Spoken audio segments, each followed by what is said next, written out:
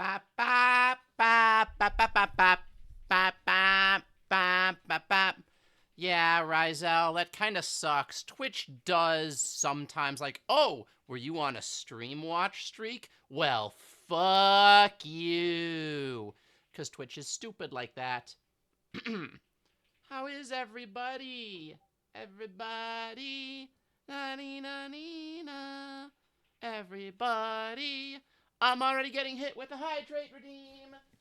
Thank you, Minos, for the hydrate redeem. Everybody. Na na na na na. Anyway, yeah, we are back with some more Stories of Soul, the Gun Dog. I played through 4 or 5 hours of this game yesterday. Yeah, yeah. Well, not. No, it was the night before. Yeah, I am in a good mood, Minos. Are you in a good mood? I hope you're doing okay. But, no. Oh, thank you for the head pats. Is it back yet? Oh my god, I just swapped that out. Head pats still aren't working. I just tried to fix that. I might have to just make a whole new instance for head pats. I might just deactivate that response for now so people just won't use points on it.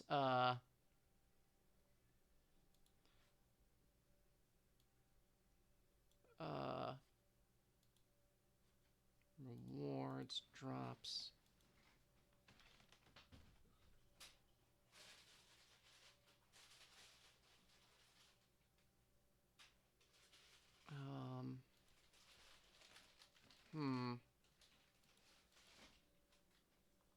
Not in emotes. Where would I swear, I just tried to fix the head pat redeem with trigger fire before going live, and it's still broken. I don't know. I don't know what to do about that.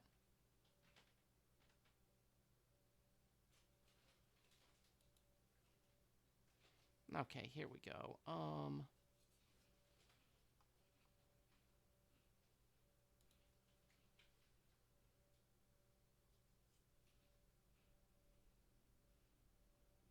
Maybe I have to do something in the... I'm gonna do this off stream. Fuck it. We're getting bogged down in technical scuff when what we should be doing is experiencing the story of the gun dog.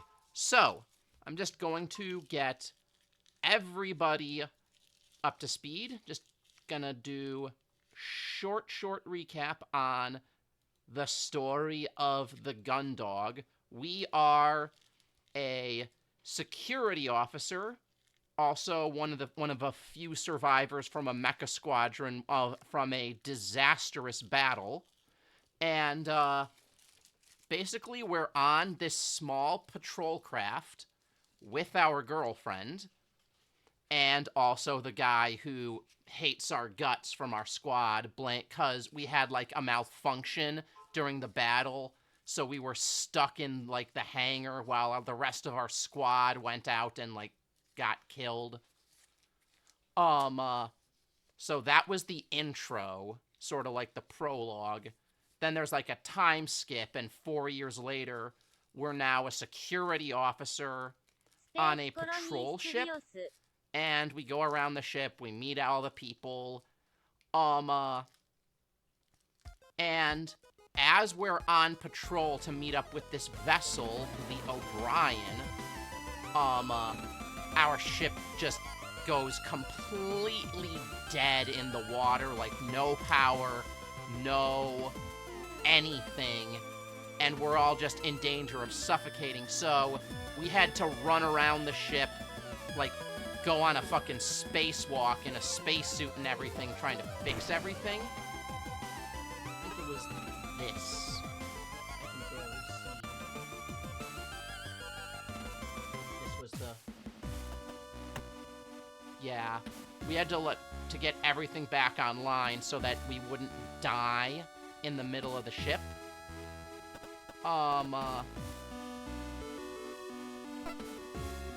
But,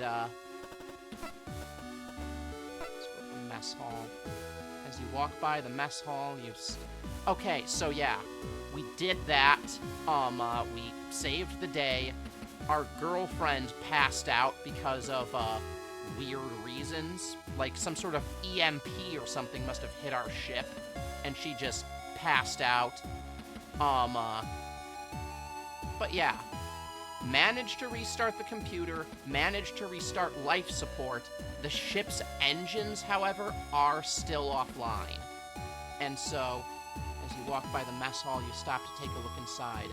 Everything seems to be operating as normal, from the lazy spinning of the extractor fan to the food vendor cycling through, illuminating its different options. At the table and facing away from you is Haru. You watch them as they idly swirl the contents of their cup of coffee before taking a sip. Haru. So this person, I don't really know them very well. They just tried to flirt with us in front of our girlfriend, but they're also hanging around the guy that has a grudge against us. If they've noticed you, they aren't letting on, but from the looks of it, they seem deep in thought. You don't particularly have anything you want to ask them, but then again, you decide it may be good to check in before you head out. I'm not that hungry right now, but I bet I'd know who'd appreciate this. You got a silent voice candy bar. Ensign Rumney.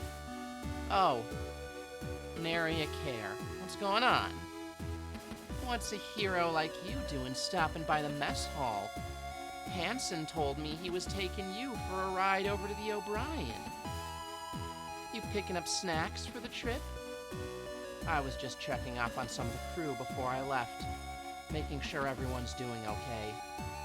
Oh, wow. What a professional. I'm doing all right. I was sleeping in my quarters when the power went out. Didn't even notice until Hanson started banging on my door. That's good. I'm glad you're doing okay. Yeah. A care? Yes, Ensign? Thanks for helping Hanson out. Oh, well, you know, it's my duty, right? Yeah, I guess it is. Still, he's my flight partner, so if you did him a solid, you did me a solid. Keep it up. Maybe you aren't the coward we think you are. Lighten up, Lieutenant. Jeez. All right, Ensign. If you're okay, then I'll leave you to it. Don't be like that, Lieutenant. You just need to chill out. If you need any help with that, you can stop by my quarters at any time. Think I'll pass, Hanson. Sorry. Not interested.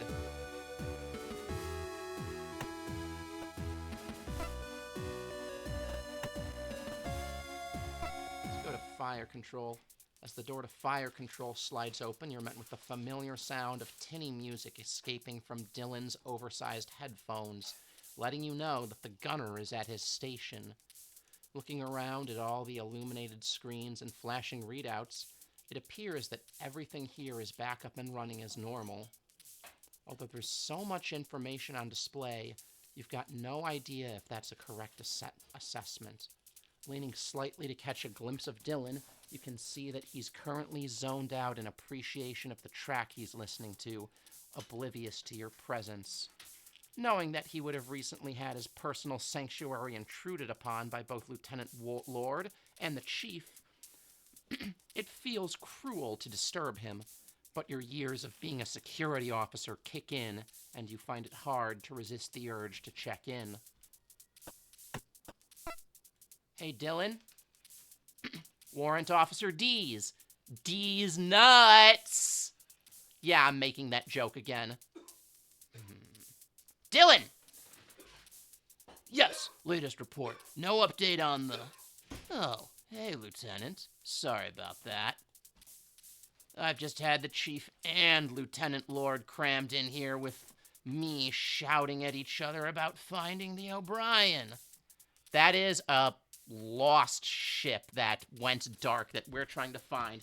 Babe, give me back my ears. My girlfriend just stole my cat ears. Give them back. I did the Indiana Jones thing. I'm free. Babe, come on. Those are mine. They're my color. They're cat ears. Yes, I'm wearing cat ears on stream. Do you not wear cat ears on stream? Meow. Meow. Lord wouldn't even let me perform the search with my headphones on. Against regulations. Like it makes a difference to what I can see. I didn't sign up for that kind of stress. Anyway, what's up? Oh, nothing much.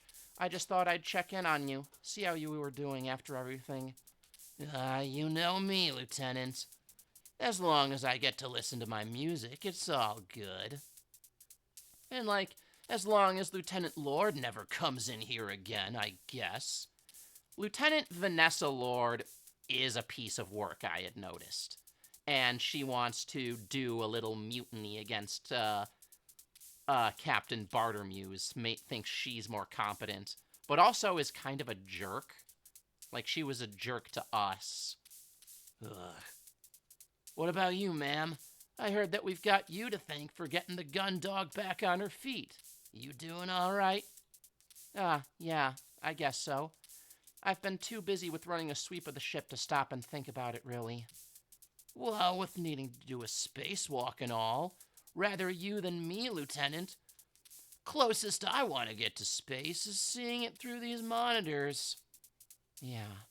Anyway, if it's okay with you, Lieutenant, I'm supposed to be keeping an eye on the O'Brien, and I was right in the middle of a gnarly Trish and the Replicant song. Mind if I get back to it? No problem. Take it easy, Gunner D's nuts. Thanks, ma'am. Alright, so he's okay.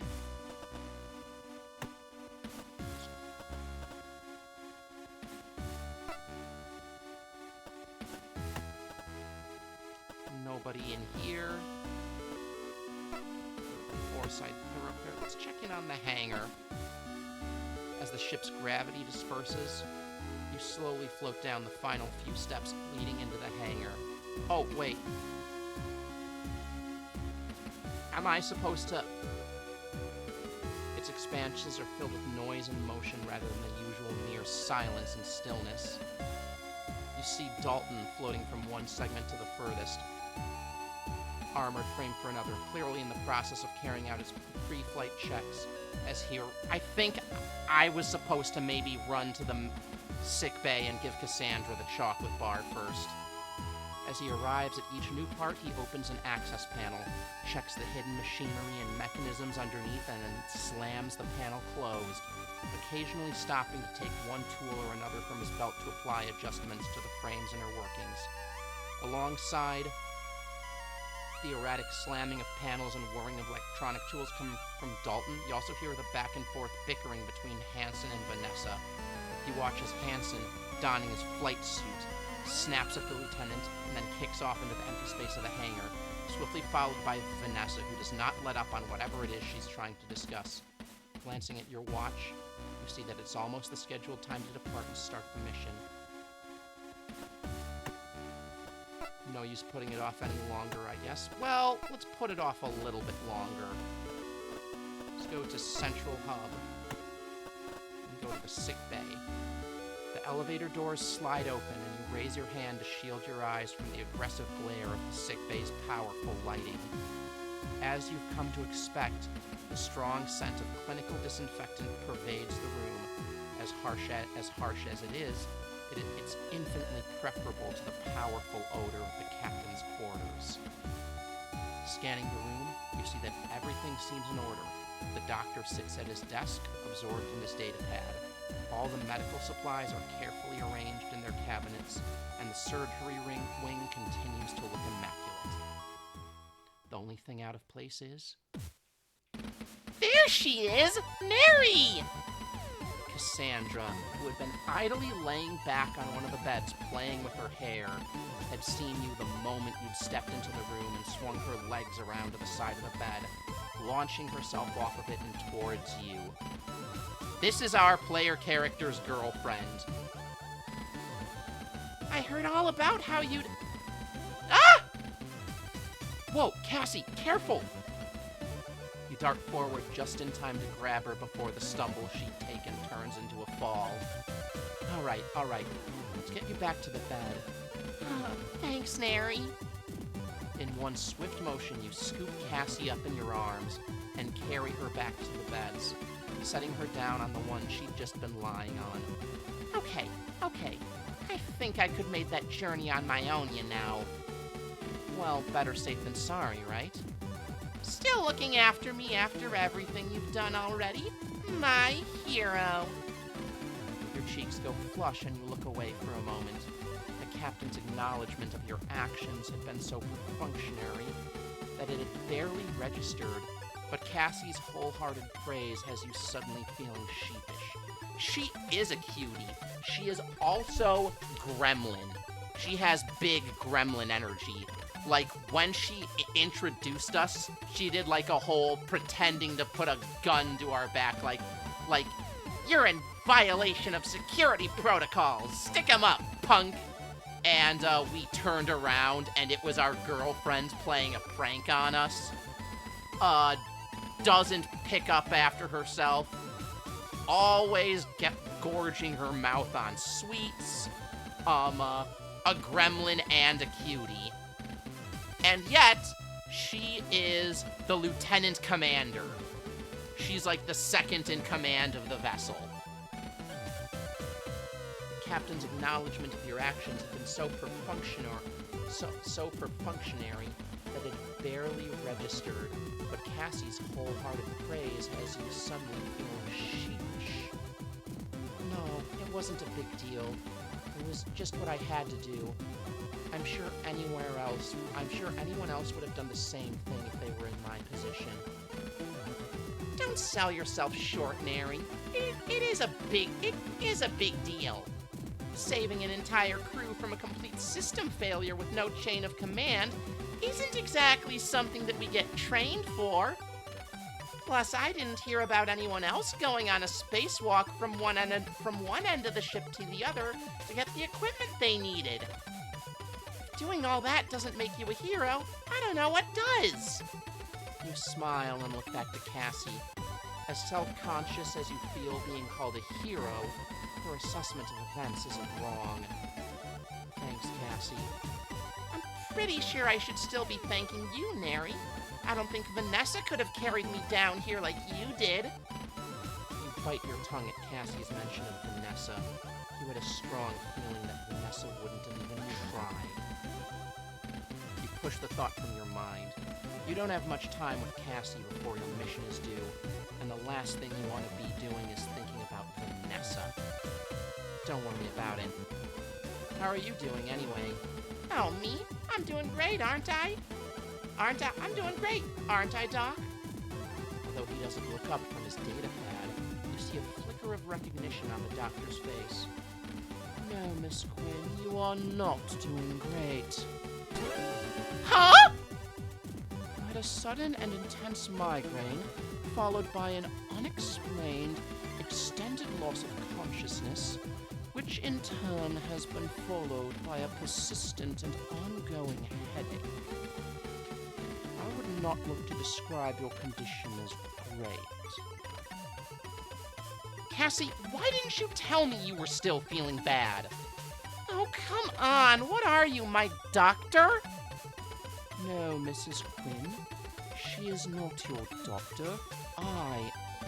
If it's an expression, Doc.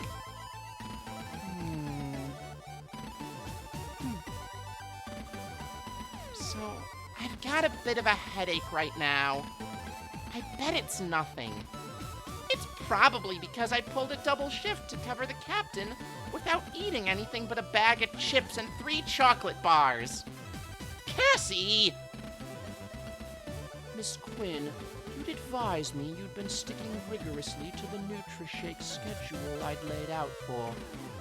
Okay, everyone! Jeez! I know, but here I am, hydrated and full of electrolytes on doctor's orders. I'm gonna be fine! So, anyway, how are you doing, Neri? Are you able to finish your shift now that the gun dog's back up and running? And you've made sure everything's okay? Well, actually, we've not been able to make contact with the O'Brien. So I've been ordered to head over there in an armored frame. Oh no, honey, that seems really... With Hansen. Huh? Oh, honey, I'm sorry. Hansen and I do not get along. Hansen is the only sole survivor from our squad on our last carrier. The one where we had a malfunction on our mech and couldn't go out into, like, you know, the climactic battle, and most of our squad got killed except for Hansen. When he came back, he kinda blamed it all on us and started calling us the coward of the Kalik carrier and just never letting us forget that he blamed us personally for the deaths of the rest of the squad, even though it was because of a malfunction. It wasn't even our fault. And if anything, we also learned that Captain Bartermuse may have had more to do with the death of our squad than we did, because she was supposed to be defending the sector that the enemy flanked us from. Instead, she just jetted off on an unauthorized offensive, leaving us completely vulnerable to, like, a surprise attack from the flank.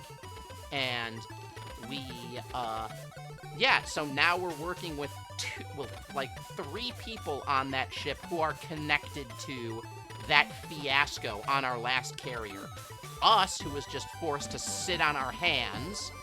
Hansen, the sole survivor of the armored frame squad. And the captain, whose sort of dereliction of duty kinda is the reason why our squad died. How are you feeling about it?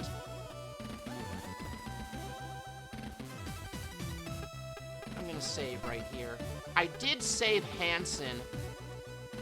Hey, Pink Lemonade. I did save Hansen from getting stuck in the elevator during the power outage. How you doing, my man? I don't know if that has, you know, sort of fixed the years of resentment. It's fine.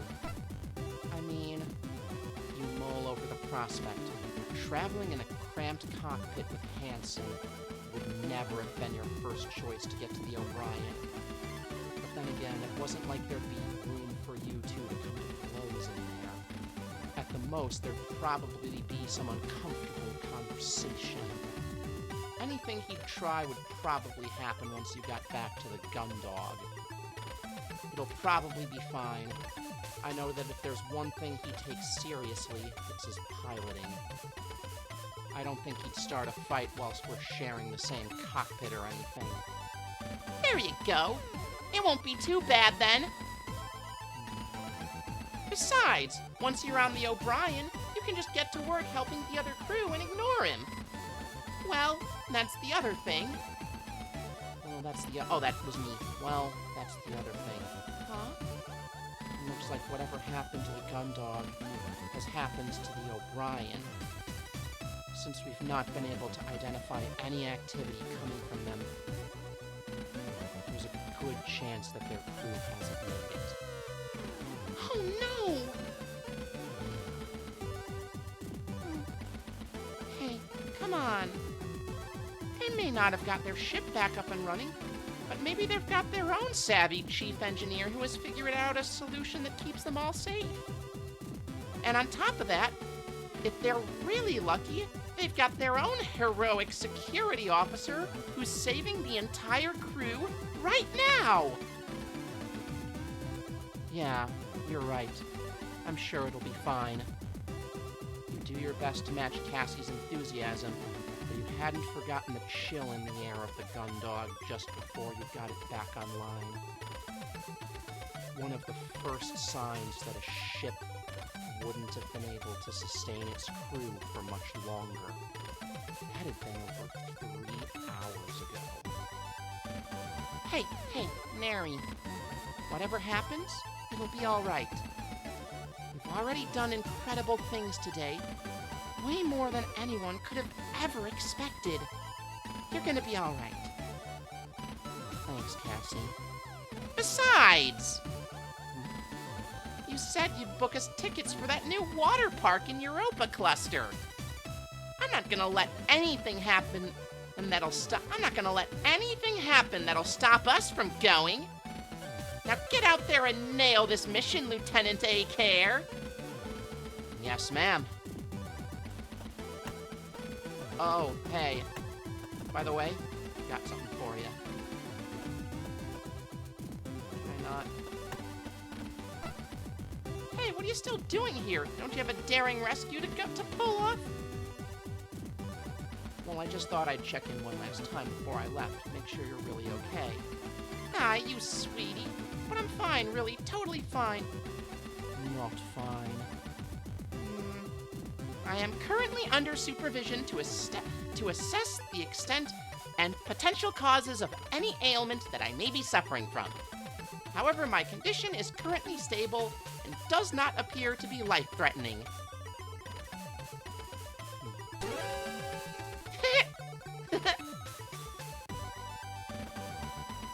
Although, I can think of something that would speed up my recovery. Oh, you mean something like this? Hey, Minty! How you doing? You doing good? That's exactly what I was thinking of! Look at that. Since I'm so good at treatment, maybe I should consider a move to the medical corps. The gremlin being technically correct is the best correct. How you feeling, Minty? Oh, you eeping? I mean, you can go and lie down if you like. Like, get some eep. I want you to be taking care of yourself, first and foremost. You should always... your own well-being should always be your first priority. But yeah, I'm always super happy to see you, Minty. Adorable little cow. Maybe look at that. Since I'm so good at treatment, maybe I should consider a move to the medical corps. Now that I think about it, it might suit you. Got some plans tonight. Just work has been exhausting. Aww. Aww. No, you're adorable, Minty. You're adorable. You always really liked that nurse uniform.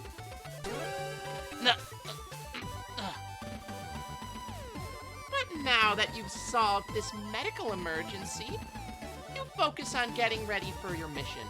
Nurse uniform? Cassandra, why'd you have to bring up the nurse uniform in front of the doctor? I only wore that for private use. Your new emotes look fantastic. I gotta get some new emotes. The artist who made a lot of my emotes has kind of, ghosted me on a commission for over a year. The gremlin scored a critical hit. But now that you've solved this medical emergency, you need to focus on getting ready for your mission. She did indeed score a critical hit. Get out there and nail it, Lieutenant A-Care. Yes, ma'am. How about Dr. Rosarian? Lieutenant A-Care, is there something I can help you with? Sorry, Doctor. I didn't realize you were still here. I'm not currently needed anywhere else, Lieutenant. Getting your emotes bun-cowified now that you get a consistent paycheck? That is awesome. I gotta get a new emote artist, because I got ghosted by my last one for like over a year, and I still have like 3 animated emotes that haven't been delivered.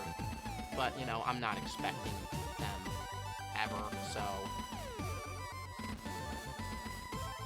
yeah.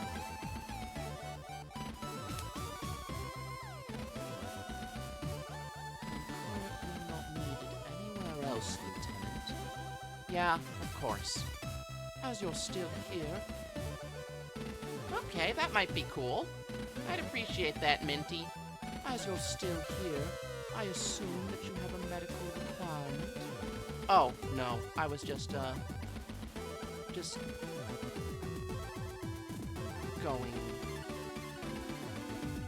Very cool, Lieutenant. That guy, Dr. Rosarium, is so awkward to talk to, because he's basically, like, very to the point, just does not fuck around with anything. It's like, if you have a... he's very like, I don't really speak to people unless it's a medical emergency. Like that sort of just, almost kind of robotic in a way. I don't want to say robotic because he's got like prostheses, but he's very, you know, he's got like the personality of a surgeon, is what I'm trying to say. If you've ever gotten surgery, you know what I mean. Like, I had to get orthopedic surgery one time, and it's sort of informed the voice I'm giving him.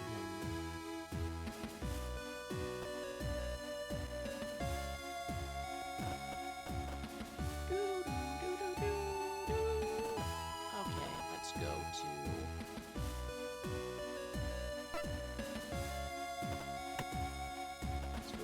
engineering. As you make your way into the engineering section, you relish the various sounds coming from the now functioning machinery. The thrum of moving parts, the buzz of electrical systems, the repetitive pulse of various cooling systems. With your newfound appreciation for the activity taking place all around you, your newfound appreciation for all the activity taking place all around, you wonder if this is how the Chief feels on that subject. Hey, Chief, are you around? You call out, doing your best to shout out over the noise. Chief? You wait a moment, but get no response. Looking around, you can't see her anywhere. Must be in the engine room. Moving from the engineering section into one of the engine rooms, the first thing that strikes you is that huge turbine-like machinery that fills the majority.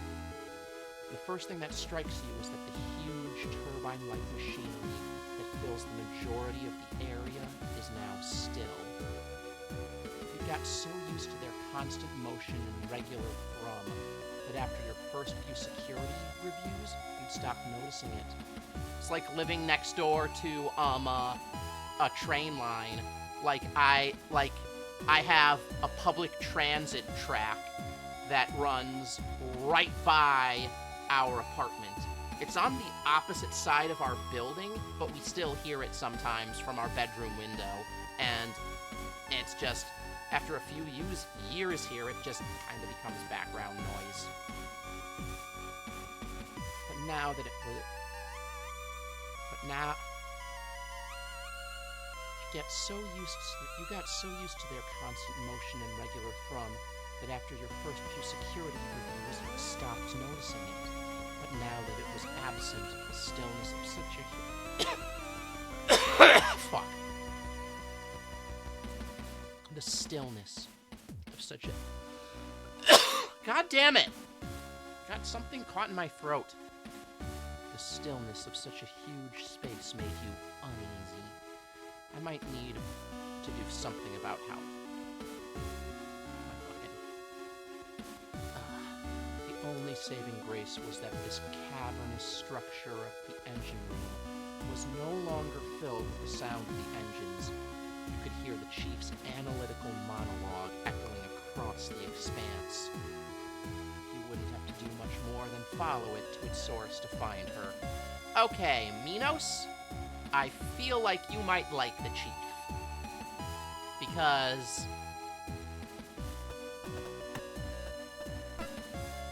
So that's detectors one way through 7 calibrated against the background gamma and signaling baseline. Now if I can... Hey, Chief, how's it, no blockages in the coolant flow. No warping in exterior heat sinks either.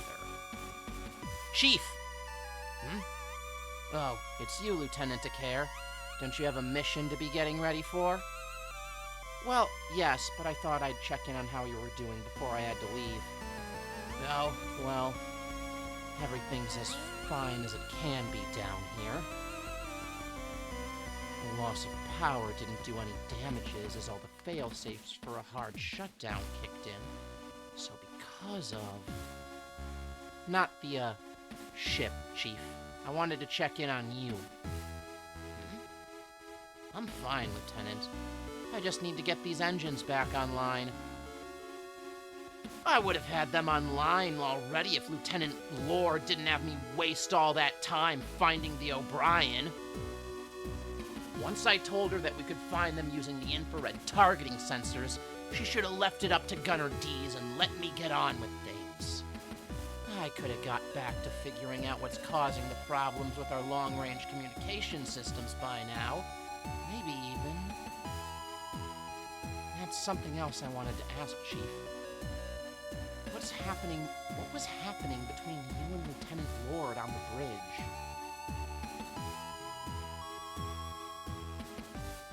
I've seen what she can get like. I didn't think she'd be that way in front of the captain. All right, Lieutenant. You know what? I've seen what you'll do for this ship and the crew, so in my book that makes you all right. So I'm gonna let you in on a secret, in case you hadn't figured it out already. The only reason any of us are on this ship is because the JFC don't know what to do with us. Not bad enough to dismiss or court-martial, but too much of a liability to crew anything important. And I know that includes me. As a Union woman, I've butted heads with enough of the brass that they've used every trick in the book to get me out of the way and onto my last warning. Respectable. She's Union. She's Union.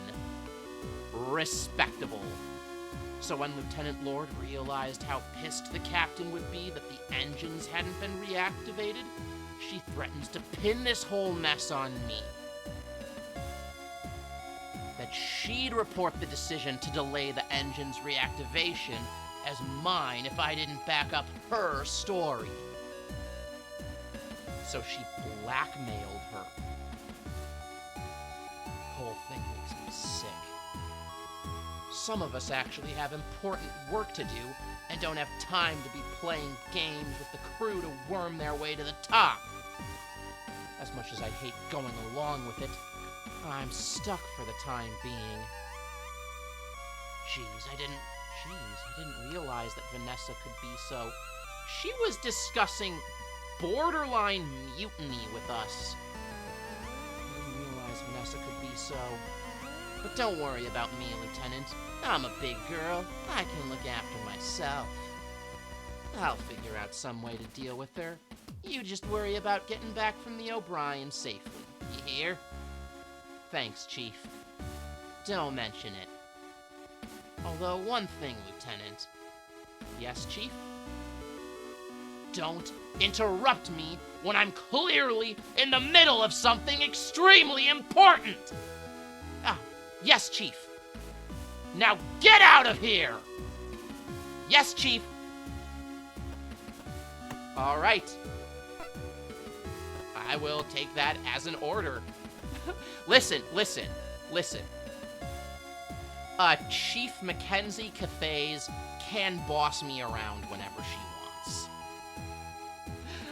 Normally, I do not take well to getting bossed around. I am a wild and untamed criminal cat girl. but Chief Mackenzie can boss me around. Minos is like, same. Definitely. This guy gets it. Thank you so much, Minty. I really appreciate that. Check it out after stream. Central Hub.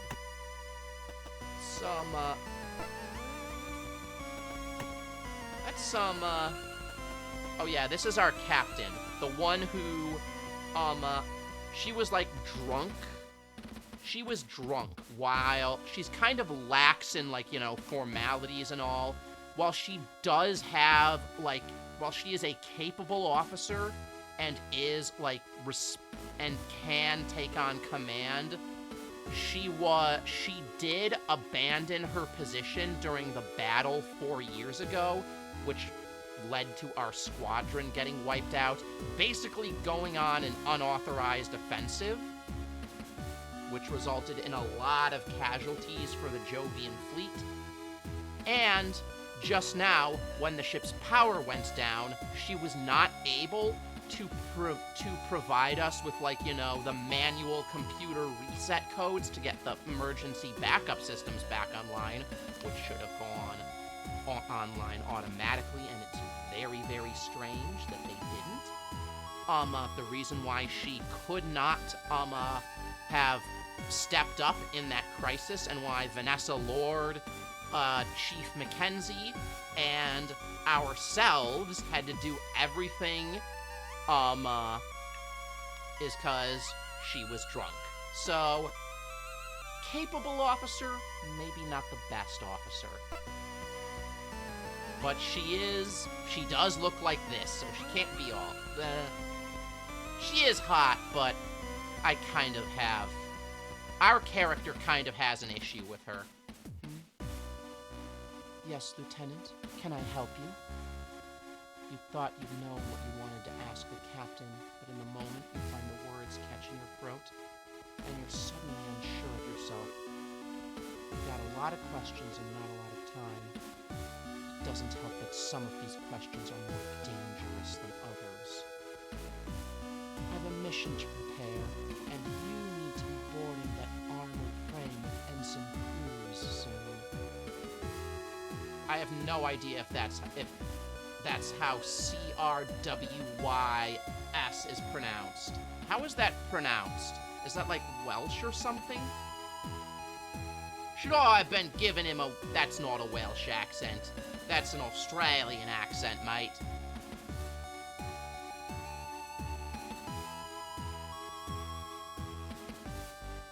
You cut yourself on your second day of your new job?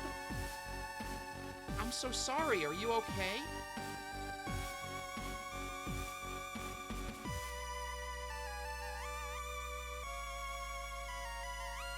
Cruis.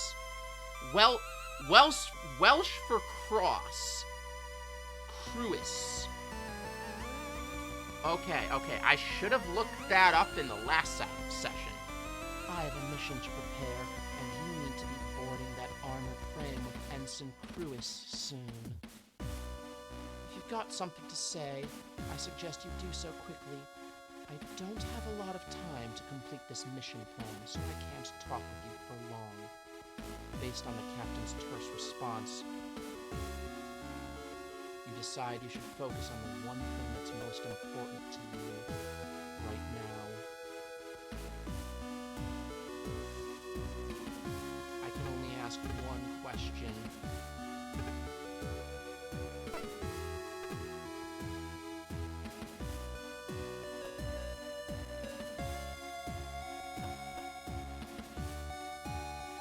Ensign Cruz here, about your condition, about the original mission. Well, that report on your desk is a landmine. You know what? Why don't we save in slot 3?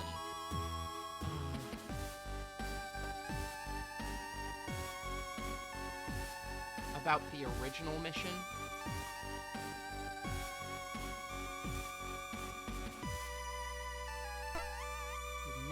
Giving this thought as much attention as some of the other matters that had felt more pressing.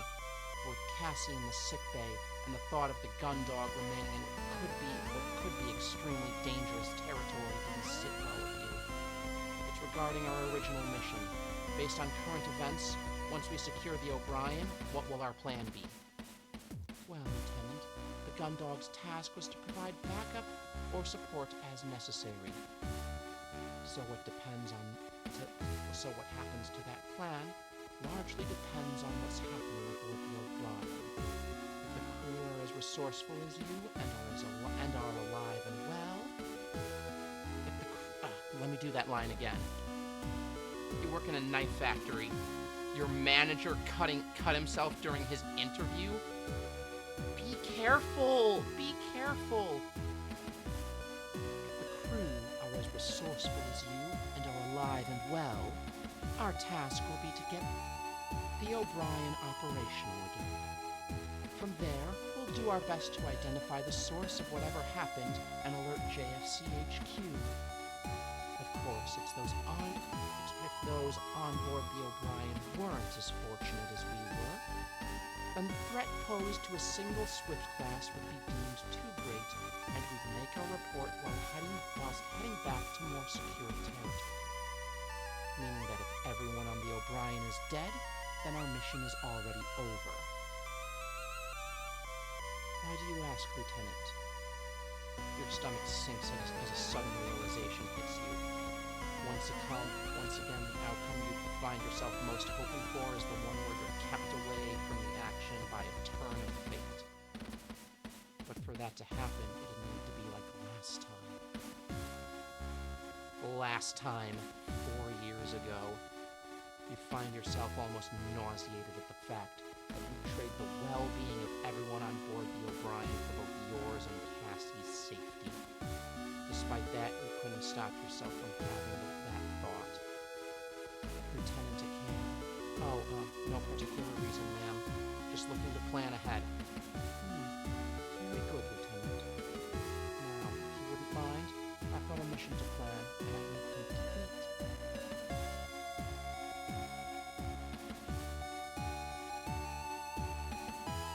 Oh, no, that wasn't the line. Now, if you wouldn't mind, I've got a mission plan I need to complete. Yes. Of course, ma'am. Thank you. With that, you step away from the captain, and who resumes inputting the information into the control panel. I don't think I'm gonna get...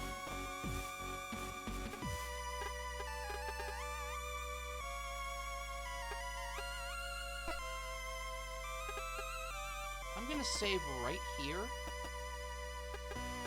but there's something I want to see. I just want to see this.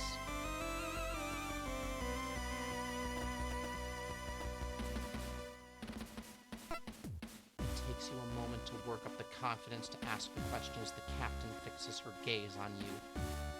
Eventually, you decide the best approach is simply to be as direct as possible. I read the report, Captain.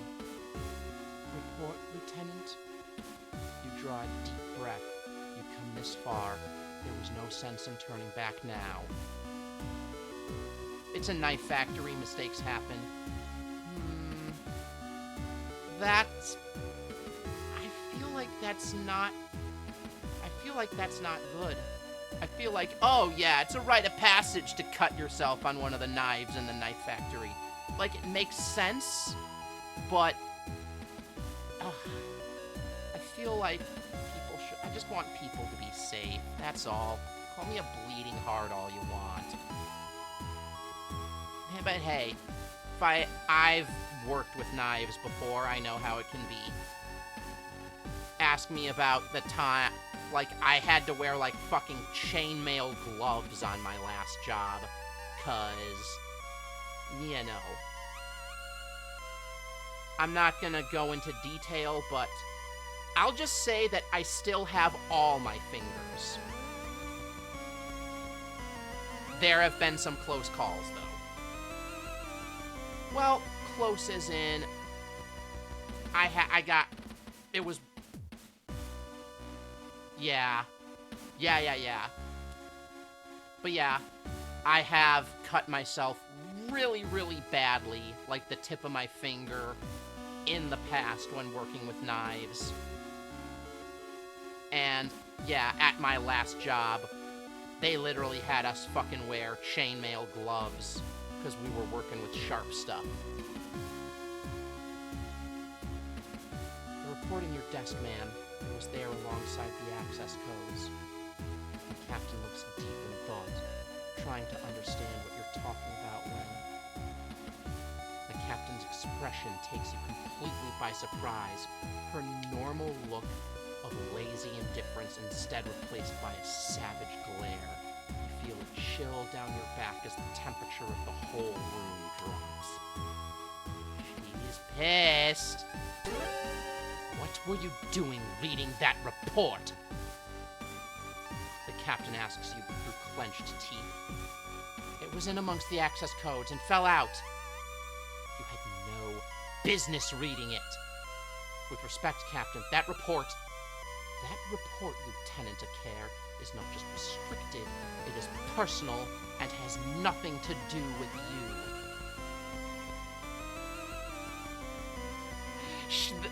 The person in charge of remachining all the blades wears very thick gloves. She's also trans and does sword fighting stuff, so I refer to her as the Queen of Blades. A woman after my own heart. Holy shit. I say that like I haven't also done sword fighting stuff, but nah, that's neither here nor there. This assertion from the captain strikes you like a slap to the face, and you feel an intense anger flow through you. Nothing to do with you. With respect, Captain, that report has everything to do with me. I was part of the Khaliq's armored fright.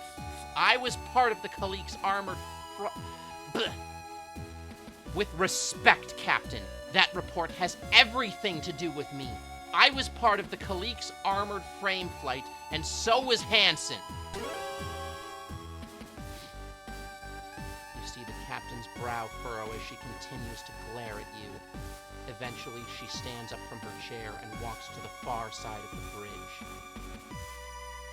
The captain's silence drags on. Unbearable now that you're finally at this moment. Just want to know why, Captain. What happened? Why did you send those ships forward? Lieutenant, we've all made mistakes. Your use of the word mistake makes you want to scream, as if that could explain what she'd done. The phrasing makes you inarticulate with rage as you try to interject, but you find yourself lost for words. Now, you have an armored frame to be boarding, and I have a mission to complete planning. Unless you want to make a mistake of your own, I recommend you prepare for your upcoming mission. Now is not the time, Lieutenant. Captain! Dismissed, Lieutenant. Your fists clenched and your mind racing. You stood in silence with the captain meeting your glare with a cold and composed stare. She's also my new work bestie, but I think it's called NESA, and it's like European sword fighting. She's one of the top Canadian longsword champions. She's also poly and gay, which is fun. Wow, so she is not just sword fighting, but she's fucking good at it. Despite the rage you feel churning through your entire body, you find yourself barely able to move, let alone respond. Arg. With an exasperated yell, you turn away from the captain and head to the elevator, stepping inside and punching the button to send you to the central hub. You turn back just as the door closes, the captain's cool gaze still locked on you. As the elevator takes you to the central hub, you slam your fist into the nearby wall. Now may not be the time, you decide, but soon. You pace back and forth within the cramped confines of the elevator, barely holding on to your anger. Eventually, you rest your forearms and you head head against the cool steel, eventually you rest your forearms and head against the cool steel of the elevator's wall, exhaling deeply.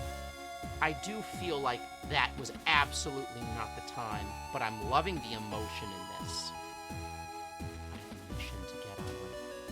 I don't have time for this now.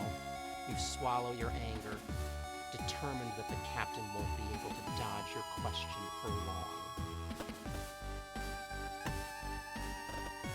Do we just feel like we just... You know what? I'm gonna make another save of that answer.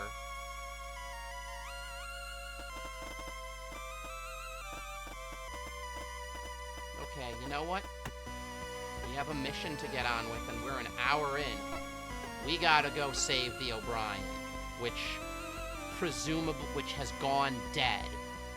It's presumed to be affected by the same thing that was affecting our ship. So, no, not the airlock. No, not my quarters. No, not the armory. No, not the sickbay. The hangar.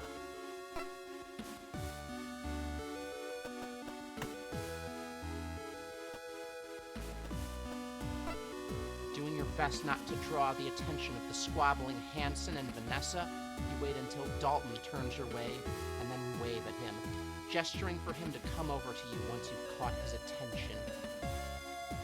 Hey, Dalton, how are the preparations going?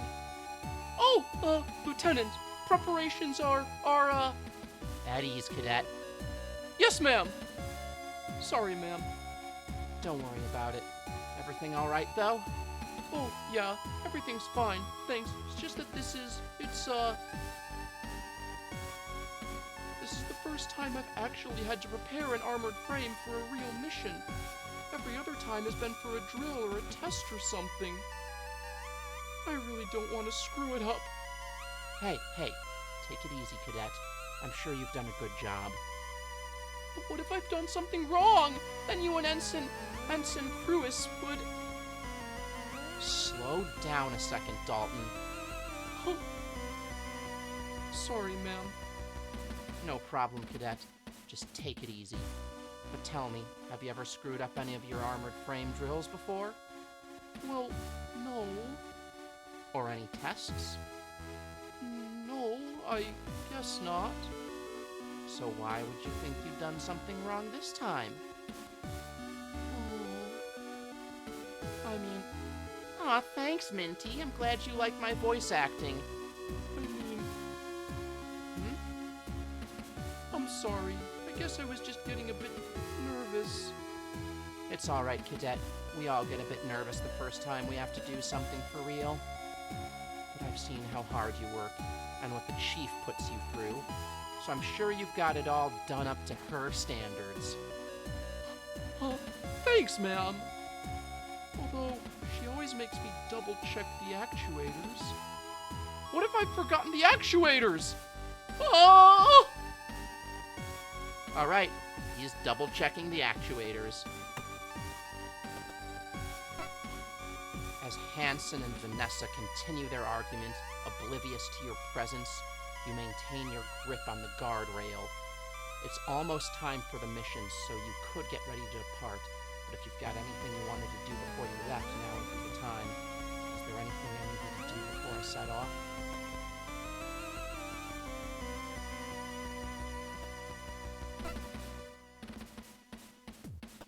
Oh, so... that we can't talk to them, we just depart.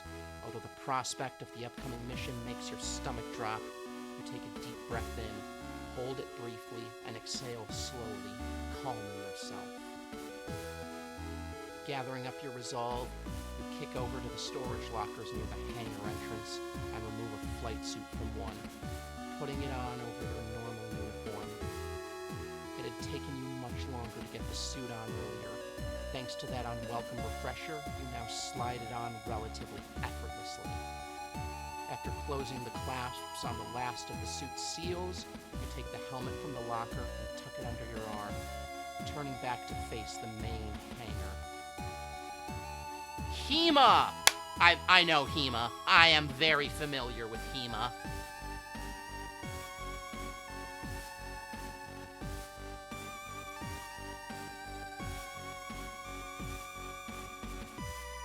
Yes,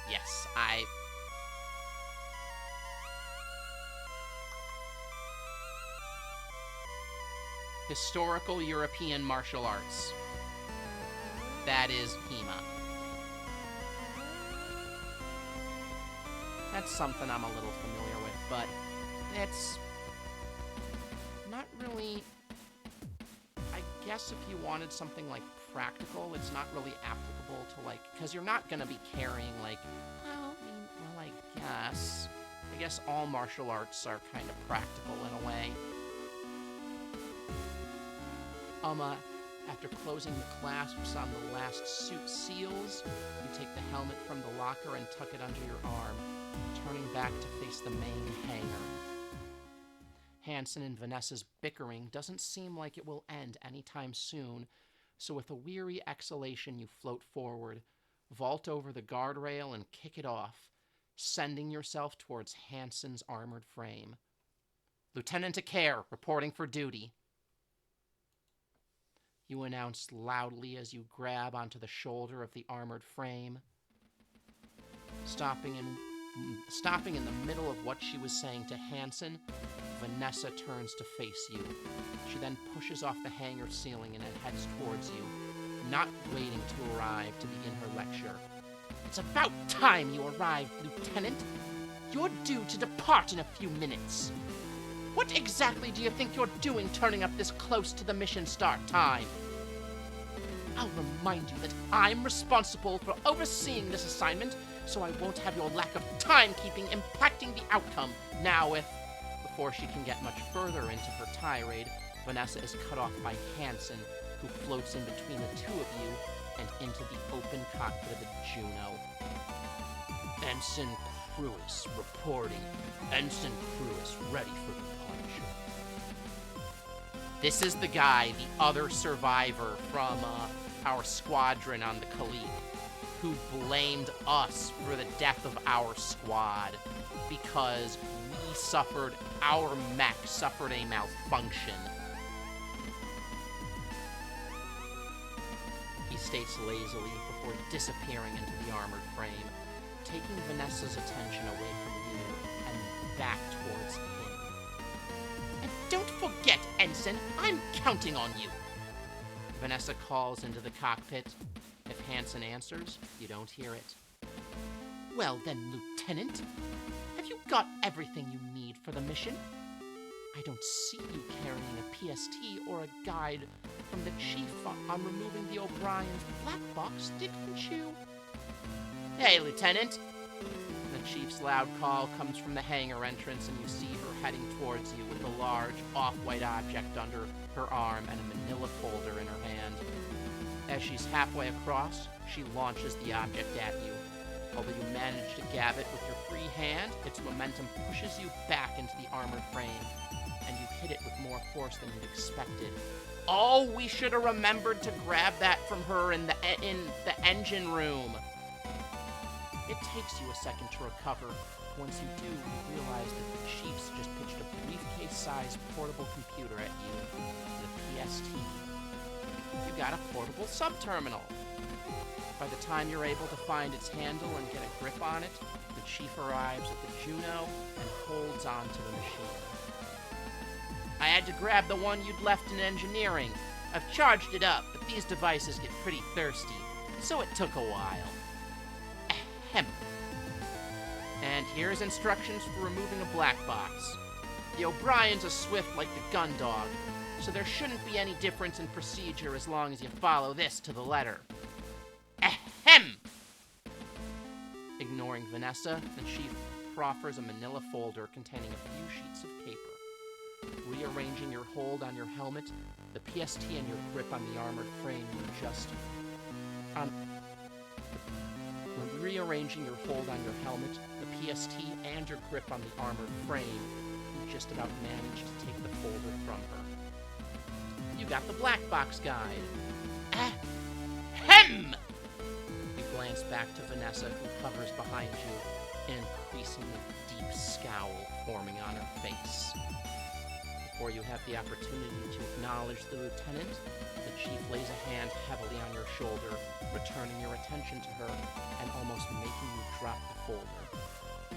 Don't forget, Lieutenant, the PST needs access verification to open doors, so your ID won't work on the O'Brien because you've not been assigned to it. You'll need to use the ID of one of the O'Brien's crew to get anything working. Oh, right. Thanks for the heads up, Chief. If that's the case, would you mind hanging on to these until I get back? Sure thing, Lieutenant. Anyway, I've got engines to be reactivating. Well, I've already queued up the startup reaction, so now all I... Chief Engineer Cathays! Right. We've both got things to be getting on with. Good luck out there, Lieutenant. With a final pat on your shoulder, the chief launches herself off the armored frame and back towards the hangar entrance. Chief Engineer Cathays! Vanessa yells while using you to pull herself forwards, her lower lip quivering with anger as she watches the chief pass over the guardrail towards the stairway leading out of the hangar. Although she remains silent, you can see the rage building in Vanessa, her slight frame seeming as if it could explode at any second. As subtly as possible, you attempt to make your way to the Juno's cockpit without attracting her attention. You've already noticed that Dalton has disappeared from view, and you hope to achieve the same thing before the lieutenant can direct her scorn at you. Unfortunately, as you lower yourself into the Juno's cockpit, the casing of the PST strikes the armored frame surface, resulting in a loud clang that reverberates through the empty space of the hangar. Going somewhere, Lieutenant?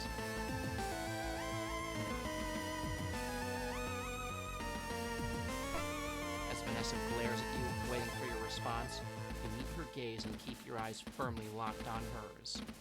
Instead of answering, you slowly and silently continue your way to the cockpit entrance.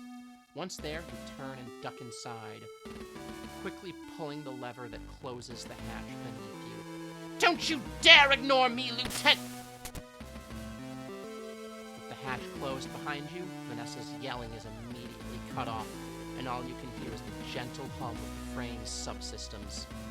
Once inside, your eyes quickly adjust to the low light, with the only sources of illuminations being the occasional backlit dial or readout. You pause for a moment and grit your teeth.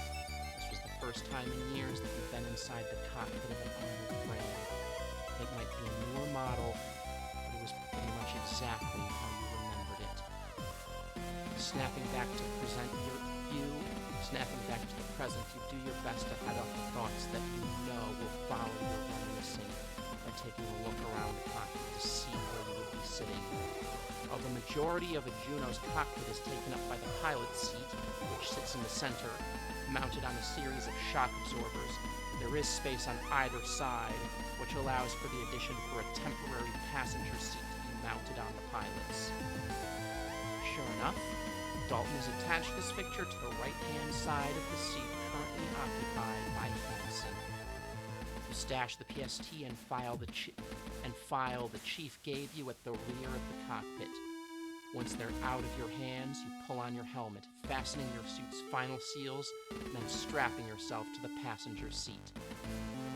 Whilst you do up the buckles, you look across at Hansen, who you realize hasn't said a single thing since you entered the cockpit. You've been too preoccupied with getting away from Vanessa to notice, but now that you're actually paying attention to the ensign, you can see that his chest is rapidly rising and falling with every breath.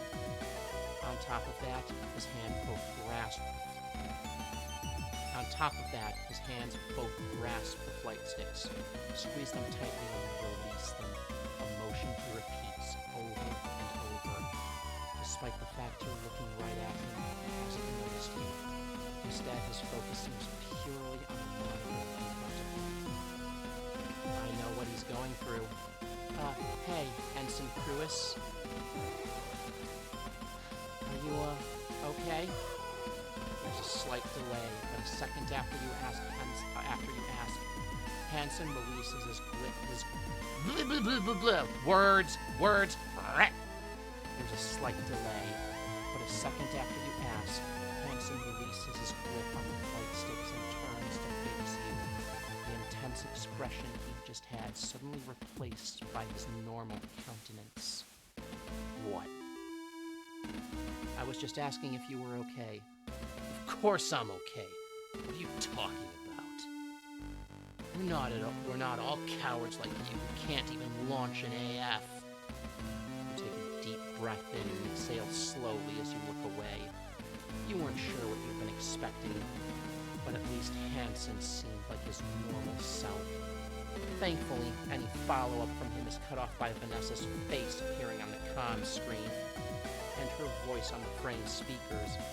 Bitch, I helped you out of the elevator, Hansen. Don't be giving me that shit. Gundog 1, this is Lieutenant Lord. It is 1630 Jovian Standard and the mission has begun.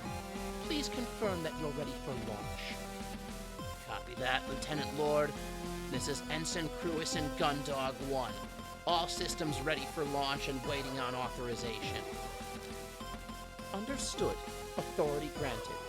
Stand by while you're transported for takeoff. Although the Juno's monitors haven't turned on yet, you can tell that the reverberations you've been feeling are coming from being lowered from the hangar and out the underside of the ship. Activating all systems. Now. Activating all systems. Now. All at once the monitors come to life, illuminating you and Hansen with their glow. Gundog 1, ready. Gundog 1, releasing restraints. Gundog 1, launching. Once the armored frame is free from its restraints and Hansen slams the flight sticks forward in unison, sending the Juno hurtling away from the Gundog and causing it to shake with acceleration. As the cockpit shudders, you unconsciously grab onto the straps, keeping you in the passenger seat, and squeeze them tightly. With the frame continuing to accelerate, you do your best to keep a neutral expression. But despite this, Hansen looks to you and notices your grim appearance. What's the matter, Lieutenant? Feeling flight sick already? No, I'm fine.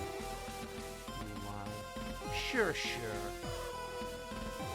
Just sit back and watch how a real pilot handles an AF.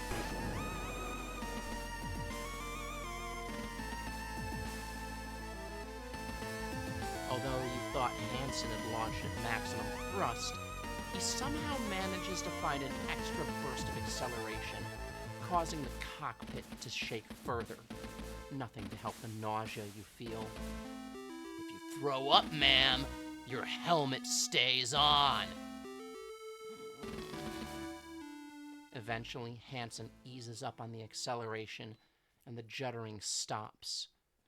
Although you're still slightly nauseous, you slowly begin to feel less like the little food you've had time for today will be reappearing inside your helmet. As the Juno continues to cruise forward, you and Hansen both sit in the near silence of the cockpit. With no real indication of distance between you and the O'Brien, the speed you're traveling, it's difficult for you to keep track of time, and the journey drags on. There's no way for you to be exact, but it feels like at least half an hour has passed with neither of you saying anything. Eventually, the oppressive silence, coupled with your increasingly desperate desire for distraction, forces you to think about something you never thought you'd do. Willingly start a conversation with Hansen.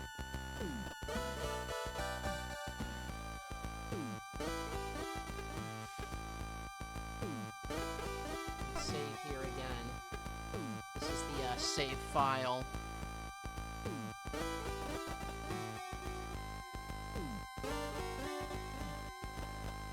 Do I tell him? Do I do it? Do I do it? Or do I leave him in the dark? What do you think, chat? I'm tempted to tell Hanson about the report, but also, I know he is the type to hold a grudge. What do we think? You think tell him? Do it?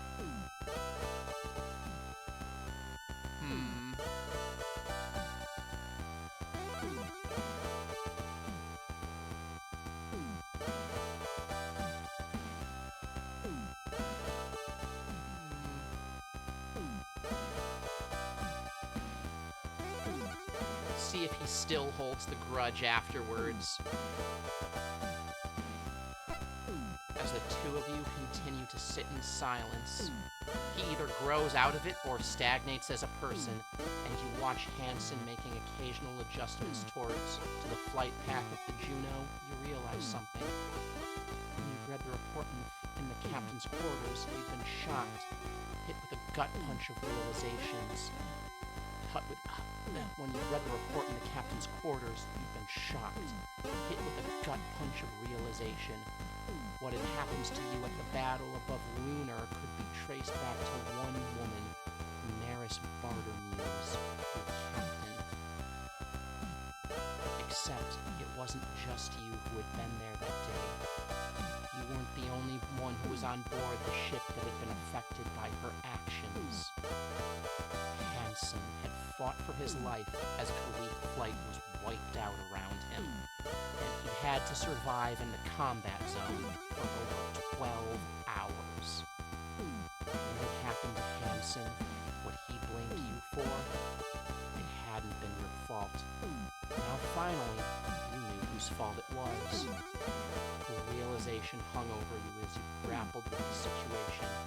It's not like you were any closer to dealing with this information. Was there any way that knowing could bring you closure? It couldn't bring back Kalik Flight, or any of the other pilots or crew of the ships that had been lost. But still, if someone else had known, if you had wanted them to tell you, would telling Hanson do you any good? Would it do any for him?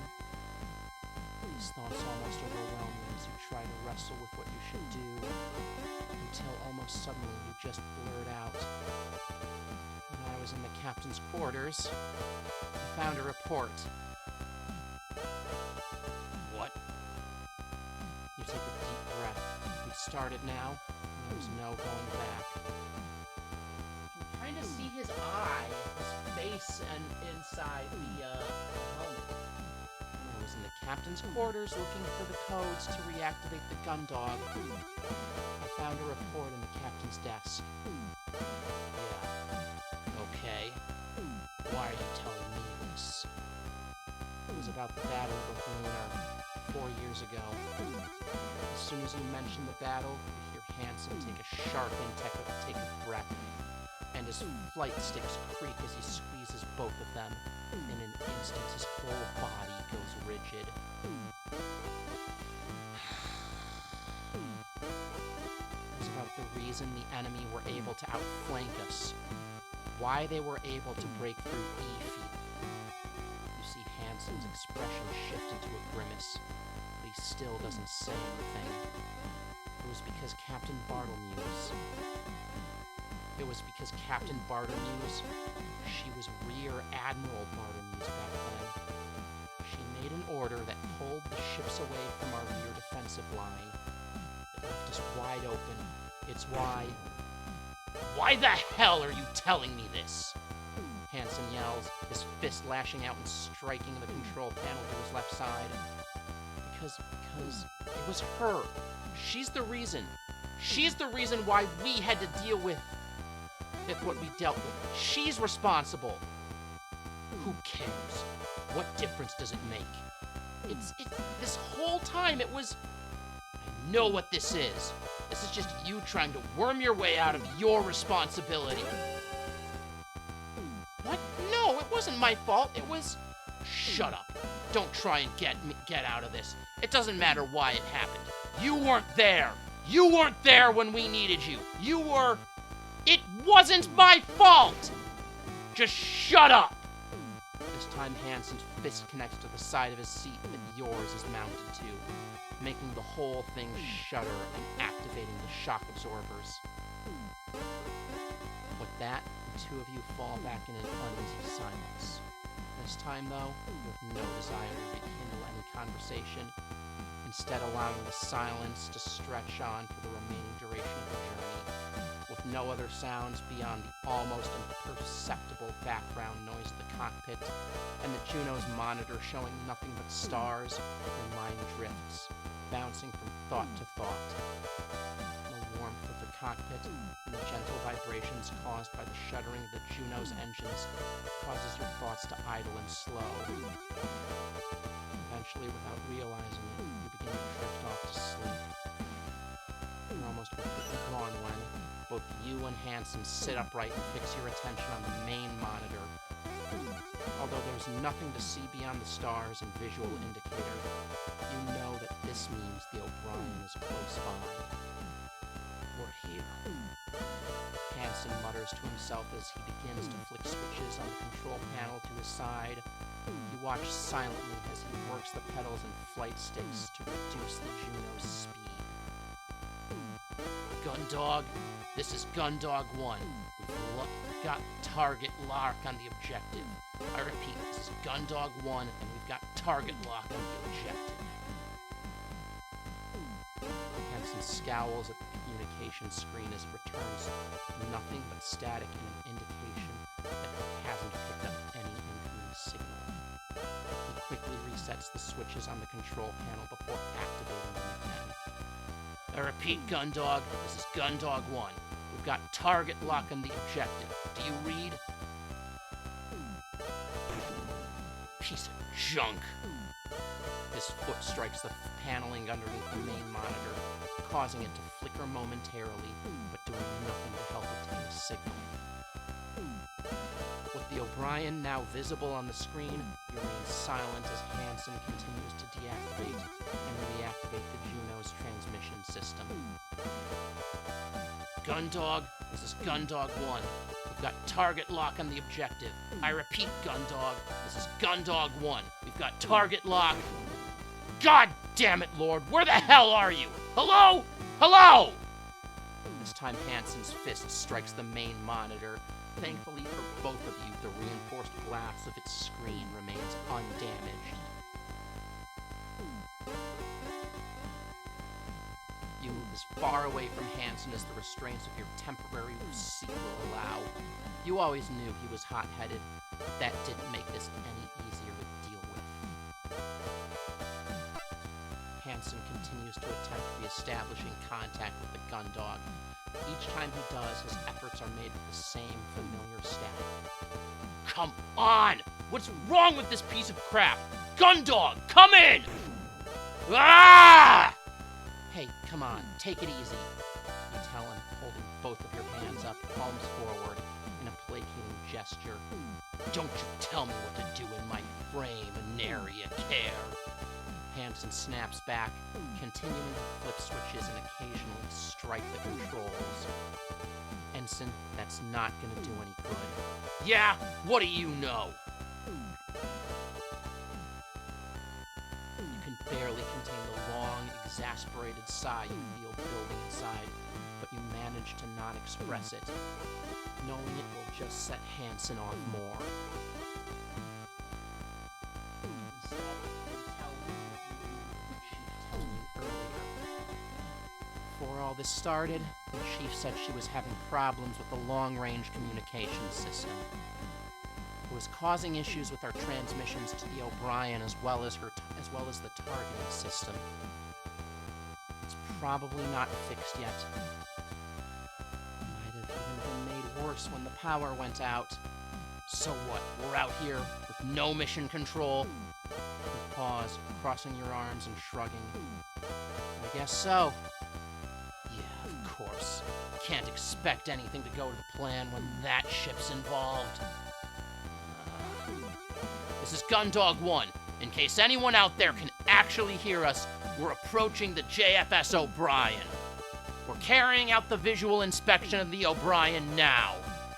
With the O'Brien now close enough for you to actually make out its finer details, Hansen decelerates the frame, bringing it to nearly a complete stop. Deftly adjusting the Juno's orientation, he begins to circle the Swift-class ship, and the two of you focus on the monitor, trying to identify anything out of the ordinary on the O'Brien before you get closer. Wait a second, is that? You point to the O'Brien's main airlock, and Hansen quickly sets a camera to zoom in on it. Wide open. Wide open. Like someone's tried the same stunt as you. No, that's not it. I closed the secondary airlock door behind me. Both of those are open, which means the ship must be completely depressurized. Yeah. If this happened when the power was off, none of the emergency bulkheads would have been able to close. The two of you sit in silence, both considering what you've just found out. If the same thing had happened to the O'Brien as the Gundog, and someone had opened both airlocks, then what little breathable air was left on the ship would have been sucked out into space.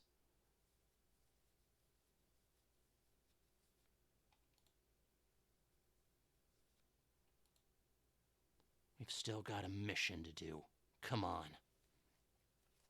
You nod silently in agreement as Hansen, apparently sobered by that realization, moves the armored frame towards the airlock. This isn't necessarily the end, you think.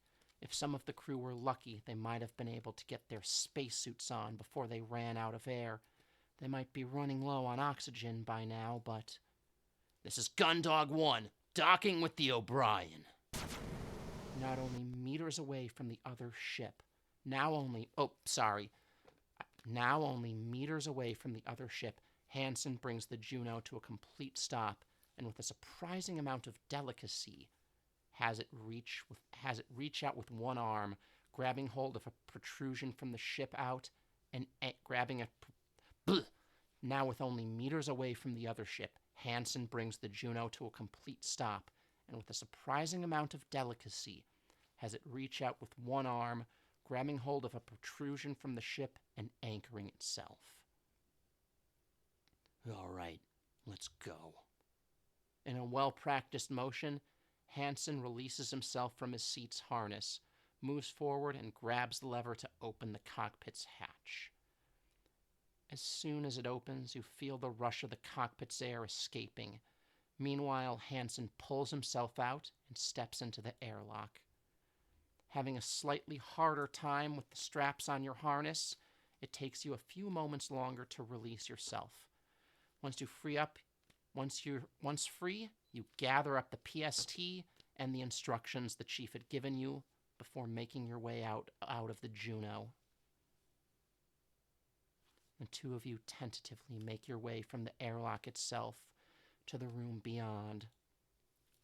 Although nothing is obviously broken or wrong, the fact that you're standing in an area identical to the one on the Gundog, but open to space and completely uninhabitable, sends a shiver down your spine. You look to Hansen and see him mouthing something that you can't hear.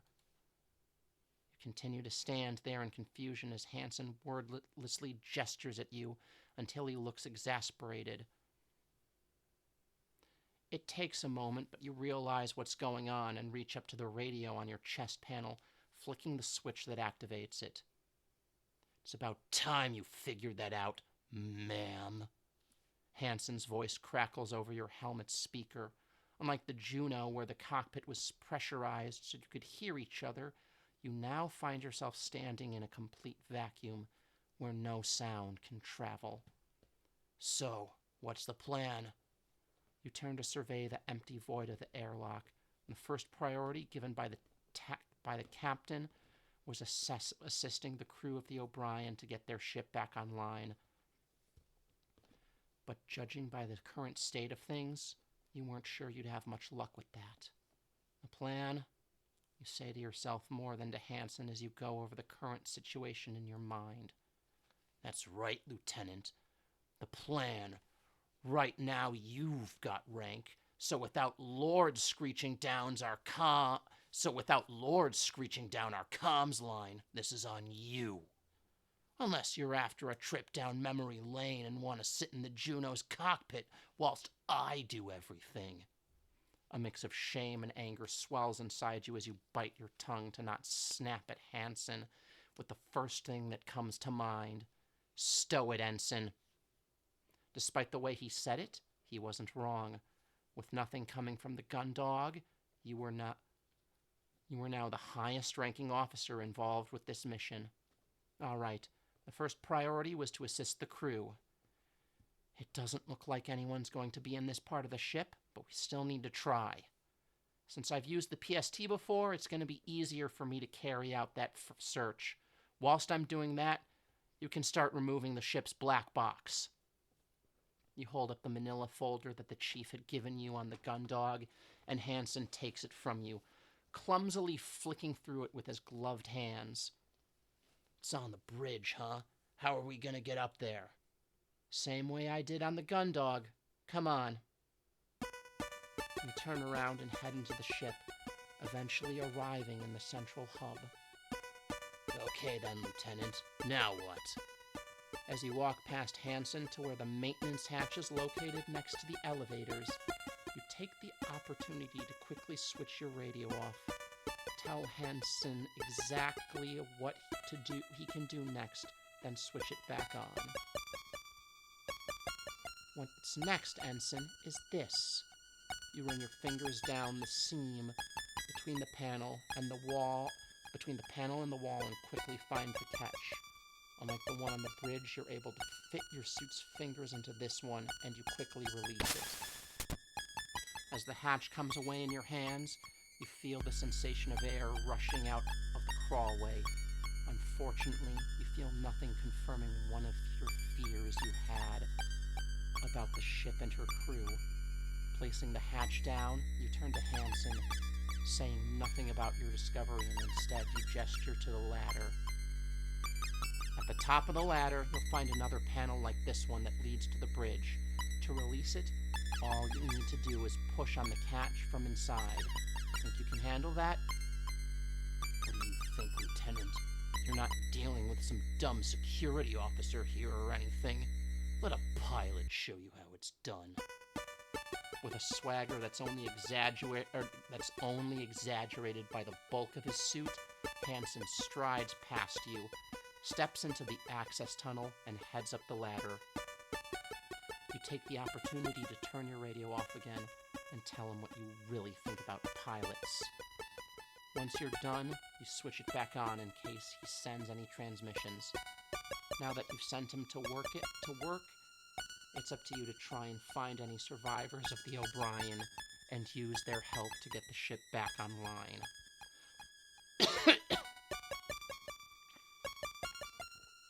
You look around the empty central hub that had previously filled the gun dog, now filling your helmet. After a moment of contemplation, you head towards the first place you think it may be fruitful to explore.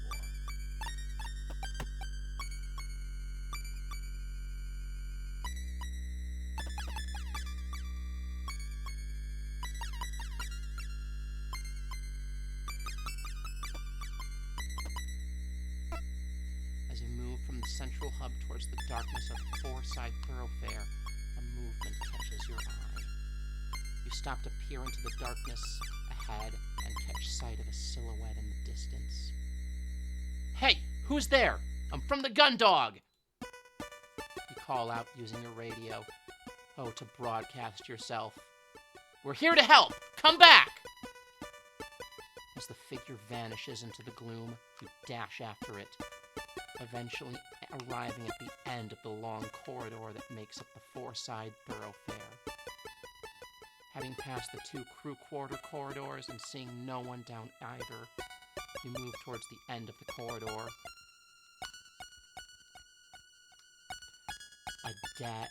A dead end when considering the doors to fire control, the mess hall, and the hangar are all sealed. Did I just imagine it? You turn around, trying to see if you'd missed something, but with no signs of life here aside from yourself, you begin to doubt that you saw anything at all. This mission must be getting to me. Better get this over with before I start seeing things.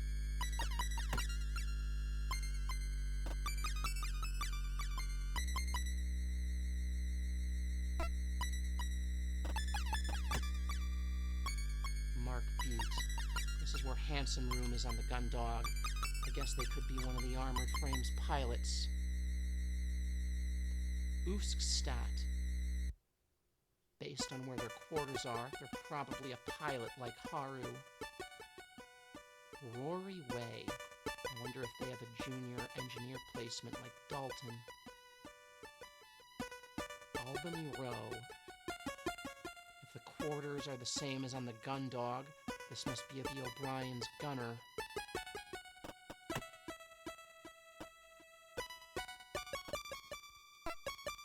Bringing yourself with your left hand against the wall by the entrance to your crew quarters, you bring your right hand down in a fist against the door. You continue to pound your fist against the unyielding entryway, hoping that if there's anyone in there and they have enough air, they'll be able to hear you and respond.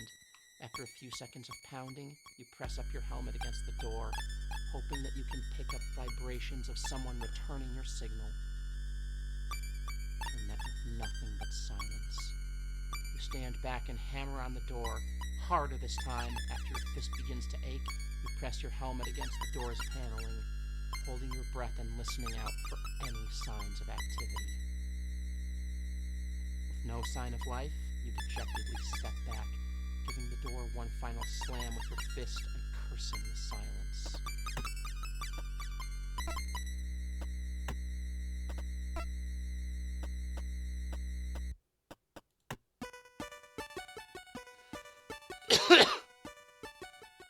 This is where Vanessa's room would be. It says here that this room belongs to Jules Bashir. That was the lieutenant Cassie was speaking to just before this all started.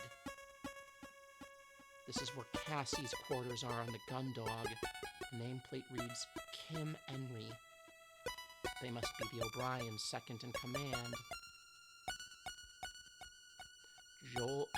Jala de Forge. Given the location of their room, I wonder if this is their chief engineer. Esri de Boer. Ship's doctor, perhaps?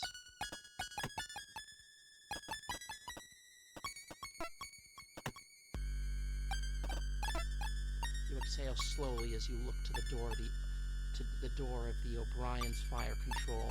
On the Gundog, Dylan had his music to keep him occupied. Whoever was assigned to this station on the O'Brien probably wasn't so lucky. With this thought in mind, you carry out the process of hammering on the door, resting your helmet on it and giving another go after getting nothing but silence in return. After a few attempts where you had heard nothing coming from the room beyond you, you step back, mentally crossing this room from your list of potential safe havens on board.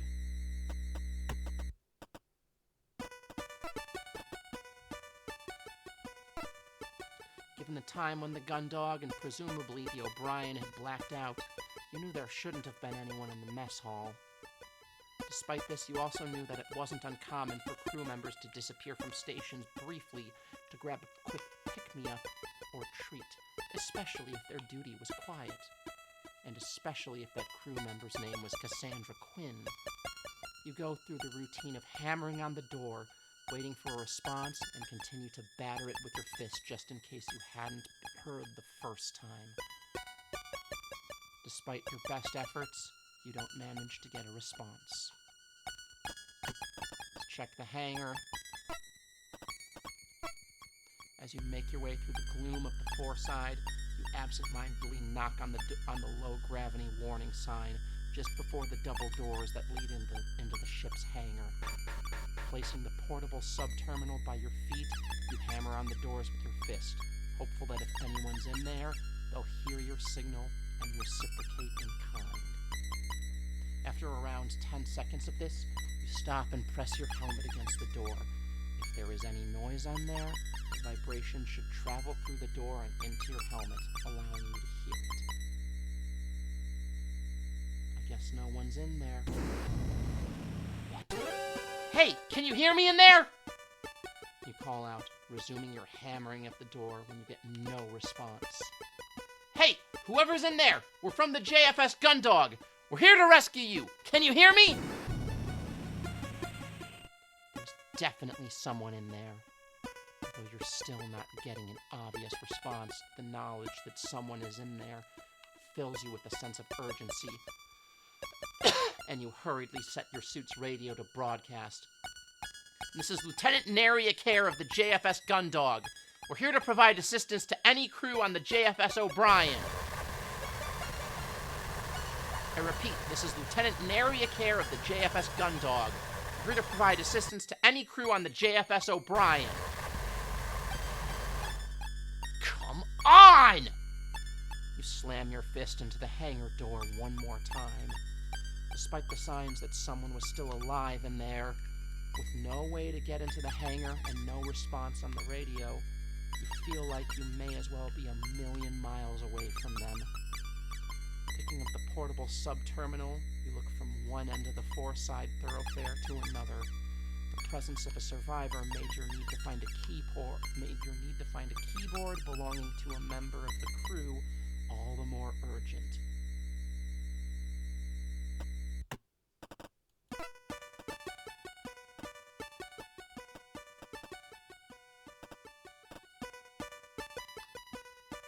So there's someone alive in the hangar. Let's go back to the central hub. Check the aft thoroughfare. Just like you'd seen on the Gundog a few hours earlier, where the aft thoroughfare should transition into the engineering department. Instead, all you see is a gigantic blast door. From the experiences crawling underneath one of these, you know that there was no way you could ever hope of moving it manually. On top of that, there was no attempting to open it before you had the emergency access codes. With the battery power the door took to open, you'd probably shut yourself in engineering with no way of getting back out. Before that, you'd need a key card belonging to one of the crew. As it were, you had no hope of even opening it, whether that was pointless or otherwise. You turn back and move away from the door, making your way back to the aft thoroughfare. Just like you had on the other closed doors, you go through the process of making as much noise as possible at the door and waiting for a response. However, there's no answer to your attempted communication, and you step back, justifying the lack of response by thinking that no one should be in there anyway.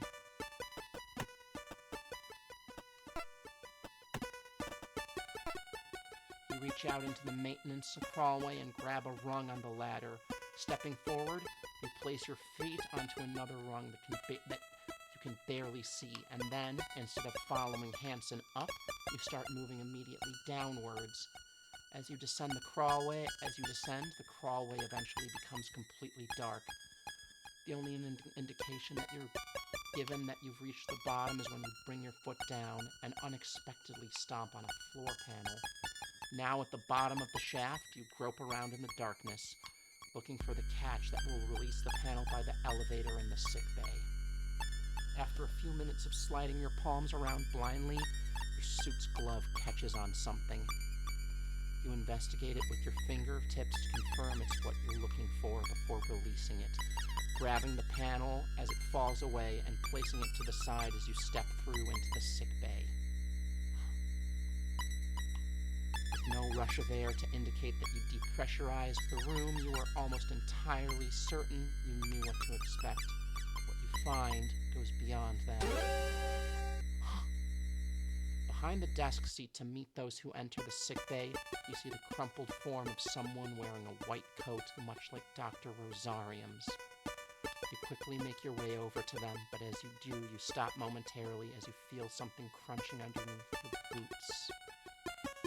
Looking around, you can see that the doctor is surrounded by broken glass. Taking stock of the room, you realize that the cabinets at the far end of the sick bay are still locked, but the glass panels have been shattered and their contents scattered. Instead of trying to puzzle out what's happened, you turn your attention back to the doctor, kneeling down by them and gently turning them over. You're faced with a woman who seems to be in her mid-50s, her sandy hair done up in a loose bun with errant strands tucked behind her ears.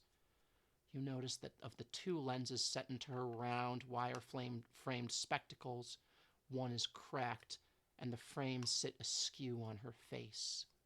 Although her pale blue eyes are wide open and staring at you, they don't move, and she does not blink. Her skin is pallid, matching the cool blue of her eyes, the striking red of her lipstick standing out in a dramatic contrast. You stay holding the doctor for a moment before gently laying her down and, with as much delicacy as you can manage in your bulky spacesuit, close her eyes. All you can do is exhale deeply, although it was almost certain this would be the scenario you'd be facing for most of the ship, since the central area had been depressurized with no safety measures engaged. You've been holding out hope that you'd find crew members alive and well. Despite the sight of the doctor, you still hold on to that hope. As you survey the room, you turn your attention back to the glass underfoot and the shattered frontage of the cabinets. What happened here? As you head towards the back of the room to examine the cabinet, you feel the crunch of glass fragments under your feet. Although the floor is scattered with various boxes and bottles of different medicines, there's something in particular that catches your eye. You squat down and pick up an open packet you recognize. Nutrishakes. As you turn the pouch over in your hands and look inside, you find it's completely empty of the powder that it should contain. Placing it back on the floor, you look around and realize that whilst all the boxes of medication are still sealed, the packets you can see torn open are all Nutrishake packets. Is someone going to do all this for Nutrishakes?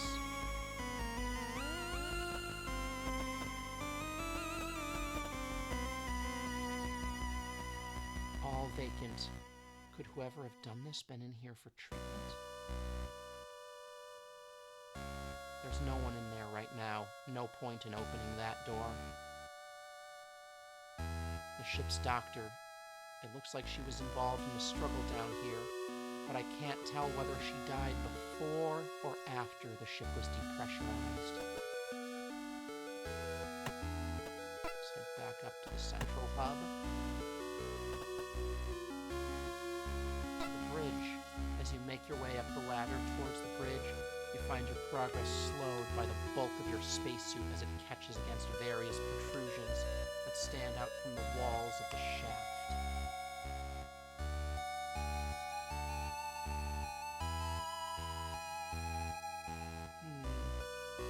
Despite having to stop multiple times to free yourself from these obstacles, you eventually see the faint outline of the entrance to the bridge above you.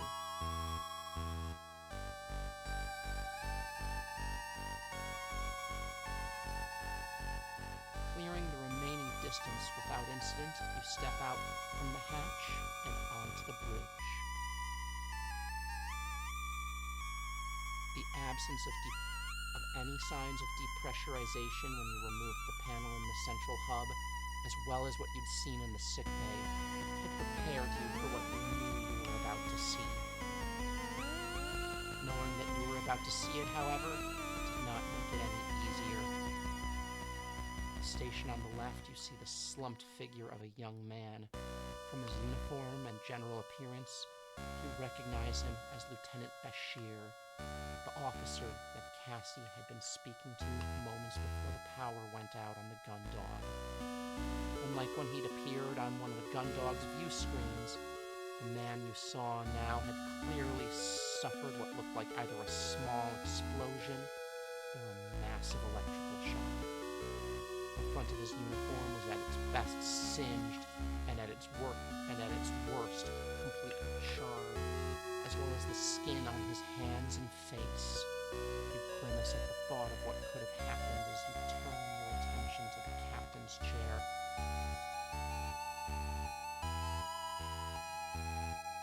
There, slouching to the right, was the ship's captain, a rictus smile on his face, having seemingly suffered a similar fate.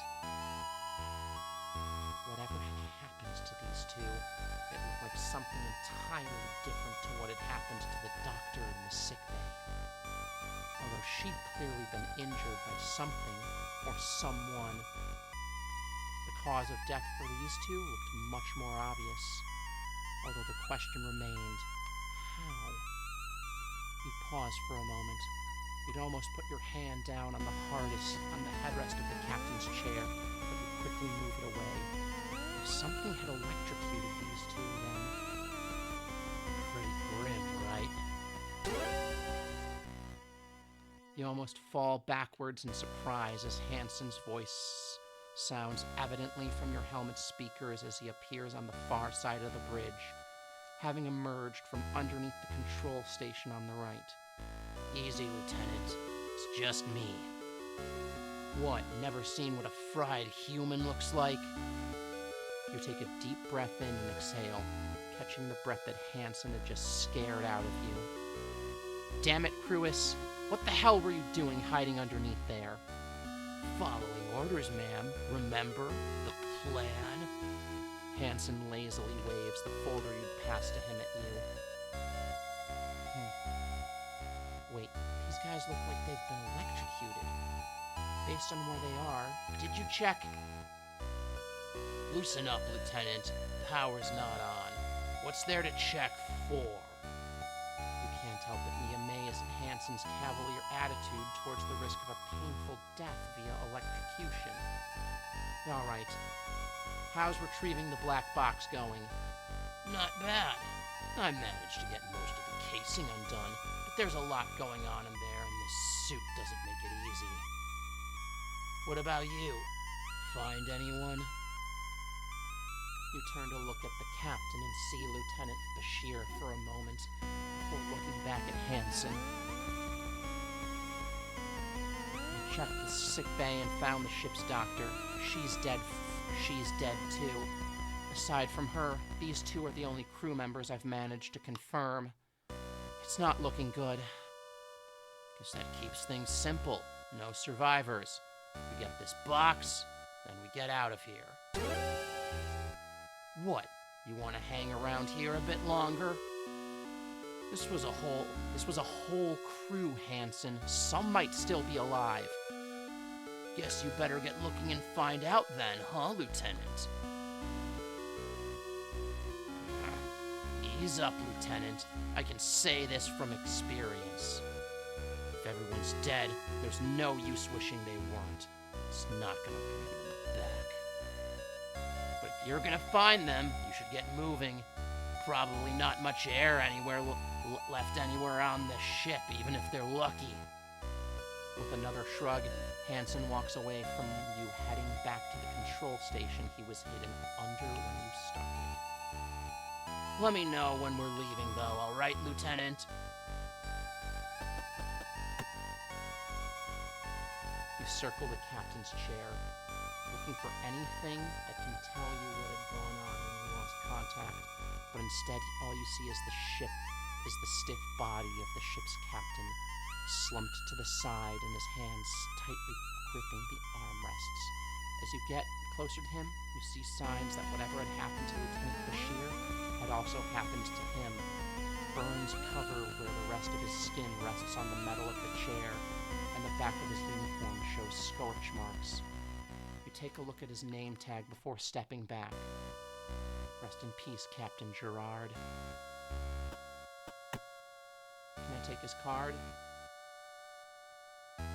Although you've made it this far, you knew that in order to have any chance of exploring the O'Brien further, let alone accessing its central computer, you'd need a key card that belonged to one of its crew. There'd be no better card to accomplish this than the captain's. As you walk around to the front of the captain's chair, you shudder. The shock must have killed him and left his hands clasping the armrests like talons. His face is gaunt and his eyes open wide, together with how the corners of his mouth had drawn back as far as they would into a horrendous grin. The expression was unnerving, as if he'd been killed by some fatal but hilarious joke. You know what you need to do, and although it's a practical necessity, something about it feels wrong. God damn it. Guess who's got hiccups again? Sorry about this, Captain Gerard. Pat the captain down, but find no indication that he's carrying his key card in his pockets. As you stand back for a moment, trying to think if there's anywhere he may have left it, your eyes are drawn to the hands tightly clenching the armrest, which also doubles as a control panel. You remember having seen Captain Barnum's insert her key card into the equipment panel on the Gundog on occasion to unlock certain functions. A grim wave of realization hits you as you think that the card wasn't on the captain, the control panel is the most likely place it would be. The issue is Captain Gerard's death grip was covering the slot for the key card. With a knot in your stomach, you lay your hand on the captain's. A shiver runs down your spine.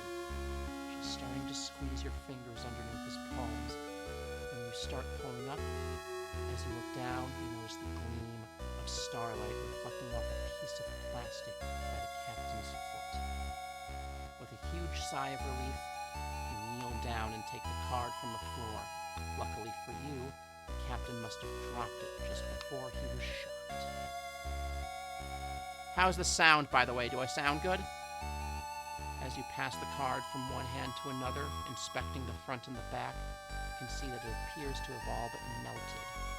The plastic coating is mostly stripped away, and what remains is bubbled up, with the remnants of the magnetic strip flaking off. You can tell from its condition that it's not getting you anywhere. You sigh as you lay the remains of the card by the captain's hand. The music is almost as loud as me. How's this? Is this better? I turned the game volume down a bit. Is it still almost as loud as me? I can't turn my mic up anymore because my mic volume is maxed out. I have huge problems with my mic being quiet. I'm just going to turn this down a bit more. I should have my desktop audio up.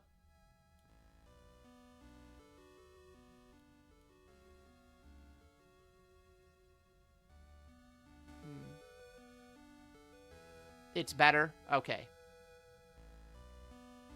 You sigh as you lay the remains of the card by the captain's hand. If I can't find a card with access to the central computer, there's no hope for the O'Brien.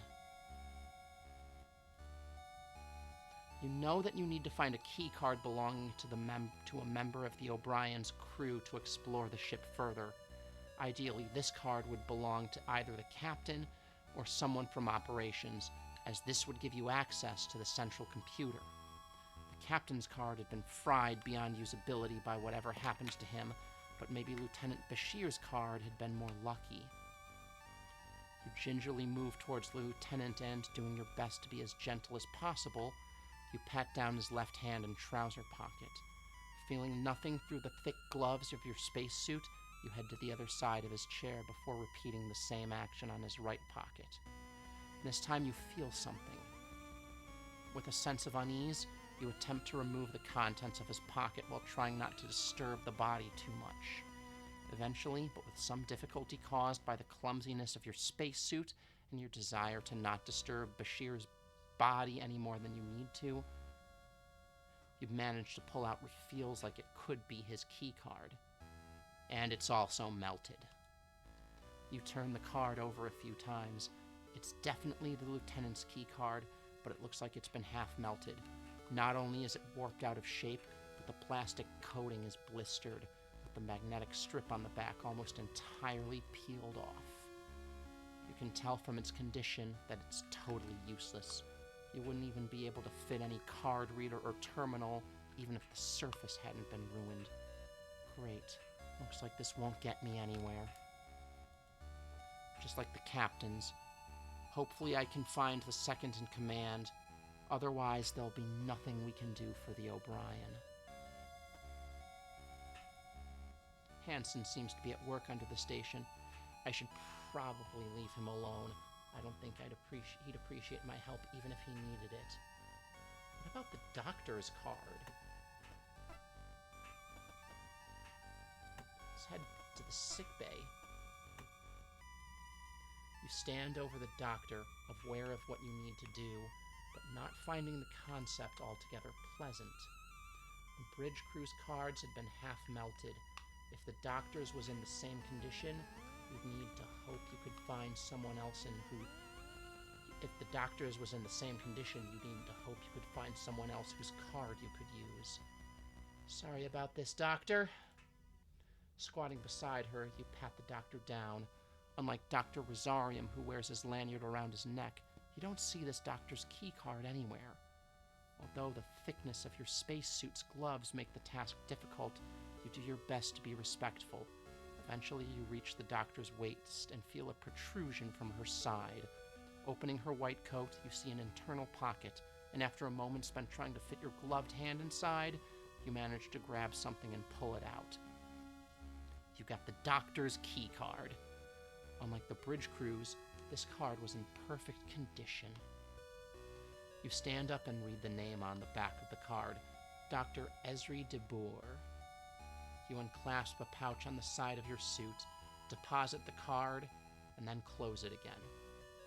The doctor won't have clearance to let me access the central computer, but maybe this will let me find someone who does. Thank you for your help, Dr. de Boer. I'm just sorry we didn't get here sooner.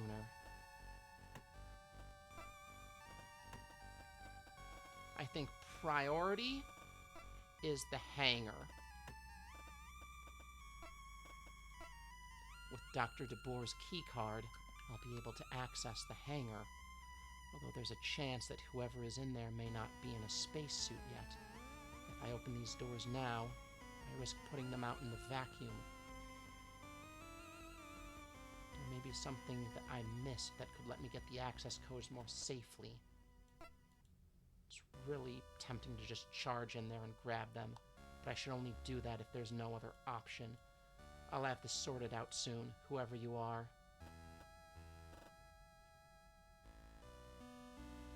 Yeah, it would depressurize the entire ship, thus dooming them. If they've managed to be in there safely. That is a good point. I didn't think of that. There was no response, so I don't think anyone's in there. I hope.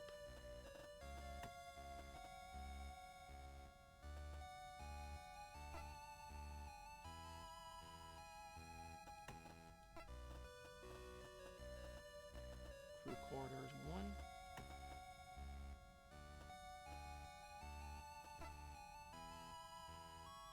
There's probably no one in there, or they're dead.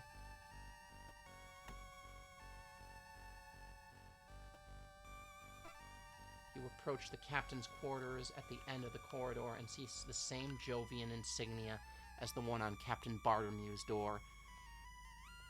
Below it is a name which proudly presents the O'Brien captain's full name, Paul Henry Gerard. With Dr. de Boer's key card in your possession, you move towards the captain door and lay the PST off to the side. You know that you're not going to find Captain Gerard in there, and the chances of anyone else being in his quarters is extremely slim, but the potential that there might be something of use in there, like the O'Brien's access codes, is too great to ignore. Alright, let's go for it. You'll kneel down beside the terminal linked to the captain's quarters and begin the well-practiced process of connecting the PST and going through its menus, eventually selecting the unlock function. And now, with a sense of trepidation, you unfasten the pouch on your belt and take the doctor's key card. As a security officer, your card had enough authority to access every room short of the central computer, even the captain's. You weren't entirely sure that a doctor's card would be sufficient. Without much of an alternative, you slide Dr. DeBoer's card into the slot and hold your breath. Thankfully, you see the door begin to slowly slide open, and with an exhalation of relief, you stand up. Once the door is enough to allow you through, you make your way inside. As you'd expected, Captain Gerard's quarters were almost identical to Captain Bartomew's, with a few small differences. Like the lack of any open bottles of liquor. In place of the whiskey bottle you'd seen in Captain Maris's room, you see a neatly pruned bonsai. But beyond that, there's nothing obviously distinct. Even the artwork on the wall behind the desk was the same. Well, time to get to work. Let's see if I can find something useful. Alright, terminal's not going to be working, so let's check those drawers. You head around the back of the desk and try each drawer, working your way top to bottom. Unsurprisingly, they're all locked. I'll need to find the key if I'm going to get in there.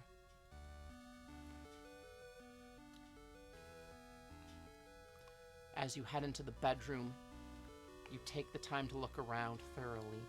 You hadn't liked doing this in Captain Bartomew's quarters, and you hadn't liked doing it anymore here. Working your way from left to right, you checked the large chest of drawers before moving on to the bedside table and then eventually the area around the bed. Despite a rigorous check of the room, you don't find anything interesting or useful, just personal effects of the captain that you can't help feel guilty for rifling through. Although you can't think of anything important that you might find in the captain's bathroom, you feel a compulsion to search it anyway.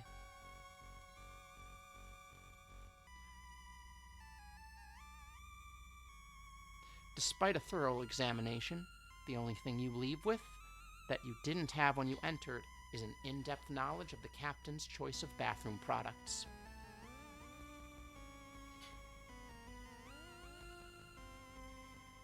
There's a time and place for thinking about my civil heritage, and now isn't it? Standing in front of the door, that, on the gun dog, would be the entrance to Cassandra's quarters, you begin to feel a bit queasy. You've been doing your best not to think about how, aside from some lucky coincidences, this could have happened to the gun dog instead of the O'Brien. Despite your best efforts to keep that thought out of your mind, you can't help but dwell on it, seeing a door that could have been Cassie's. Who'd spend their free time on the other side? Who spends their time on the other side of this door? Is it as much of a mess as Cassie's room? How close were the two of you from having this happen to you? Now's not the time for that. You remind yourself, stating it out loud to force the thoughts away. Marie! Hey, Varnus! With your focus back on the task at hand. Pain? What's wrong? What's wrong? Why are you in pain? With your focus back on the task at hand, you repeat the process you've been using to check for signs of life or crew activity. Unfortunately, you get nothing back. Can I open it?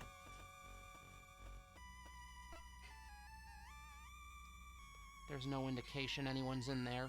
No sense in wasting the PST's battery on it.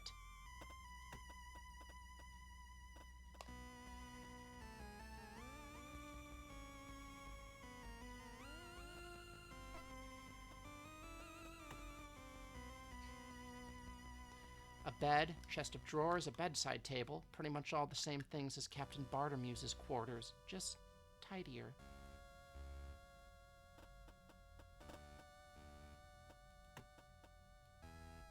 so we couldn't find the key.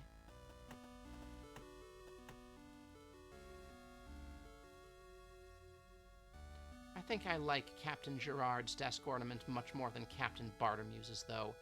What could be in those files? On the edge of the desk... Oh, I missed the files! On the edge of the desk closest to the door in the quarters, you notice a stack of papers perched precariously, as if they've been left in a hurry. Based on the same tractor feed engine edges you'd seen on the papers in Captain Bartermuse's quarters, you'd assume they'd been printed out on board, meaning they were recent documents. The captain must have left in a rush if he didn't lock them away. That, or they're nothing important. You hesitate for a moment, considering whether or not you should pick up the files in front of you. Although in normal circumstances, doing such a thing would result in severe disciplinary action, you reason that these aren't exactly normal circumstances. Anything that could explain what had gone on or help the O'Brien had to be investigated. Besides, you think, it's not like this would be the first report you'd read today, but that... It wouldn't... Besides, you think it's not like this would be the first report you'd read today that you shouldn't have. Yeah, because we read the report on Bartermuse's actions during the battle. You take the file in hand and read the heavy printed text on the front. JFC Naval Report, JFS O'Brien. JCF Naval Report, JFS O'Brien, Mission Log 132, 08040241. Flicking through the report is made difficult by the clumsiness of your spacesuit gloves, but you manage to quickly skim your way through the file's contents. You scan the pages of general day-to-day ship operations to see if you can find anything out of the ordinary. As you work your way through the logs, a few curious entries in amongst the expected information catches your attention.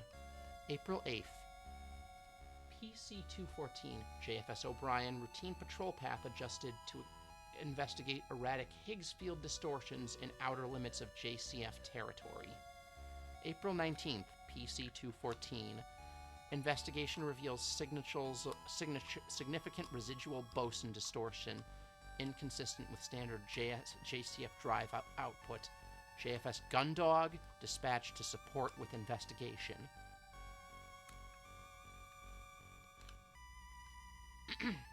April 21st, PEC-214, continuous sweep of the area surrounding distortion finds unknown object, not recognized as Jovian, Martian, or Solar Federation. Ensign Butte and Stet dispatched to retrieve. Object onboarded at 1927 JST. April 22nd, PC-214. Long-range communication system remains down. Source not yet identified by Chief Engineer DeForge. O'Brien moved to rendezvous point to meet JFS Gundog for duty transfer. April 23rd, PC-214. Rendezvous with JFS Gundog behind schedule. Chief Engineer DeForge investigating unknown object for potential cause of communication failure. Destructive investigation authorized. Sounds like they ran into similar issues as us around the time they took whatever this unknown object is on board. Unknown object, huh?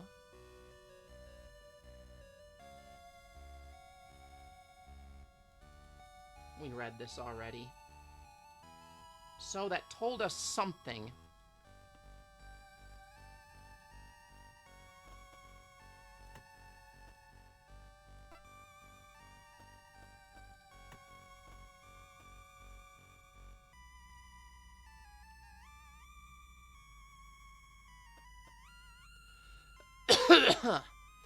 Captain's quarters.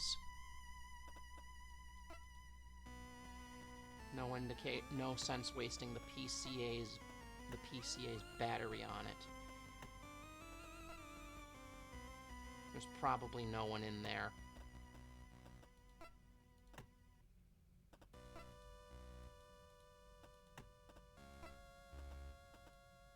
And we saw the mess hall already, so we can't interact with that anymore.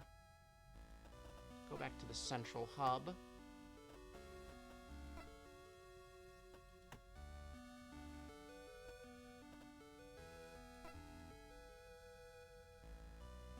There's no sense in me trying to get through without the emergency access crews to reactivate the central computer.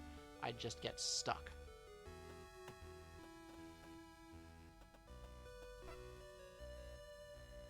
I didn't get an answer last time. There's no point in trying again. Airlock. You stop as you enter the room just before the airlock, where you'd been so used to the huge main shutter and its warnings on the Gundog. Here on the O'Brien, there was nothing but a vast corridor into space. Being able to see the stars like this from this position, you couldn't help but feel uncomfortable. Their light, as gentle as it is, feels like a forced intrusion on this room, somewhere they should never illuminate. You spend a few moments gazing out at the airlock before you shake your head to clear your thoughts. If there was any hope for the O'Brien crew, it was that you'd act fast and your stargazing wasn't helping anyone.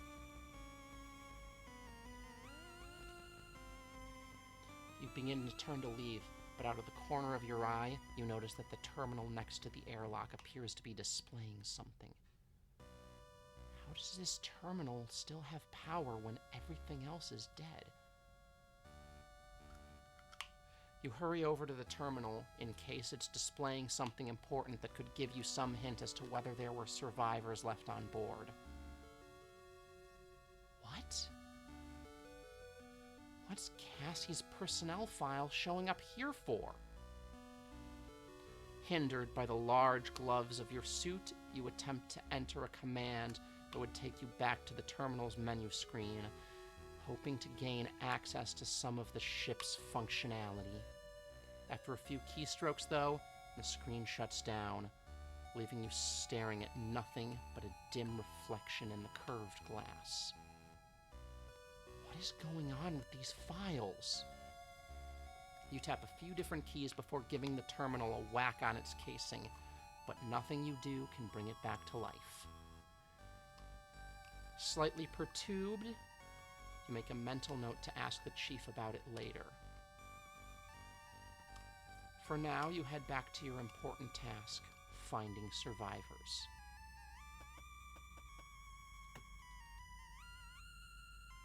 Grabbing the handle on the suit's container, you twist the lock until it engages and then open the door. Reaching in, you grab the radio on the suit's breast panel and detach it before turning it on and bringing it up to your face. No signal, huh? You check your radio is set to the same broadcast frequency as the O'Brien's, and after replacing the other suit's radio set, you set yours to transmit. This is Lieutenant Nary Care of the JFS Gundog. We're here to provide assistance to any crew on the JFS O'Brien. Work. I'm sorry, Varnus. I repeat, this is Lieutenant Nary Care of the JFS Gundog. We're here to provide assistance to any crew on the JFS O'Brien. Nothing.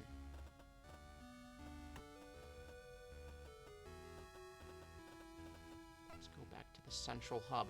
I mean, what else is there for me to do?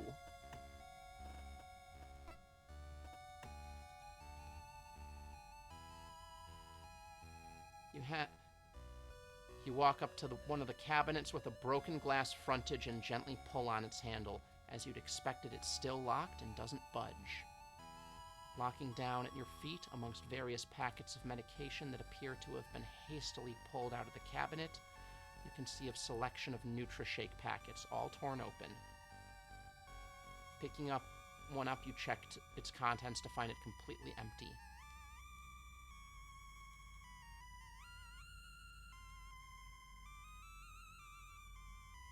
We already have the doctor's card. The door is closed, and since I can see there's no one in there, I'm not going to waste the PTS's battery opening it. Okay, so we're getting to the part where we're just gonna point and click on everything.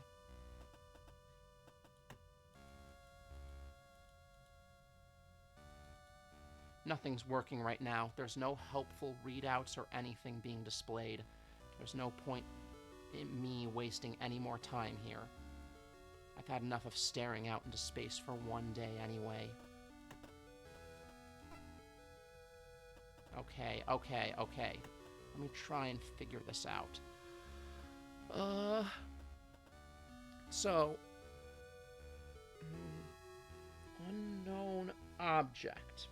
We can't get into engineering.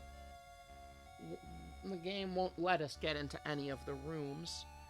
I'm going to save before I open up the hangar. It's going to depressurize the...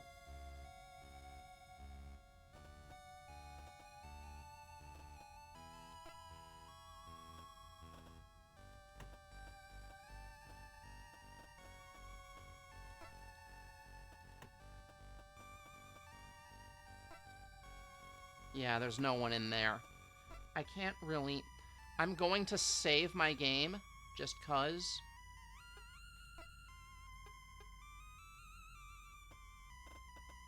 Let's, guess we'll go to the hangar.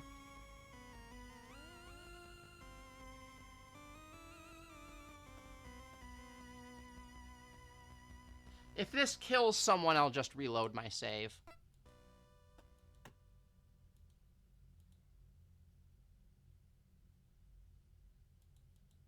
Once complete, you unlatch the front door of the...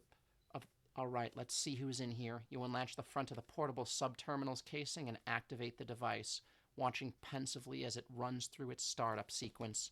Once complete, you hurriedly run through all the necessary options as quickly as you can, doing your best to ensure that you use the least amount of battery power necessary.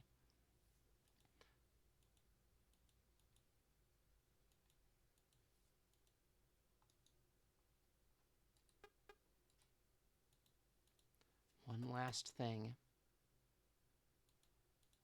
You quickly unfasten the pouch you'd placed the doctor's keycard in and withdraw it and slot it into the device. With the same infuriating slowness as all the others, the doors to the hangar begin to move. You waste no time in standing up and working your way through the tight gap before the doors are even a quarter of the way open. Noticing the absence of any signs of depressurization, you continue to force your way through the doors. As soon as you're through, you vault your way down the stairwell, skipping increasingly more steps at a time as the gravity disappears, until you're eventually floating past the entire sets of stairs altogether.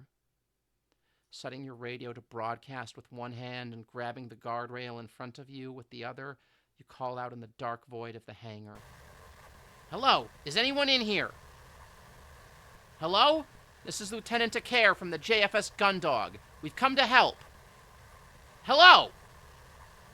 You peer into the darkness, straining to see any signs of life. You knew that you'd heard an activity in here from the other side of the doors, so where were they? Incoming signal. What? What? What?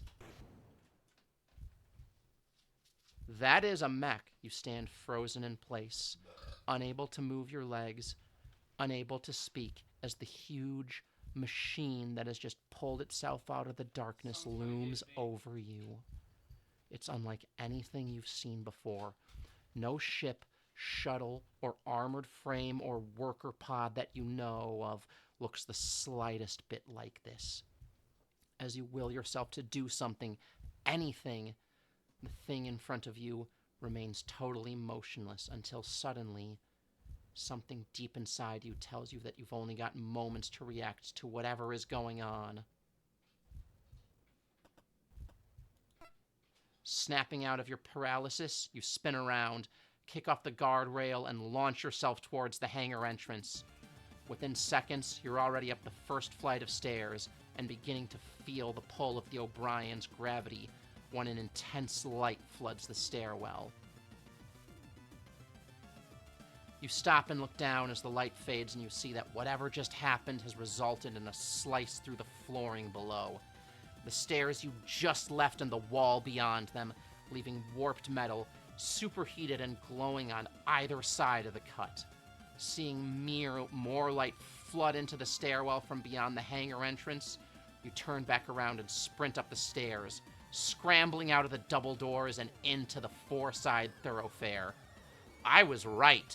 That motherfucker is not friendly. As you stumble into the corridor, you grab your radio. Hanson! Get to the Juno right now! We need to leave! You yell as you bolt for the central hub. Hanson! Do you hear me? We need to get off this ship immediately! Hanson! You scream one last time before sprinting down to the remainder of the four-side thoroughfare.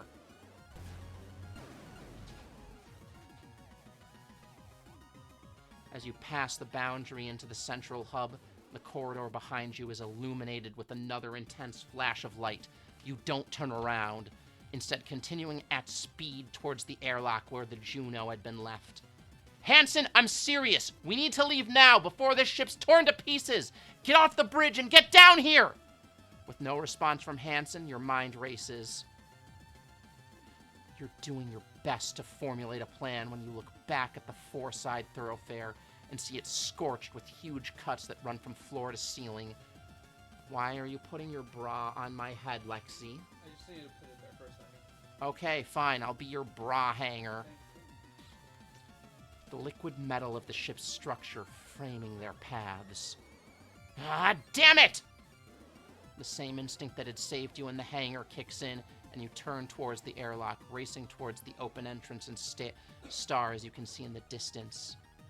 As you head towards the open cockpit of the armored frame, you try and remember the startup sequence that will let you pilot it out of here. You begin the climb up the Juno's chest. As you reach the top. Inside, you see the pilot's seat empty. Ugh! God damn it, Crewis. Where are you?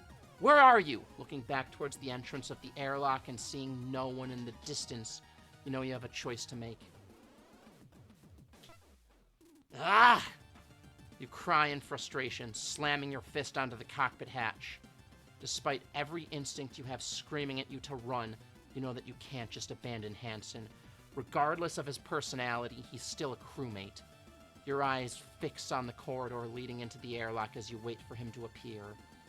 You know he hadn't received your radio signals, but he must have seen what was happening to the ship from the bridge. Come on, come on, come on, come on! You mutter, your right leg beginning to twitch in anticipation. Ah! As the beam of energy tears through the airlock and floor ceiling, you barely react. You've made your decision. You're going to wait for Hanson until the last possible second. Crewis, you asshole! You better get yourself in this Juno right now, or I swear to God, You'll what, ma'am?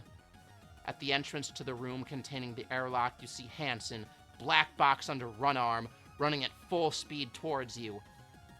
I'm here now. Guess it's a shame I won't see what discipline you had planned out for me. Ensign, shut up and get us out of here. Whatever you say, ma'am. In one swift motion, Hanson pulls himself up to the cockpit entrance and disappears inside. As soon as he's in, you enter after him and quickly begin to buckle yourself into the passenger's seat. In just a few seconds, Hanson pulls the lever that seals the Juno's cockpit and works his way through the entire startup sequence. Even before the main monitor is active, he pulls back on the flight sticks and you feel the rumble of the Juno's engines moving the armored frame away from the ship as the main view screen switches on, showing the O'Brien shrinking into the distance. What did you do? 1 minute I'm pulling out the black box. The next I can see a light show going on outside and some kind of laser beams nearly cuts me in half. I didn't do anything.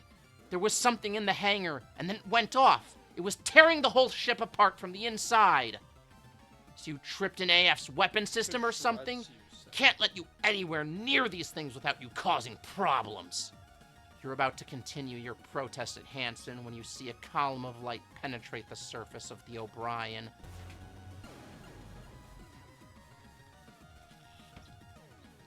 What the fuck?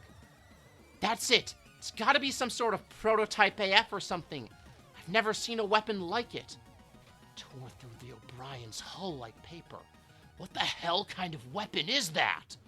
No idea, but we need to warn the gun dog. Get back to the gun dog right now. What, and leave that thing out here? Whatever that thing is, it just shredded the O'Brien from the inside with a weapon we've never encountered before. Our comms are out, and if it takes us down and gets the drop on the gun dog, they'll be sunk in seconds. Hansen looks from you to the screen showing the strange craft atop the O'Brien's hull, and after a moment of deliberation, turns the Juno towards the gun dog and sets off at maximum thrust. If we can warn them, maybe Dylan can get it on the long-range system and take it out with the cannons before it. Huh! Damn it! You grip tightly on your seat as Hansen struggles to reorient the armored frame. Something has just struck you, hard. As the engine regains control over the Juno, you can see the enemy machine disappearing into the distance on the main monitor. That thing just slammed into us and took off like nothing happened. What the hell is it? It's heading straight to the gun dog. Go! Now! What do you think I'm doing? Hansen barks as he resumes maximum thrust, causing your machine to judder and shake. As the enemy shrinks into the distance on the Juno's monitor, Hansen doesn't let up on speed, maintaining the high level of acceleration. The tremors you can feel in the cockpit grow more intense as the faster the armored frame moves. Grabbing onto the straps holding you in place with both hands, you pass your eyes over the readouts on the cockpit's various dials and sub-monitors. Almost all of them are flashing warnings or alerts, with the needles on the majority of gauges deep in the red. Crois, if you keep this up, the Juno's going to fall apart. Slow it down! Hansen smirks at your order, scoffing as he somehow finds more acceleration, then increases the vibrations to the point that they feel like they'll shake you to pieces any moment now. This is my Juno, Lieutenant! Don't tell me how to treat her! She's not as delicate as she looks. And we're gonna need all she's got to get back to the gun dog before that thing. Cruis, if we get back and we're dead, yeah, you can write me up to the captain when that happens. You groan and close your eyes, trying to ignore the beeping that startled and the high-pitched whine you hear coming from the back of the cockpit. You're aware of every second that passes as the two of you race back to the gun dog, the tension worsened by the near-constant screaming of the warning systems. With Hansen in control, all you can do is hope you can get back in time before the gun dog can be cut to pieces by the weapon you'd seen make short work of the O'Brien. You've lost track of how long you've been pursuing the enemy when suddenly some garbled static bursts from the speakers and a shrill and panicked voice screeches at you. I repeat, this is Lieutenant Lord of the JFS's gun dog. We're under attack by an unknown enemy unit. Any JCF ships in range, please respond. This is Lieutenant Lord, this is Gun Dog 1, approaching the gun dog at... Cruis, where have you been? Get back to the ship right now! We're under fire from something! Hansen rolls his eyes as he's cut off by Vanessa's demand. Roger that, ma'am. Gun Dog 1 returning. Now! Shaking his head rather than follow up with an answer, Hansen quickly flips a few switches, and you see the readouts on the monitor's switch display information about the armored frame's weapon systems. As he does, you turn your attention to the main monitor. In the distance, you can see small lights flickering in and out. Surrounding a point in space on the screen readouts informs you is the gun dog. With Juno approaching the ship at speed, you can see the lights are actually rounds rapidly fired from the gun dog's point defense collection of rotary cannons mounted to turrets along the ship's exterior. You can tell from their short bursts and the erratic shifts in direction, they're firing at the machine you ran into on the O'Brien and is moving both quickly and unpredictably. Is blah blah blah. You can tell from their short bursts and the erratic shifts in direction, They're firing, that the machine you ran into on the O'Brien is moving both quickly and unpredictably, with the automated cannons unable to keep up. Lord, this is Gundog 1. We're back at... Cruz, what the hell is this thing? How would I know? Ugh, useless. You hear Hansen's mutter something under his breath, too quietly for the communication system to pick up. Just destroy it! We're already taking some heavy hits to port and hull! Yeah, I get it. Just tell Dees to watch that anti-air. As the Juno closes in on the Gundog, you watch the trajectory of the shots being fired from the point defense systems, knowing that they indicate where the enemy machine was rather than where it is. Based on the speed at which it's moving, you know that if you're going to have a chance at taking this thing down, you'll need to figure out a way to get ahead of it. You're about to make this observation to Hansen, but you see a deep focus on his face. His eyes tracing the path the enemy moves along as it weaves around the barrage coming to the ship. With a sudden flurry of motion on the controls, Hansen adjusts the armored frame's trajectory, sending it soaring uncomfortably close to the Gundog's bridge, just in time to intercept the strange craft as it rises up from the far side of the ship. Reusing the same evasive maneuvers. Amateur, Hansen yells. Slamming down on the pedals, Hansen positions the Juno over the top of the enemy, and you hear a heavy click as he pulls the trigger to the right flight stick. Too easy!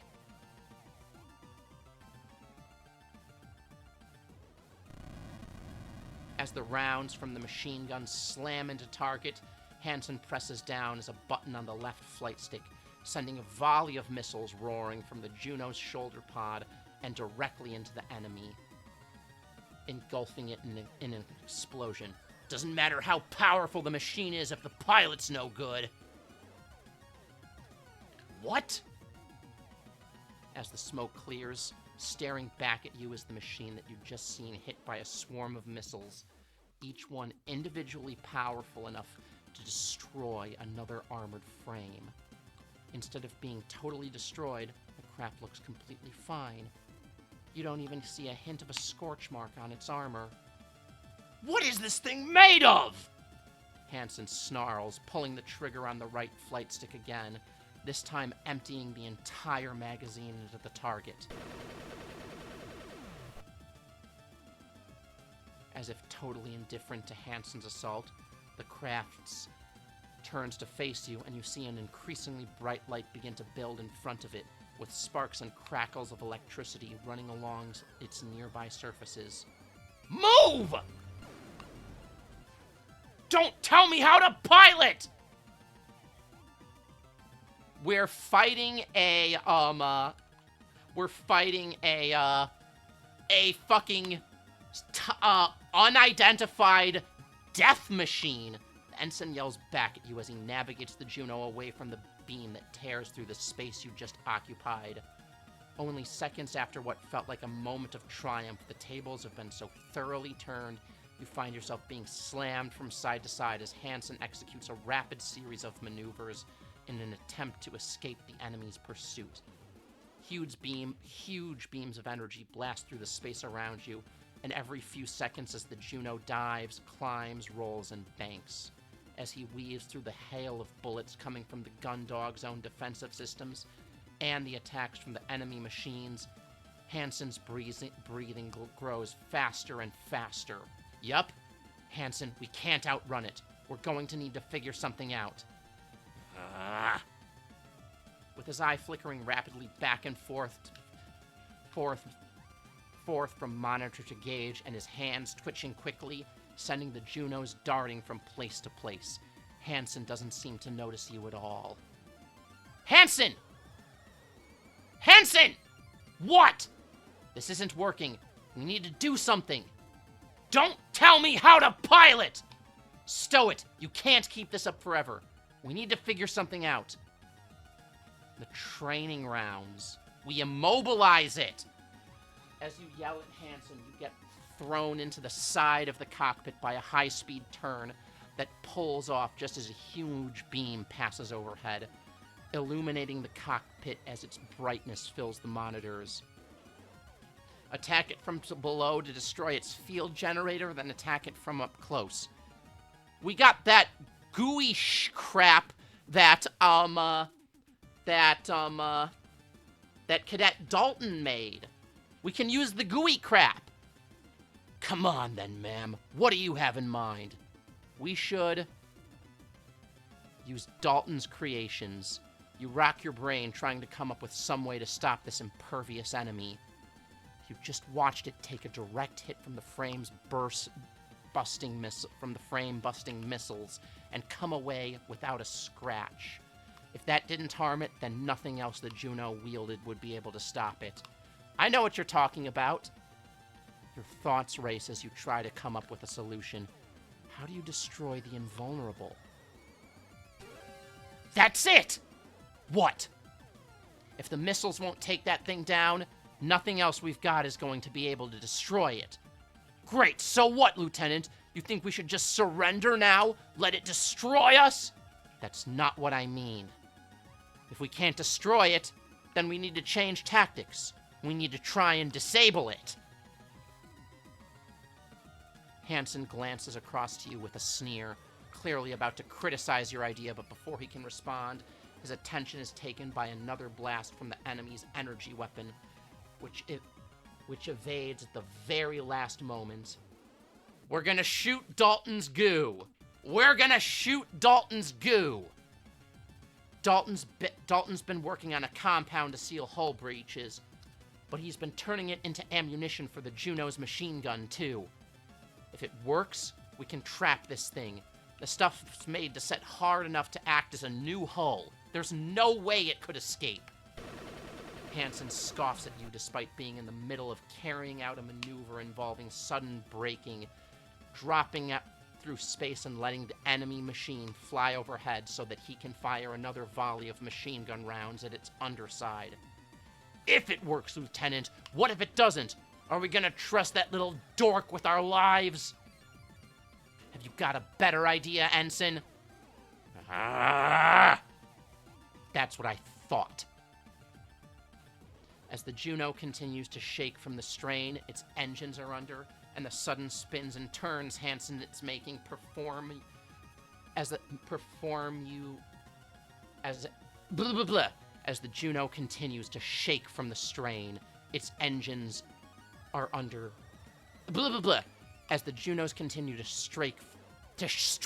as the Juno continues to shake from the strain its engines are under, and the sudden spins and turns Hansen is making it perform, you manage to lean out towards the communication system and press down on a button that allows you to broadcast. Gundog, this is Gundog 1. Patch me through to Cadet Grange. Don't touch my controls! Shut up, Hansen. I repeat, this is Gundog. This is Gundog 1. Patch me through to Cadet... What do you want, nary a care? We're just about to send Rumney out, but the launch pads are damaged, so they're coming down the main hangar door. Deal with that thing for a few more minutes. Nothing we've got on the Junos are going to stop it, Lord. Just put me through to Dalton. He's busy getting Haru's AF out there. I'm in charge of this operation, nary a care, so don't go distracting my... Lord, shut up! Put me through to Dalton right now! Oh, Lieutenant, we're doing our best to get Haru out there. We just need a... Dalton, forget about Haru. Did you manage to make any more of your sealant ammunition? Huh? Oh, yeah. I managed to make enough for 2 whole magazines, but... Send it out! Now! But Lieutenant, I've not tested... Now, Dalton! Yes, ma'am! The cockpit shudders as the armored frame breaks suddenly, following a tight corner that takes it around the rear of the Gundog and out of sight of the attacker. Although you're slammed backwards, Hansen remains focused and unleashes a barrage of machine gun fire just as the enemy soars past you. As you recover, you glare at Hansen. Was that necessary? Never waste ammo, a care. You're literally wasting ammo.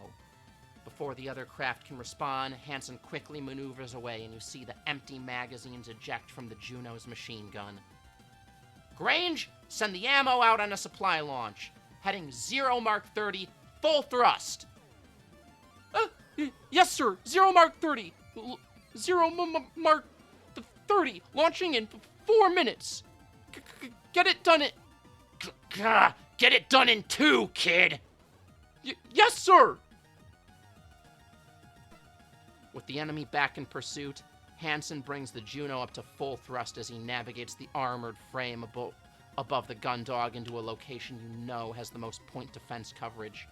The pressure from the sudden, random acceleration pins you against your seat, but you manage to turn and look at Hansen, the mocking he'd just given Dalton at the forefront of your mind, despite everything.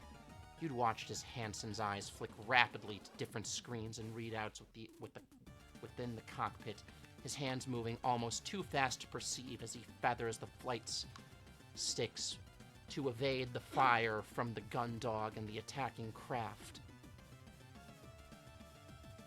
You turn back to focus on the main monitor and see the enemy machine heading straight towards you, a charge that Hansen evades with a feint at the last possible moment.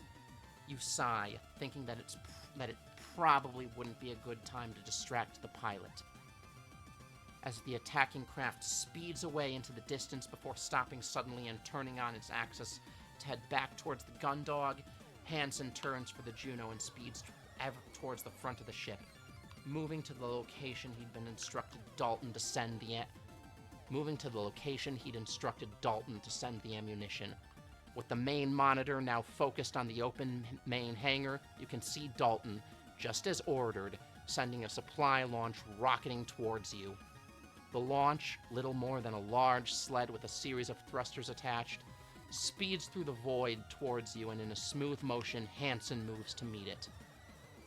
He deftly manipulates the armored frame's hands to grab the machine gun tethered to it without needing to stop.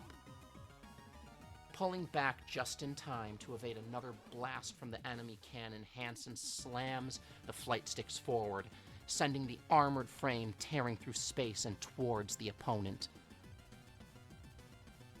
This better work, nary a care.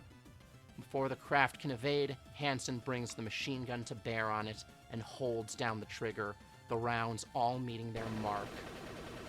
As the shot lands, the enemy machine is engulfed in a sudden exploding mass that billows outward from the point of impact and spreads all over its surface.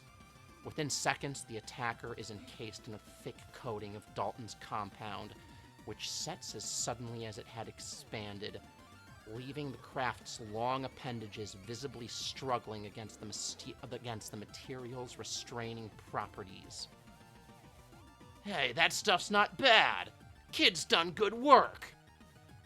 But we're not done yet. Hold on, Lieutenant.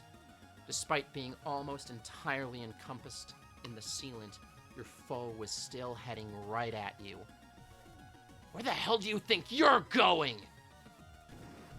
Hansen yells, sending the Juno straight towards the enemy. You're not going anywhere! With an impact that reverberates violently through the cockpit, the armored frame slams into the oncoming craft.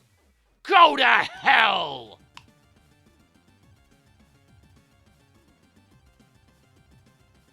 You watch as, with a rapid sequence of button presses on the right flight stick, Hansen commands the Juno to let go of its machine gun and draw its combat knife. The whole armored frame shakes with each impact as Hansen drives the knife over and over into one of the small portions of the exposed armor, showing amongst the mass of sealant. Your world becomes a cacophony of noise as the clash of the knife on the armored surface of the enemy machine, the screams of the Juno's engines as they struggle to counteract the other craft's thrust, and the various alarms and warnings all fill the cockpit. Go down! You! Ah, hell! Suddenly you're forced back into your seat by a rush of acceleration. Hansen, what's going on? You just about manage to turn your head against the force of the thrust to see Hansen shunting the flight sticks back and forth like stamping on the pedals. Its engines must have cut out, but the controls have gone on ours. I can't stop them. As Hansen continues to struggle with the controls, Vanessa screeches over at you over the radio. As Hansen continues to struggle with the controls, Vanessa screeches at you over the radio, sounding more panicked than ever. Cruis, you're headed straight for the hangar. Change course. Cruis! I'm trying. Cruis, you're going to...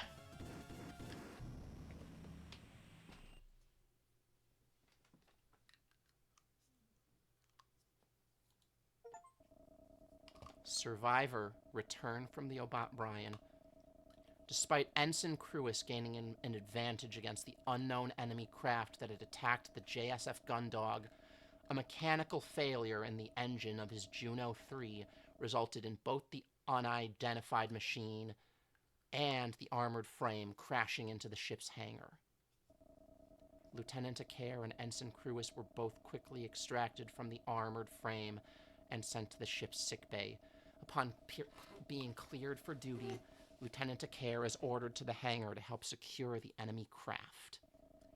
Outer Jovian space, the hangar of the Jovian patrol ship, JFS Gundog. You stretch your neck from side to side and roll your shoulders as you wait for the captain's judgment.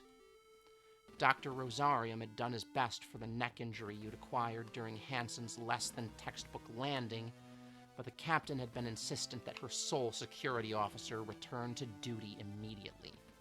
As a result, after a cursory once-over, the doctor had given you an anti-inflammatory injection on one side of your neck and an injection of painkillers on the other before sending you on your way.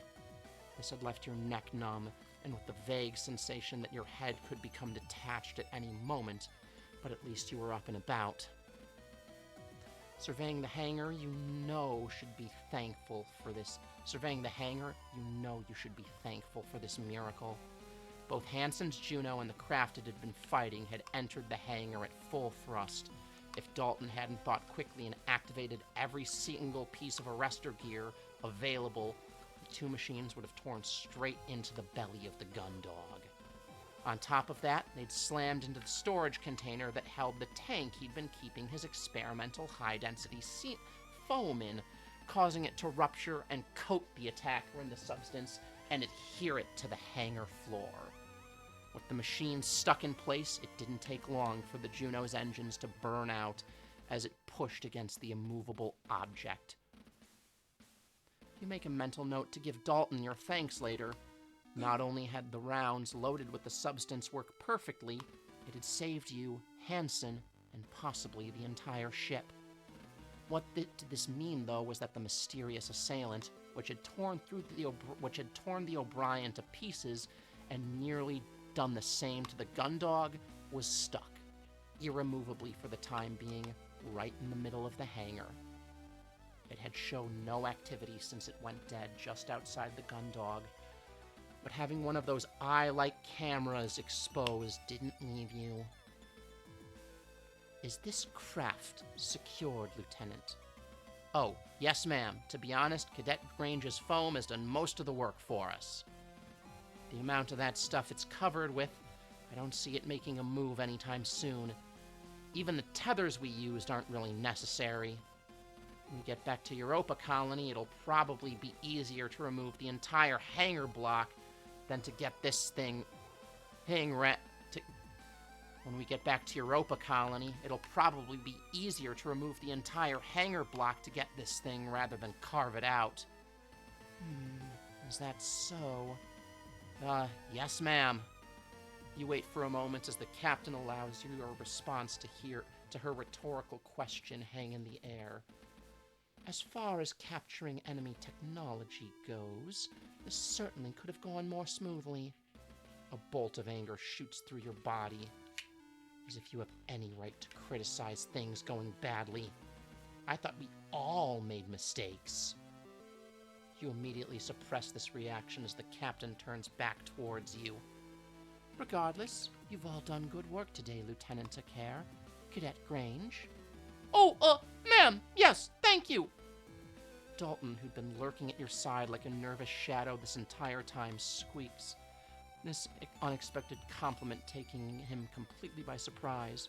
I mean, that is, the container hadn't been in that area, then... If the container hadn't been in that area, then we wouldn't have lost so much hangar space, and I'm sorry that... You swiftly but gently elbow the cadet in his side. Dalton is so puppy-coated. Which is, thank you, ma'am. Very good, cadet. Well then, the captain once again leaves a sentence to trail off, half-formed. Whereas this manner of speech had previously left you disconcerted, with its indication that there was something the captain was holding back. You'd found yourself no longer bothered by it. Whether this was because you were used to it, or simply too tired to be perturbed, was a matter you hadn't quite decided on.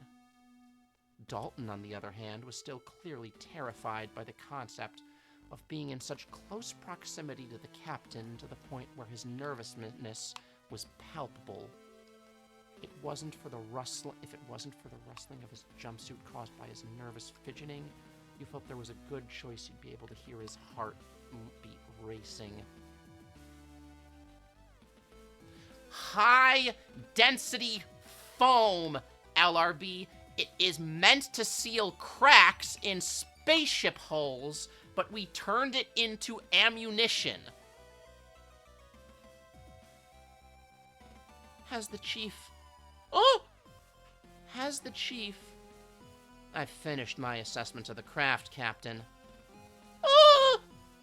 With an amount of grace that surprises you, the chief, having appeared from underneath the catwalk, grabs onto the handrail and effortlessly redirects her momentum, planting her feet firmly on the walkway you're all stood on. Thank you, Chief Cathay. And your assessment? Hard to say. Never seen anything like it. General structure's totally different from the humanoid construction you'd see on an AF. Whatever materials this thing is made of don't line with what we've seen on Martian or Terran machines. Even the samples of that titanium they make on Lunar didn't have the kind of durability this thing showed. Based on the combat data from Croas's AF, they'd have to have been torn up. That'd have been blah blah blah. Based on the combat data from Croas's AF, that'd have been torn apart. Plus no indication of a traditional drive system, which... Your security assessment, Chief Cathay. You stiffen as a wave of realization hits you, causing a painful twinge in your neck. As soon as you got out of the sick bay, the captain had ordered you to secure the craft. In your current state, still running on leftover adrenaline and recently dosed up on medication, you'd followed that order to the letter, completely forgetting about assessing any potential risks. Right, yes, Captain. There's no signs to indicate that this craft is active anymore. No measurable electronic activity. No readings to suggest this is an active reactor. No readings to suggest an active reactor. Looks like the whole thing has been totally shut down. The only reading that showed anything was a boson count, surrounded by a massive amount of residual distortion. No idea why, though. You need a whole engine to put out the amount I'm registering around it. As far as I can tell, Captain, whatever this thing might be, it's not doing anything anytime soon. I see. And the pilot? If there's anyone in there, they aren't getting out. I've checked over all the visible portions of its structure, and there's no trace of a cockpit hatch or entry panel. With how strong Cadet Grange's compound is, there's no way they'd be able to break through. You must have gone pretty heavy on the cyanoacrylates, huh, Cadet? And the chief asks with a wink. Oh, yes, ma'am. Sorry, ma'am. He was a little... Sorry, ma'am. Why was he Canadian? It's a good thing, Cadet. If you hadn't, this thing might be able to tear its way out and continue its rampage around the ship's insides. Best way I can put it, Captain? I hope they've got enough oxygen and emergency rations in there to last them until we get back to Europa, because we aren't getting them out. And you, Lieutenant? You'd hope that the Chief's explanation would suffice, but the Captain had turned her attention to you expectantly.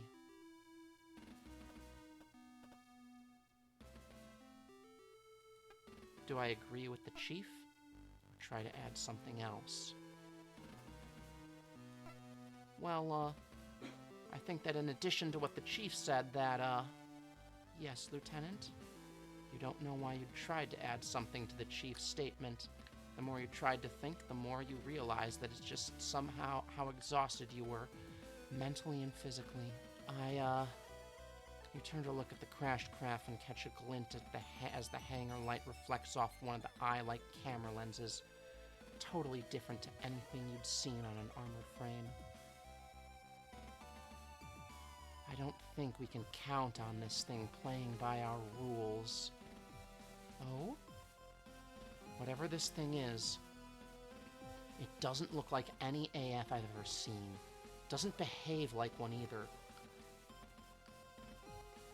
The amount of punishment it stood up to out there, I'm not sure we had anything to do with it going offline.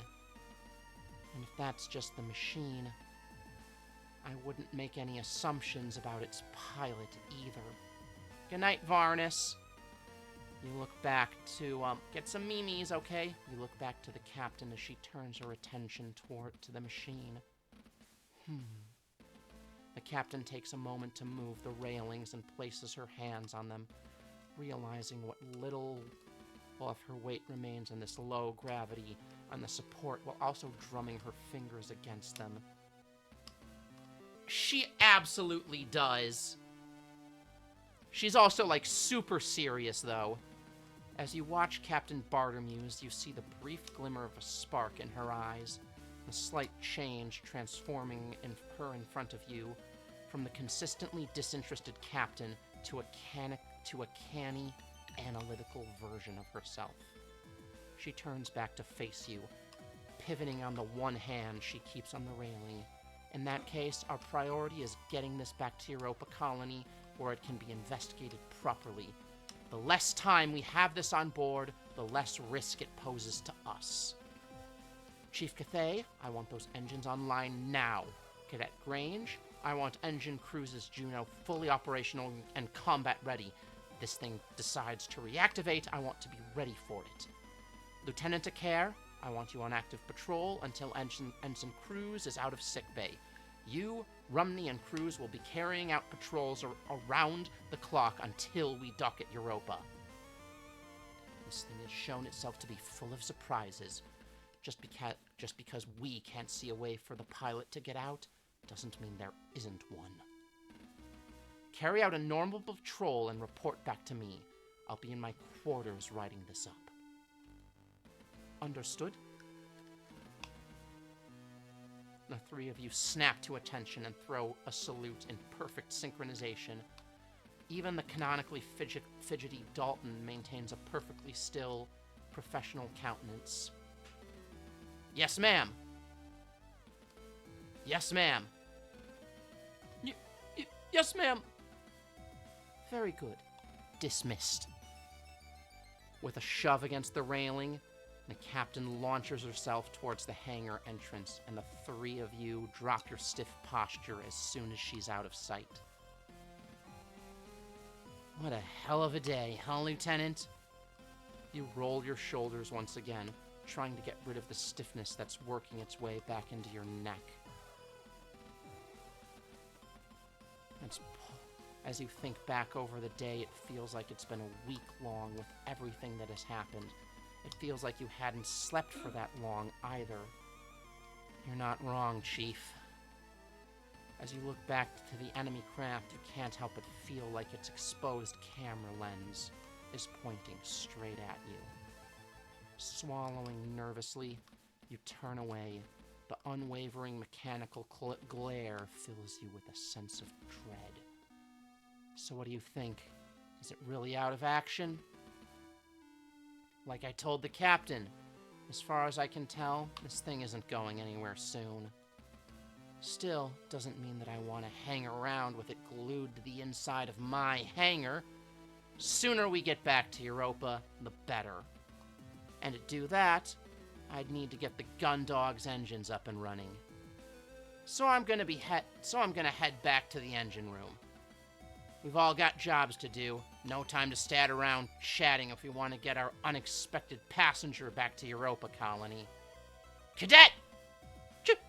Chief? The main thruster module on Cruz's module is the main thruster module on Cross's Juno is completely fried. Don't bother trying to salvage it. It's going to need a wholesale replacement. Understood? Yes, Chief. All right then, both of you, get to it. With that, the Chief launches herself off a nearby railing and towards the hangar entrance. Much like you had with the captain earlier, you watch as she disappears, relaxing slightly once she's out of sight.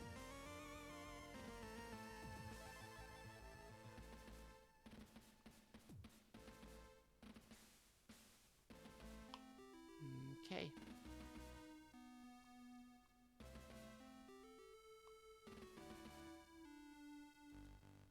Okay.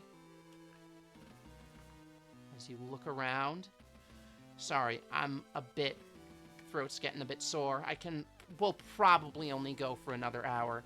As you look around your surroundings, you see that Dalton has already made his way towards Hansen's Juno, leaving you alone. You kick off the catwalk and begin to gently drift towards the hangar exit, taking one last look back at the hangar before you leave.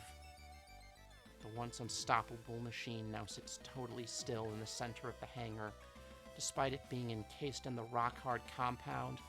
The misgivings you felt about how out of commission it really was were hard to ignore. You'd never seen or even heard of a machine with the capabilities it had demonstrated. And although the chief had assured the captain it wasn't going anywhere, you weren't so certain. Beyond that, the thought of the pilot concerned you the most. What kind of person did it take to pilot something like this? Your attention lingers on it for a little longer before you turn your attention back towards the exit. Time for patrol, then. You grip the railing and lean forward, shifting yourself into a position where you can view as much of the machine and the surrounding mass of rock-solid foam as possible. Just like what Chief said, no signs of activity, no signs of life. Are we sure it even has a pilot? Your grip tightens as you remember your encounter with it. Even though you'd not been the one piloting, being there whilst Hansen had fought tooth and nail just to stay alive had shown you how dangerous it was, how powerful. If it hadn't been for Dalton's foam rounds, how much longer would Hansen have been able to hold out? The fact that it had been almost unstoppable until suddenly deactivating had started to nag at you as soon as you stared at it. Had it really been stopped, or was there something else going on? Despite everything, both Junos are in pretty good condition, ignoring the burnt-out engines on Hansen's at least. Thanks to Dalton triggering the arrestor gear at the right time, Hansen's Juno was caught before it could get covered in the foam. We saw that already. With the hatches below the armored frames damaged in the attack, if either of them needs to leave the hangar, they're going to need to go through the main door. Hopefully we don't see any more action for the rest of this mission. The stock of crates is everything that Dalton could salvage after the crash. A good portion of our supplies were destroyed, sucked out into space, or are stuck inside that huge mass. It shouldn't be a problem since we're heading straight back to Europa, but if we're out here much longer, it could become an issue. No one's actually had time to check on what we've lost. Most of it still looks to be in working order.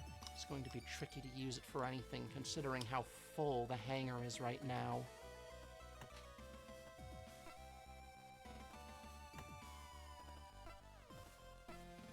Before you even head into the mess hall, the aroma of machine-made coffee and pancakes wafts down the four-side thoroughfare and your stomach growls audibly. You hadn't realized how hungry you were until now, but with the scent of rich food in the air, your body begins to let you know in no uncertain terms that you are ravenous. As you step inside, you see Ensign Rumney leaning back lazily in their chair, slowly picking their way through a stock of syrup-covered pancakes, fork in one hand, cup of coffee in the other. They acknowledge you by looking over to the doorway and raising their cup of coffee slightly before returning to their meal. Before you can say anything, "Sorry, Minos, the head pats aren't working. I've been trying to fix them. I might just need to make a whole new trigger fire, thing. I'm not sure if the error is on Twitch's end." Okay, yeah, get some sleep. Thank you for the hydrate, Redeem. Get some memes. We're only gonna continue for like another 45 minutes or so. Before you can say anything, your stomach growls loudly again. A smirk appears on the pilot's face briefly, but is quickly dismissed. But is quickly dismissed as they go to take another mouthful of pancake. As they carry on eating, you decide to leave them to it for the time being and head into their room to take a look at the available options. Approaching the machine, you look over the list of menu options. You'd been surprised when you first got on board that the choice was just as extensive as the machines on much larger ships you'd been stationed on. A problem with this was that all the choices made it difficult to decide on what you wanted to eat. You spend a minute or two going back and forth over the various menu options before narrowing it down to...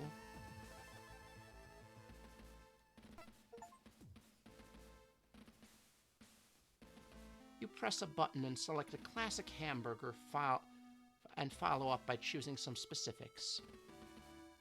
No pickles. After you input the final option, you hear the machine whir into life as it produces a cacophony of muffled noises. After a few minutes, the hatch opens and a surprisingly well-made hamburger slides out on a plate. Once you remove it from the machine, you head to the table and sit down, away from Haru, assuming that their lack of conversation is a choice that they'd like you to respect. Your stomach is almost roaring as you take your first bite.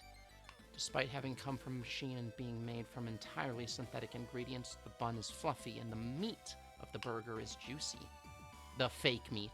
As you chew, you notice something in the taste of the first bite as your chewing slows, and you slowly peel the top of the bun away from the burger to inspect it. What's going on, ma'am? Something you weren't expecting in there? You swallow the mouthful of burger and shake your head.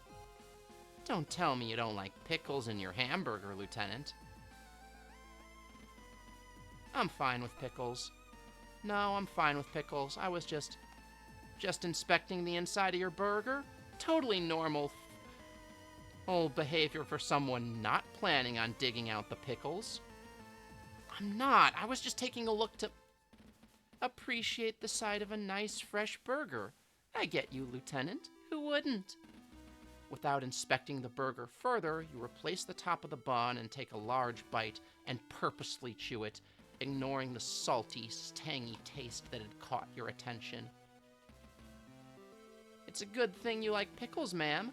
There's something wrong with the machine, so it always includes them in the burgers. But only kids dislike pickles, right? So the chiefs never needed to fix it. Exactly, only kids dislike pickles. You need your sodium sticks, man. Excuse me, I asked for more pickles. Taking one more purposeful bite, you grunt in acknowledgement, forcing yourself to work through another mouthful of tainted burger. You finished the burger this way, dutifully taking large bites and then chewing them slowly, doing your best to ignore the taste. Haru watches you casually, sipping on their coffee every now and again until they see you finished the entire thing. Now that was one good-looking burger, Lieutenant. You mumble a response as you make your way back to the food vendor, inserting your plate in a slot where it quickly retracts as soon as you let go. Although Haru was keeping to themselves right now, you felt that with things the way they were on board the ship, it'd be good to check in with everyone. You pull up a seat next to the pilot, who gives you a flicker of recognition before continuing to slowly pick their pancakes. Ensign Rumney, how are you doing? Probably better than you after that landing, nary a care. Didn't think I'd be seeing you out of the sick bay so soon. Yeah, well, I was lucky that.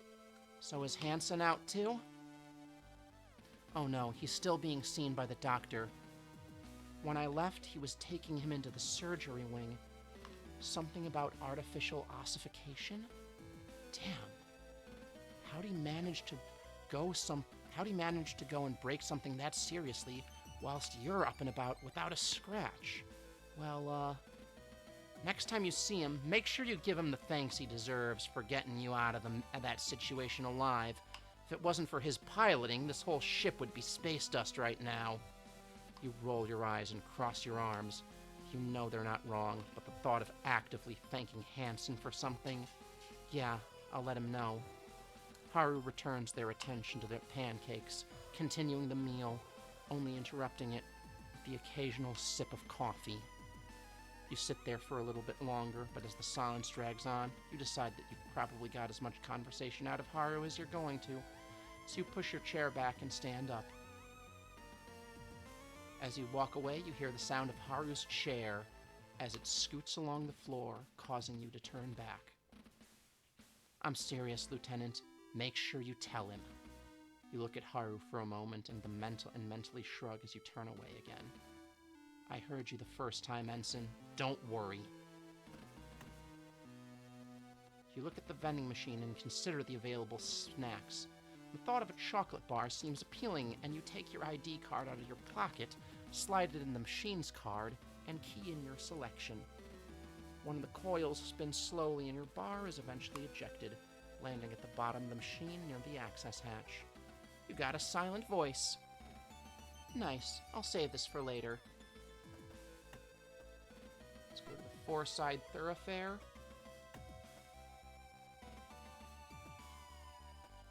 Head to fire control. You'd been ordered to carry out a security patrol by the captain, and with you being up to speed with what was going on in the hangar, that meant fire control was your next stop. As you step into the small room, you're surprised as Dylan turns around immediately. Hey, Lieutenant. Did they send you to check up on me? Just a standard security patrol, D's. How's it all going? The normally placid warrant officer rolls his eyes, theatrically slumping back in his chair and gesturing to the monitors all around him with visible frustration. Oh, you know. Great.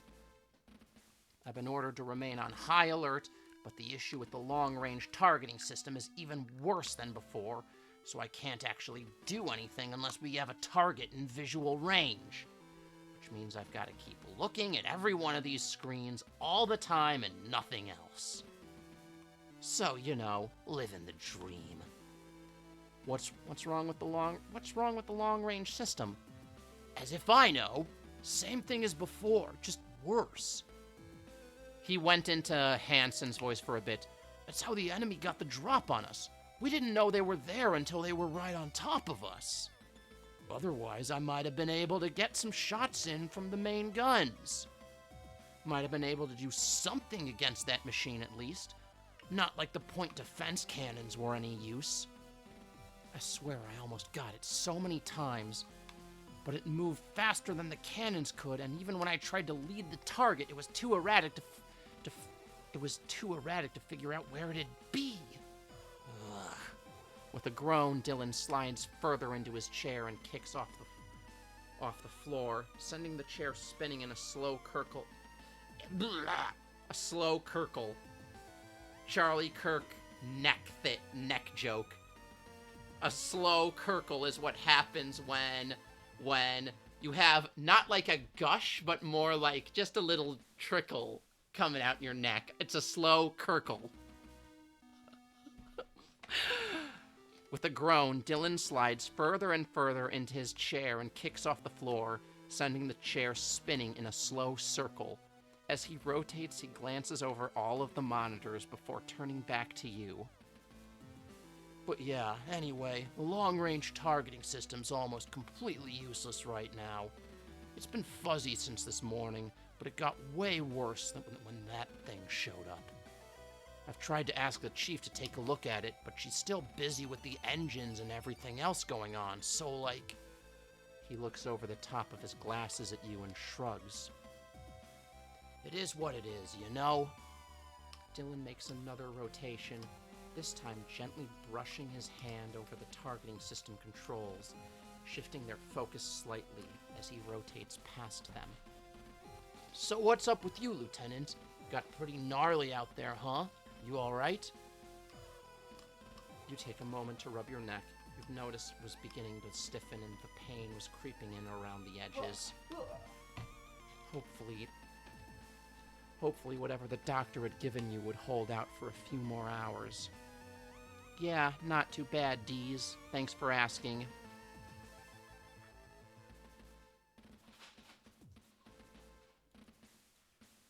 That's good, yeah. I could see Hansen's Juno through the cameras. Pulled off some pretty sick maneuvers. He must have been really hanging on in there. You think back to how you'd been thrown around the cockpit by some of Hansen's stunts. The experience of clinging on to the temporary passenger seat wasn't one you wanted to relive soon.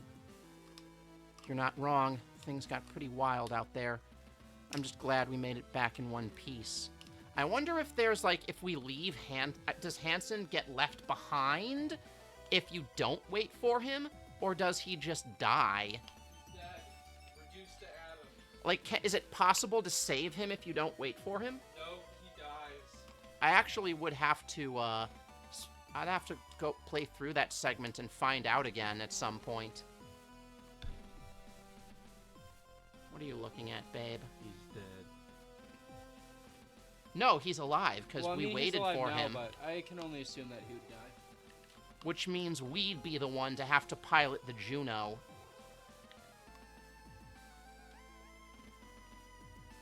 Yeah, I'm, sorry I couldn't do more to help you out there with the Gundog's weapons, you know? Just everything was way too slow. You smile, and you wave your hand subtly to dismiss Dylan's concern. Don't worry about it, Deez. We couldn't do much against it either. I don't think there's anything on board that could have taken that thing out. Yeah, you might be right, huh? A silence hangs in the air between the two of you, and you're about to make your excuse to leave, before Dylan leans forward in his seat, looking you dead in the eyes, and speaks in a hushed tone. So, like, what is that thing, Lieutenant? What happened on the O'Brien? Is it Martian? Terran?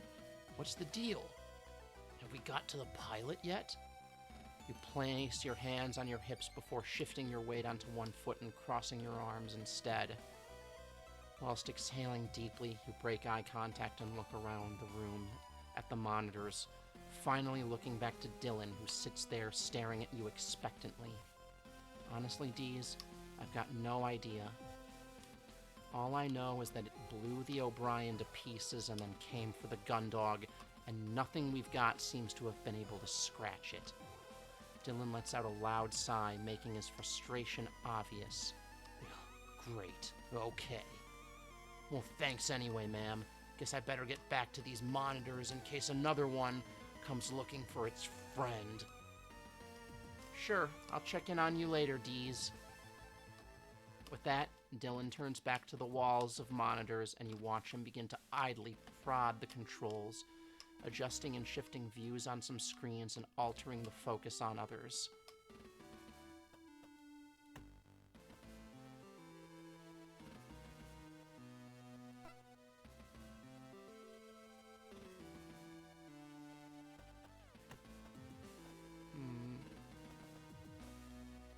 So...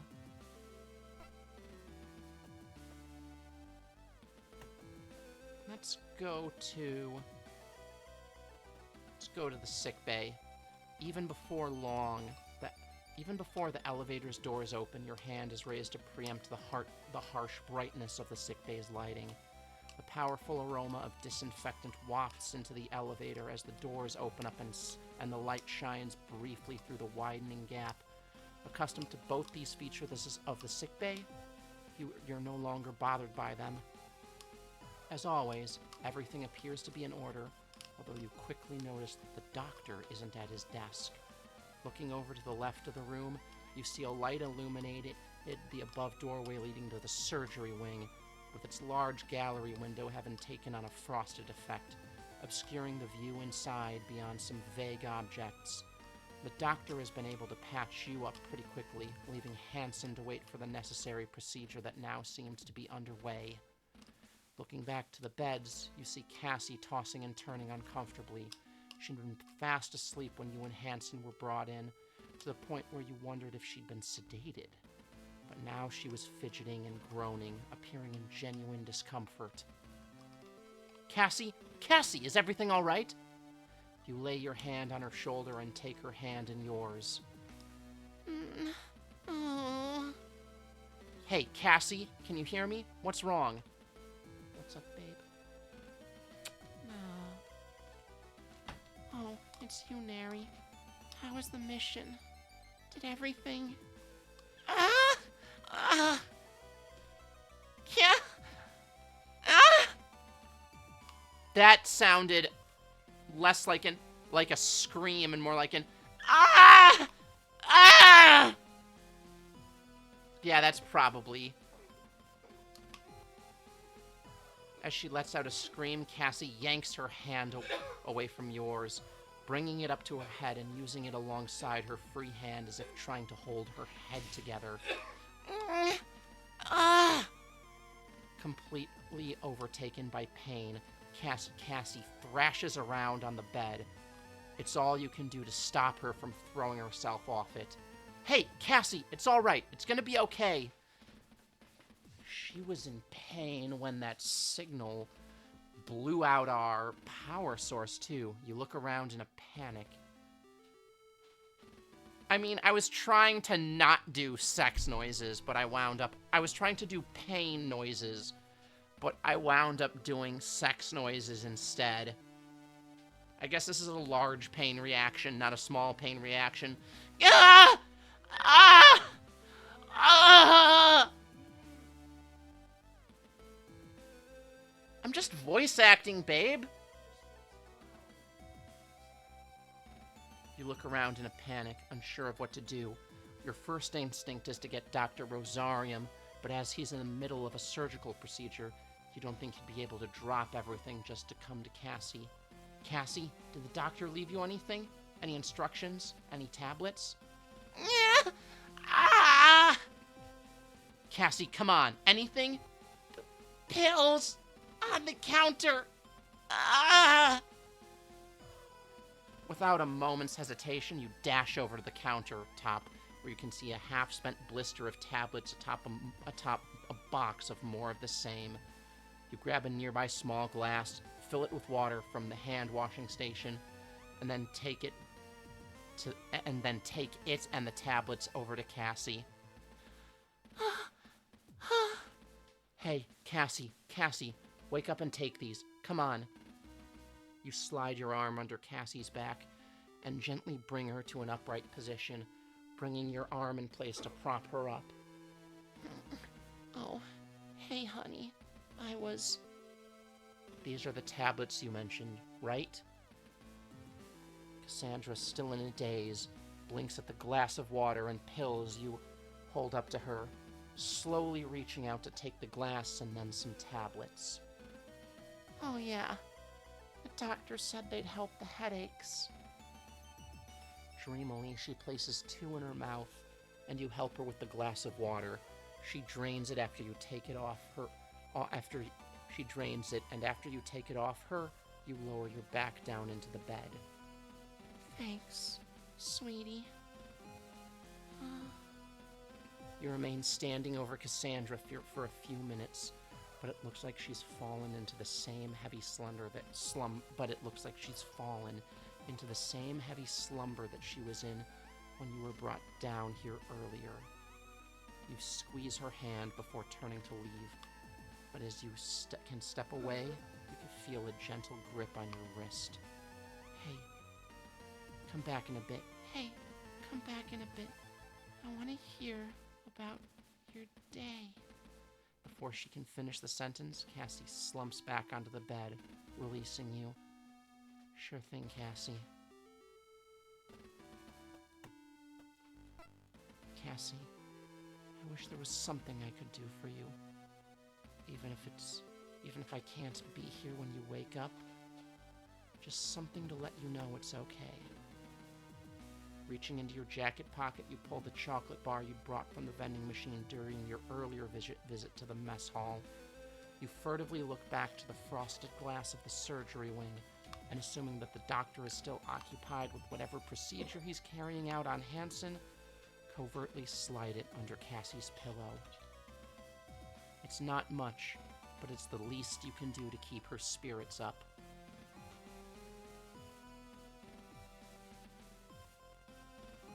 Don't let Dr. Rosarium catch you with that, okay? If he knows how much junk you've been eating from the vending machines, he'd probably get the captain to block your access. With a soft smile on your face, you gently move a few errant strands of hair from her face before squeezing her hand back again and moving away. I just got an achievement, sweetheart. Give Cassandra a chocolate bar at every opportunity.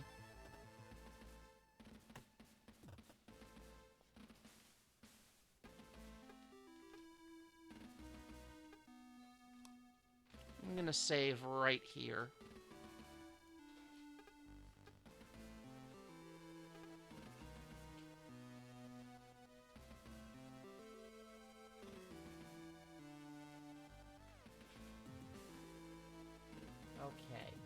Okay. I guess we'll wrap up this patrol, and then we'll end the stream.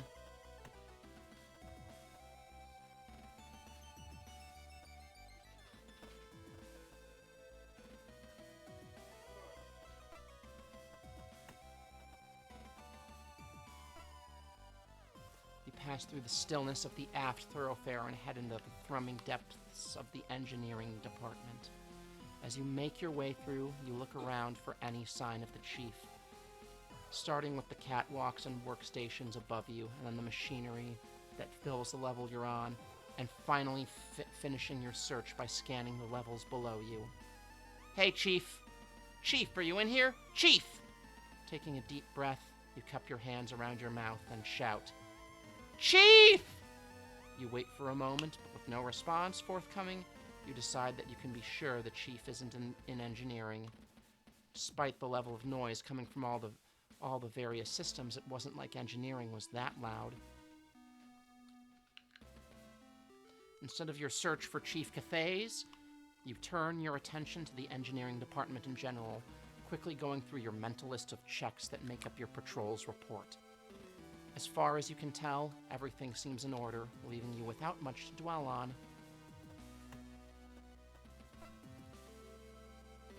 You take a moment to pause outside the door leading to the small room containing the interface to the ship's central computer. Despite looking much like any other door on the ship, made distinct only by the stenciled printwork, stating that what lies within is the ship's mainframe, you can feel the weight of the significance of what lies behind it. If it had only been a few hours ago that you desperately hooked up the portable, it had only been a few hours ago that you desperately hooked up the sub-terminal and used the last of its battery to open the door, allowing you to make your way inside and reactivate the computer, and with it, the gun dog. You find a small amount of dark humor in the fact that you'd rather be dealing with those circumstances again, rather than what was happening now, despite the stress you'd felt at the time. You really never know what you've got until after it's gone. You run your hand over the cool metal of the door. It's not like I can get in here anyway. Access was restricted to the captain and Cassie. With that, you turn away and head back towards the engineering department's main walkway. Oh, wait. You dig around in your pocket and pull out Cassie's key card. I totally forgot I had this. You turn the card over in your hand a few times, thinking about how since it wasn't your card and it had access beyond your rank, you shouldn't have really handed it in. You should have really handed it in earlier. However, given the circumstances and everything that had gone on today, you had a feeling that it might be worth hanging on to. With what happened with the central computer earlier, it's probably worth checking up on it. You run your card through the card reader to the side of the door, and after a brief delay, the terminal flashes a message. Access granted, and the door begins to slide open. As the opening door reveals a glimpse into the room, you spot a hint of movement within the cramped interior. Without hesitation, you draw your electroshock weapon and aim it into the room, waiting for the door to fully open to reveal whoever's inside. Hold it! You step into the empty room and look around. The room is so small, you could already see the majority of it through the doorway. There was nowhere that anyone would be able to hide. As you stood alone in the room, the only thing that was moving was your hair, which was being gently blown around by the overhead ventilation. You look upwards. As small as it was in terms of floor space, the room's ceiling was so far above you that you couldn't make it out in the gloom. You only knew that there was a ventilation duct above you due to the constant cool breeze. I must be starting to see things. You sigh to yourself, holstering your weapon and pinching the bridge of your nose with your thumb and forefinger. After a brief moment, you look around the room one more time. Not seeing anything unusual, you shrug and step back into the engineering department. Well, I've taken a look at everywhere I need to. I guess it's time to report to the captain. Unless there's something I'm forgetting to check out. There might be something I missed. It's not like I'm on a schedule or anything, so I'll check a few more things out. Well, everything seems okay in there. As the door slides shut, you should turn away and head back. As the door slides shut, you turn away and head back towards the engineering department's main hallway. Task. Just deliver report to the captain. The doors to the engine room slide in front of you, and you're met with the disheartening sight of the huge engine remaining totally stationary, devoid of its normal rotation. The senses of stillness that permeates the vast area you've stood in is disconcerting. The only thing breaking all the engulfing silence is a constant grumble coming from the lone figure of the chief, leaning over a control panel in the distance. Chief, everything all right? You call out as you approach her. No, damn it, Lieutenant, it's not! You're a little taken aback by both the chief's curt response, but also that you didn't need to pester her in order to drag her attention away from what she's doing. Oh, no? No! If I didn't know better, I'd call it sabotage. No one else on this ship has the know-how to do that kind of thing, so right now I look like an idiot who can't get the NPEs back online. Whoa, Chief, hold on. Sabotage? It's not sabotage, Lieutenant. Like I said, no one on this ship would have the know-how to do this kind of thing. But I've ruled out hardware issues, and I've never seen the software do a full reset on the startup process before, so unless it's something I'm missing like an idiot, then... Chief, what's going on? I'd gone through the entire startup process and was just about to fire up the NPEs when that machine crashed into the hangar, and I had to go and secure it. The status of everything should have held at that point until I got back, and it would have been as straightforward as the status of everything should have held at that point until I got back, and it would have been as straightforward to just enter a few commands and restart the engines. But the chief lashes out with her boot, striking the bottom of the casing of the control panel she'd been working on. The whole process has been reset, and all of my calibrations and checks have been wiped. I've had to start from the very beginning. Without the NPEs online, I can't even get the ship moving, let alone get the HFDD started. And until I can get the HFDD up and running, I'm stuck here instead of being in the hangar, figuring out what's going on with that machine. It's killing me. And every second I waste screwing around with the engines, it's another second we're adrift out in the boonies with God knows what in our hangar. Ah! The chief strikes the base of the control panel again before leaning over it and beginning to key in commands. Even the preset functions I've installed have wiped out. It's basically at shipyard status. This is ridiculous. First, I'm going to have to... Is there anything I can do to help? Ha! No! Oh. Nothing personal, Lieutenant, but no. There's absolutely nothing you can do to help me in this case. Well, but thanks for offering. No problem, I guess. Before you were even done responding, the chief has turned her attention back to the screen full of diagnostics and settings and has begun keying in commands, pausing to take note of some nearby readouts and then inputting more information. You make a mental note to fill the captain in on the status of the engine startup process, and then decide to leave the chiefs to it, since there's apparently nothing else for you here.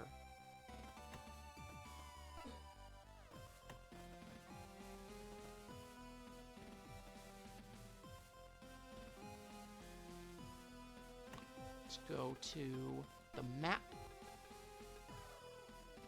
We saw the central computer, we saw the engine room.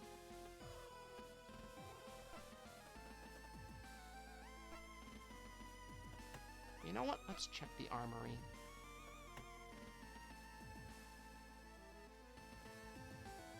It doesn't look like the issues we've been having and have affected the armory's security systems. Not that I'd be too worried even if it had. You need the captain's authority to access the armory anyway. I'm the only person on the ship allowed in here.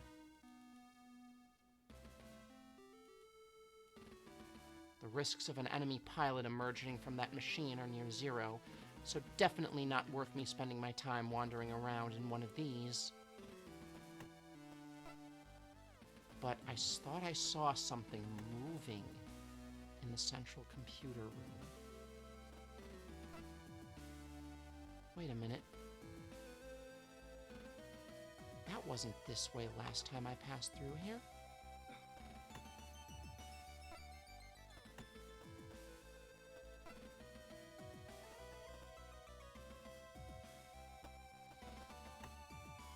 Maybe Dalton didn't replace this correctly? Arya, welcome to the raid!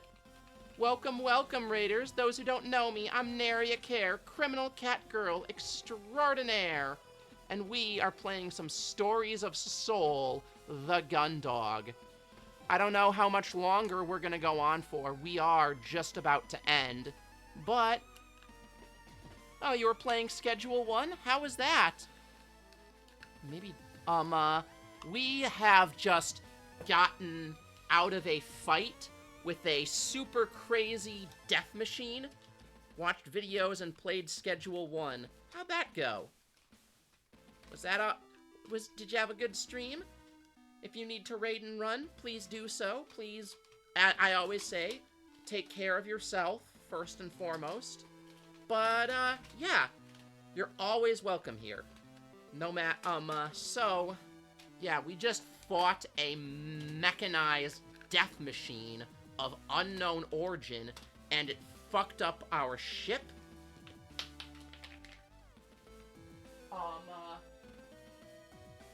Yeah. You've been having fun growing shrooms. Now I want shrooms. Maybe Dalton didn't replace this correctly? It must have shaken loose during the battle. It was definitely attached last time I was here. You step off the elevator and enter the bridge to the sound of a shrill beeping coming from a control panel. Stood over the panel, typing hurriedly on the keyboard, is Vanessa. She looks over you with a start before turning back to the keyboard and quickly entering more commands. After a few seconds of typing, she aggressively hits the enter key, which silences the beeping, and turns quickly to you, looking slightly flushed. And what do you want, Lieutenant Acare? At this point, you no longer have the energy to mask your exasperation and let out a sigh as you pinch the bridge of your nose between your thumb and your forefinger. I'm just carrying out a standard patrol, Lieutenant Lord, making sure everything's in order following the battle. Is everything okay up here? You leaned slightly to try and see what was being displayed on the screen above the panel Vanessa had just been using, but was now stood in front of. Stepping sideways to block your view, Vanessa reaches back to the keyboard without turning around and enters a quick series of button presses that shift the display to something else. Of course you're on patrol! I suspected you wouldn't be here to give your post-mission report like you're supposed to! It'd be too much to expect the Gundog's hero, the dashing Lieutenant Acare, to actually follow protocol for once. But then again, with how I had to remind you of procedure with when the power went out, I suppose you might not be willfully ignorant of how you're supposed to act. It could be that you're just plain ignorant instead. You feel a familiar rising tide of anger within you, a feeling that for most of your career had been limited to encounters with Hansen, but was now becoming much more common with every conversation you had with Vanessa. You do know you're supposed to report the mission overseer immediately after you're dismissed from sickbay or for debriefing, right? Any remaining desire you had to check in on the bridge, and Lieutenant Lord was now swiftly leaving you. Yes, Lieutenant, thank you. I am aware of the procedure, but I'm under direct orders from the captain to begin a constant patrol. Besides, I would have assumed that someone as capable of yourself would have been able to get the general picture of what had happened on the O'Brien without me needing to tell you. Or was the battle outside the ship and the giant machine currently in our hangar not obvious enough? If Vanessa had picked up on the barb in your query, she wasn't acknowledging it. Captain's orders, huh? For all those are worth. Although you'd initially assumed Vanessa's general aggression was just personality deficiency in her increasingly open hostility to the ship's command Although you'd assumed Vanessa's general aggression was just a personality deficiency, her increasingly open hostility to the ship's command structure was beginning to stand out to you as something more than just unmanaged anger issues.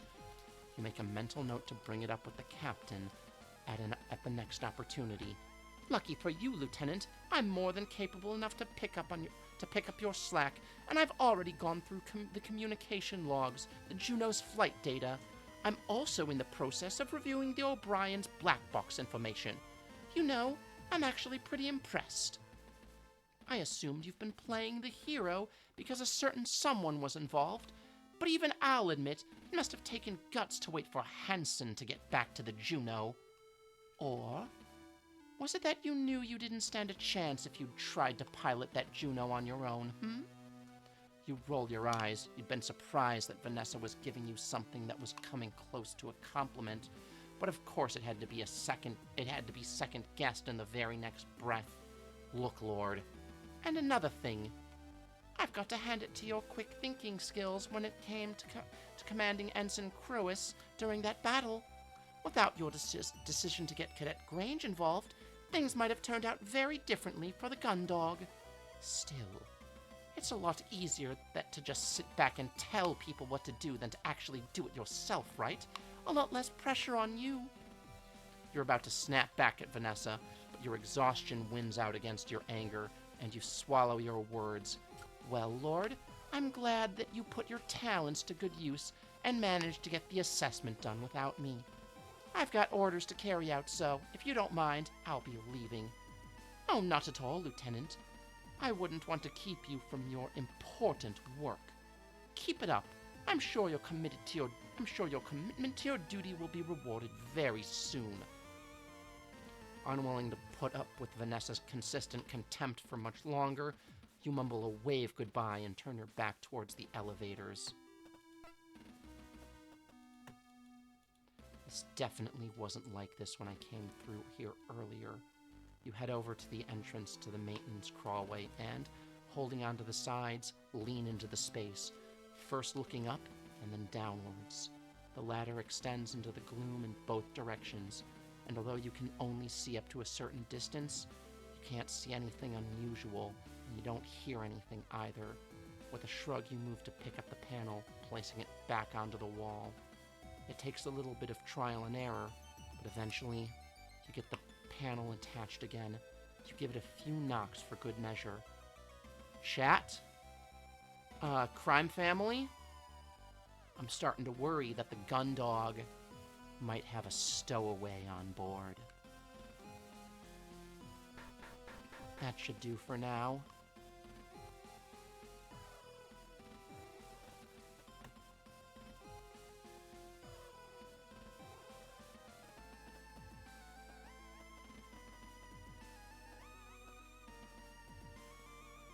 Let's make sure no one came to the sick bay. Cassie. Hang in there, Cassie.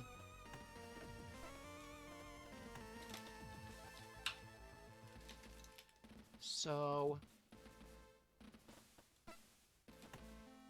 we went to the armory. We went to engineering. What are we missing? We're missing something. Deliver report. Oh, I guess the captain is in the hangar. Let's go to the central hub. Four-side thoroughfare.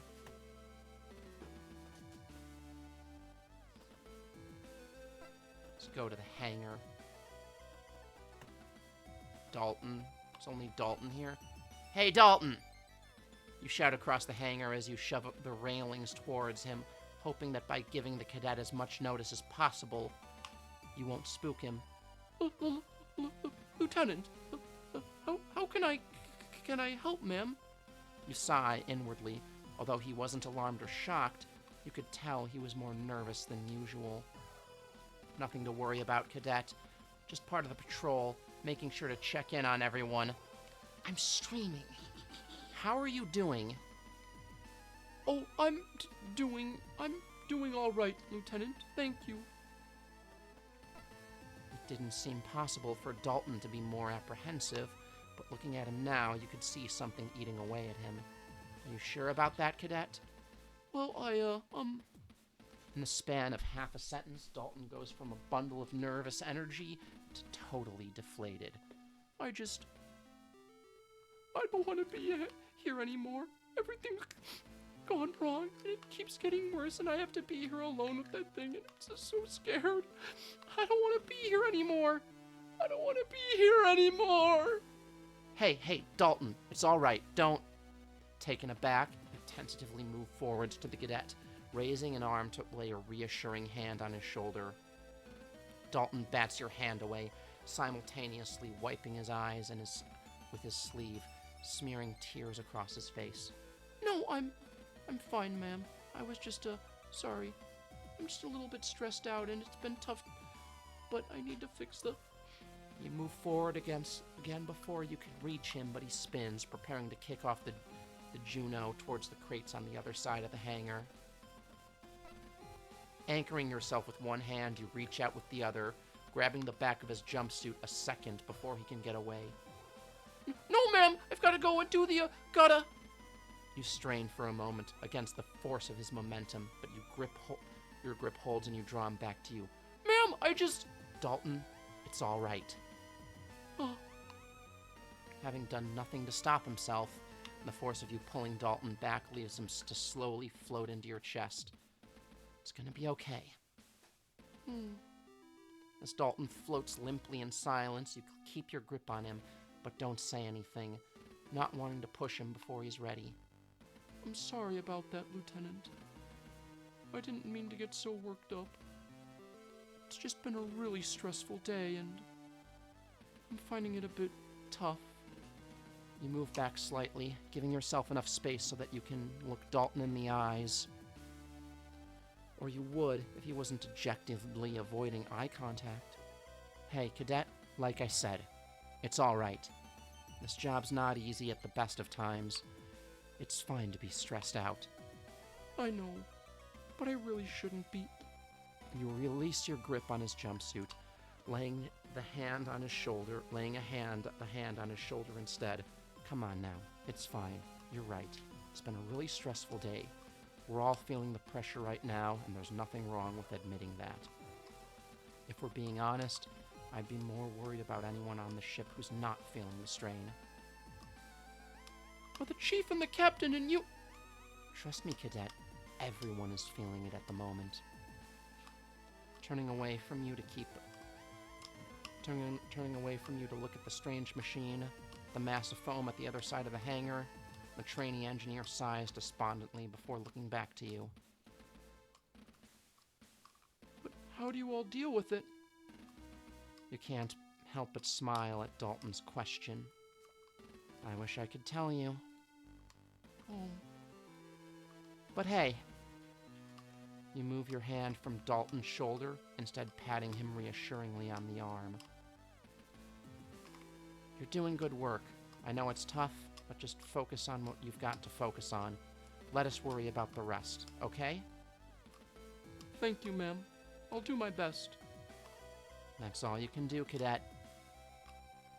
Letting another deep sigh out, Dalton turns back to the engine module he'd been preparing to remove, grabbing onto a handle sticking out of an open maintenance hatch with one hand and rubbing his still teary eyes with the back of the other.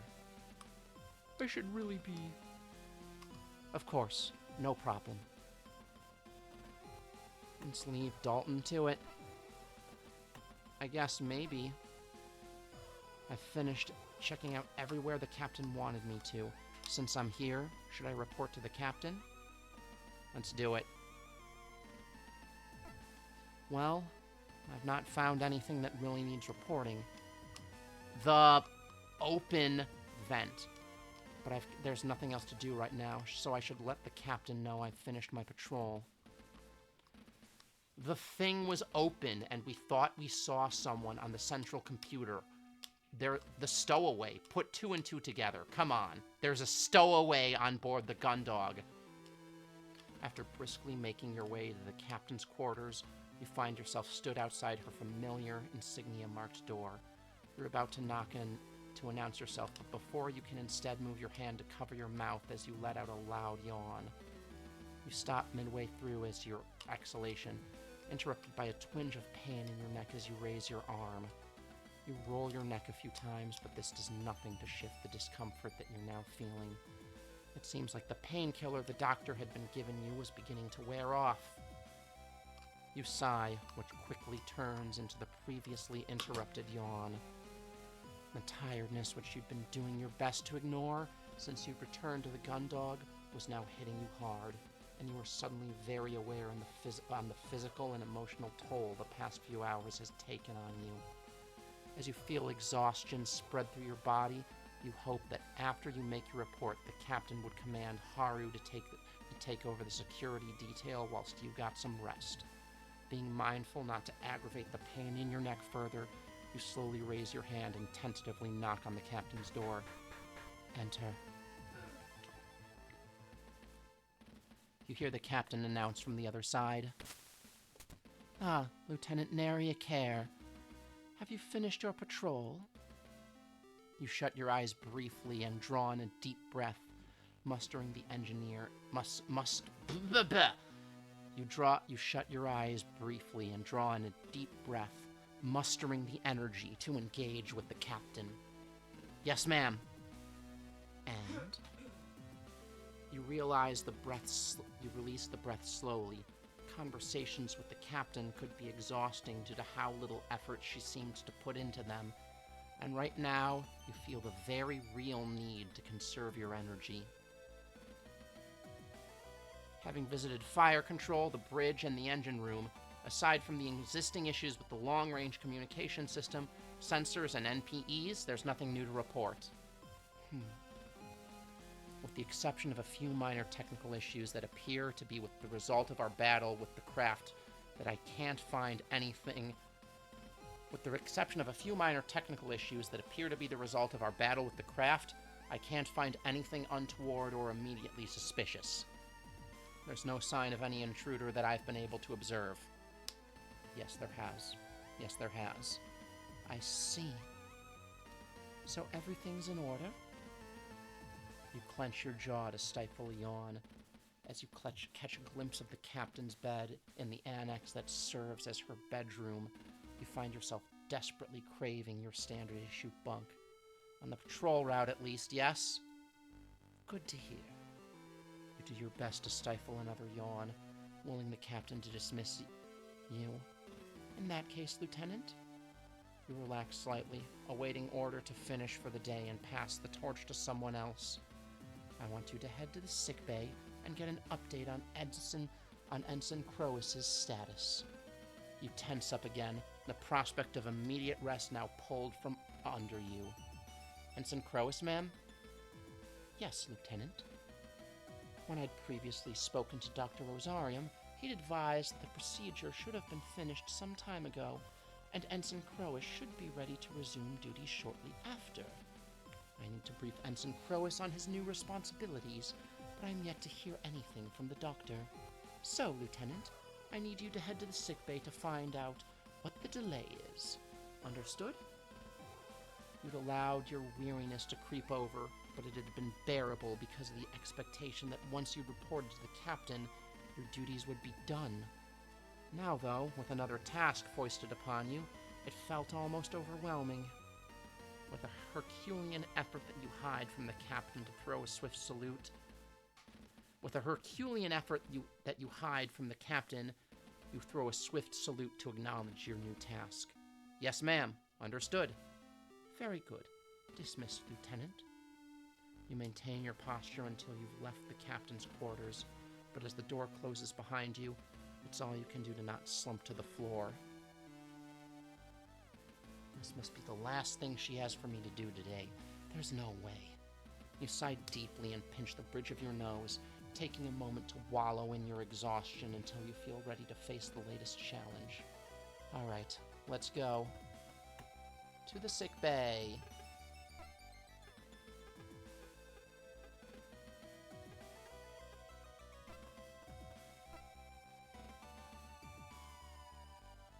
Up, we're interrupted. You lean back against the rear wall of the elevator and shut your eyes, savoring the brief moment of relaxation that comes from resting on the cool metal wall and listening to the gentle hum of the elevator's movement. You stay this way, seconds away from drifting off to sleep until you feel the elevator begin to slow. You wearily open your eyes and push off the wall, standing upright. You lazily bring your head up to your eyes to shield them from the harsh glare you know will come from the sickbay's lighting. As your eyes adapt to the light, the first thing that catches your attention is a glitter like a shimmer from the floor at the far side of the room. Once your vision has adjusted completely, you realize that these sparkles are caused by the high-powered lights reflecting off fragments of broken glass that are scattered all over the floor.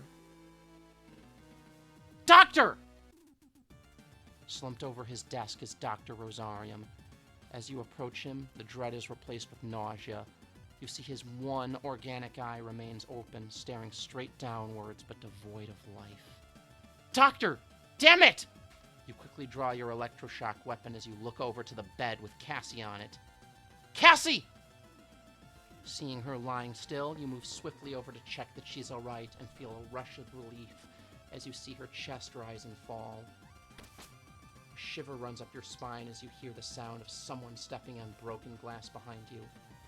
You hold your breath, wait for a single second, then swing around, bringing your gun to bear on where you'd heard the noise coming from. As you swing your arm around, it's immediately intercepted, stopping its arc before you can aim where the noise behind you had come from. All you have to process is a fist flying towards you, striking you square on the chin. There's nothing you can do but stagger backwards. With a second, you're unconscious.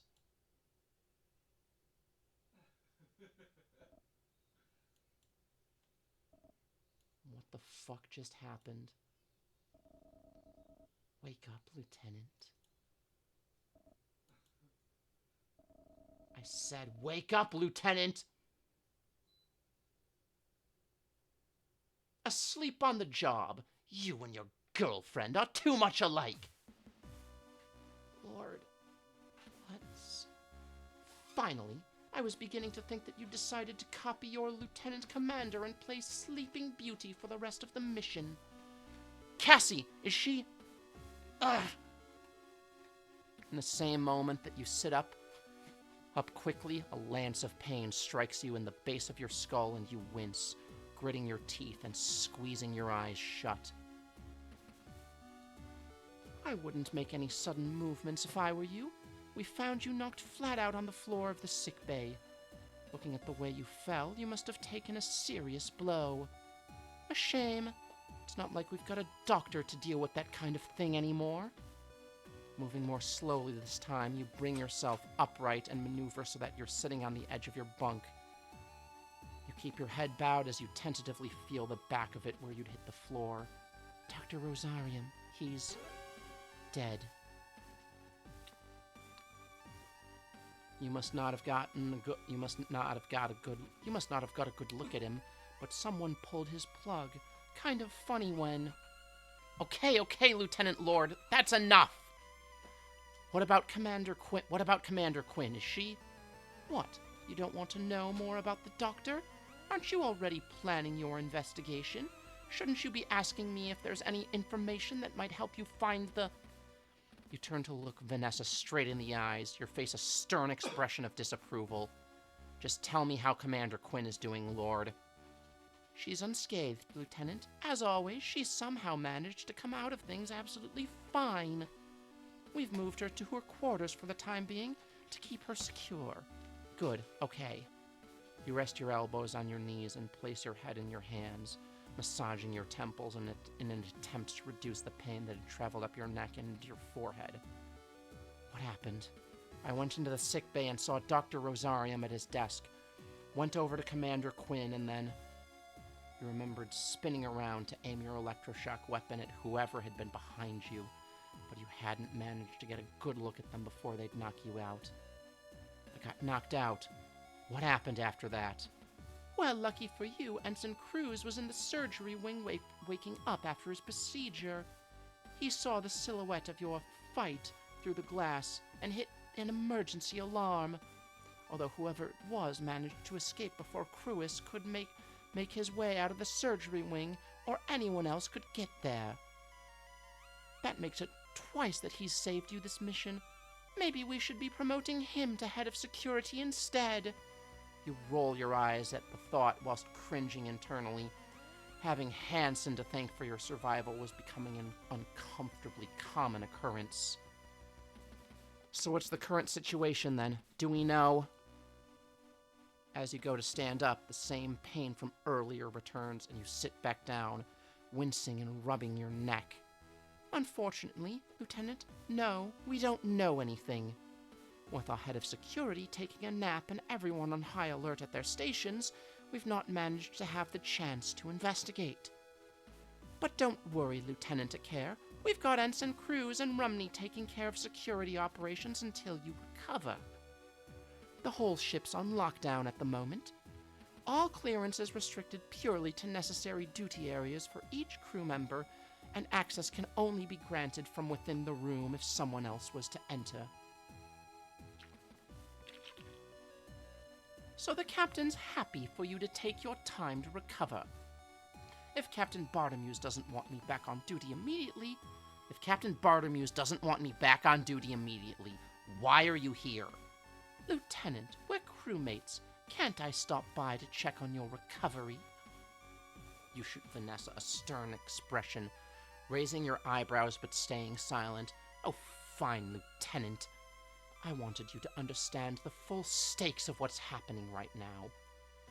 We're stuck out here with no communication systems, our doctor is dead, our lieutenant commander is inconveniently out of action for the foreseeable future, and we've got a hostile craft in our storage.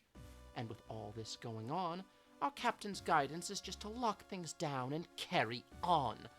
Considering the circumstances, you think she'd go into a bit more of a proactive approach, wouldn't you say? Lord, what are you getting at? Nothing, Lieutenant. Don't worry about it.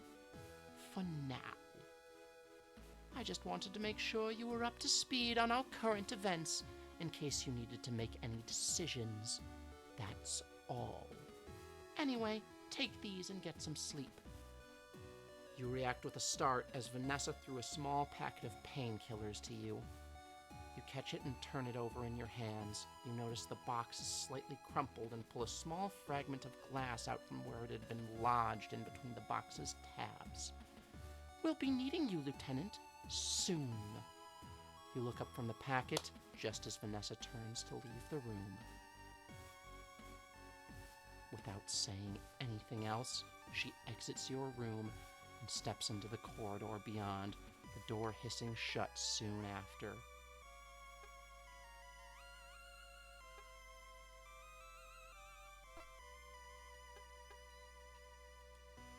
Once Vanessa is gone, you take the opportunity to look over the packet again before placing it down next to you on your bunk. You make another attempt to stand up, although you're more cautious about it this time. Ah! Despite how gingerly you'd risen to your feet, the pain in your neck had still reappeared before you were even upright. With a sigh of defeat, you open the box you'd given to Vanessa and extract 2 tablets from their packaging, quickly tossing them into your mouth and swallowing. You slowly lie back down on the bunk, resting your head on your pillow. As you lie there, you go over what Vanessa had told you. Dr. Rosarium was dead, but Cassandra was fine. Whoever had been responsible hadn't been apprehended, and the whole ship was on high alert. You began to think over who the assailant could be. You couldn't think of a motivation. Fuck these hiccups. You began to think over who the assailant could be. You couldn't think of a motivation for a single crew member to attack the doctor.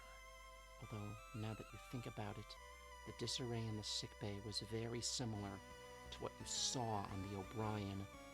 Was what happened there happening here? Plus, what was Vanessa talking about making decisions for? Your mind slows as the medication kicks in, and your thoughts lazily drift from one subject to another.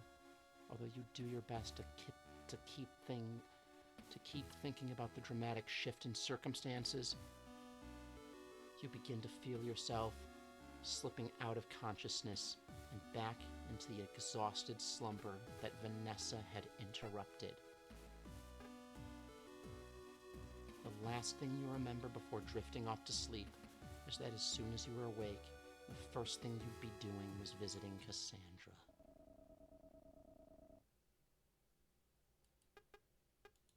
And that, guys, gals, and non-binary pals, is where we will be ending for the night.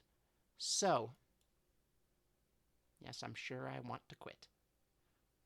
Everybody, I am going to be sending you all on a raid. We are going to be visiting the lovely Lolatov Cocktail, who's currently playing Look Outside, which is a fun little RPG Maker indie game that I've also sort of wanted to try out.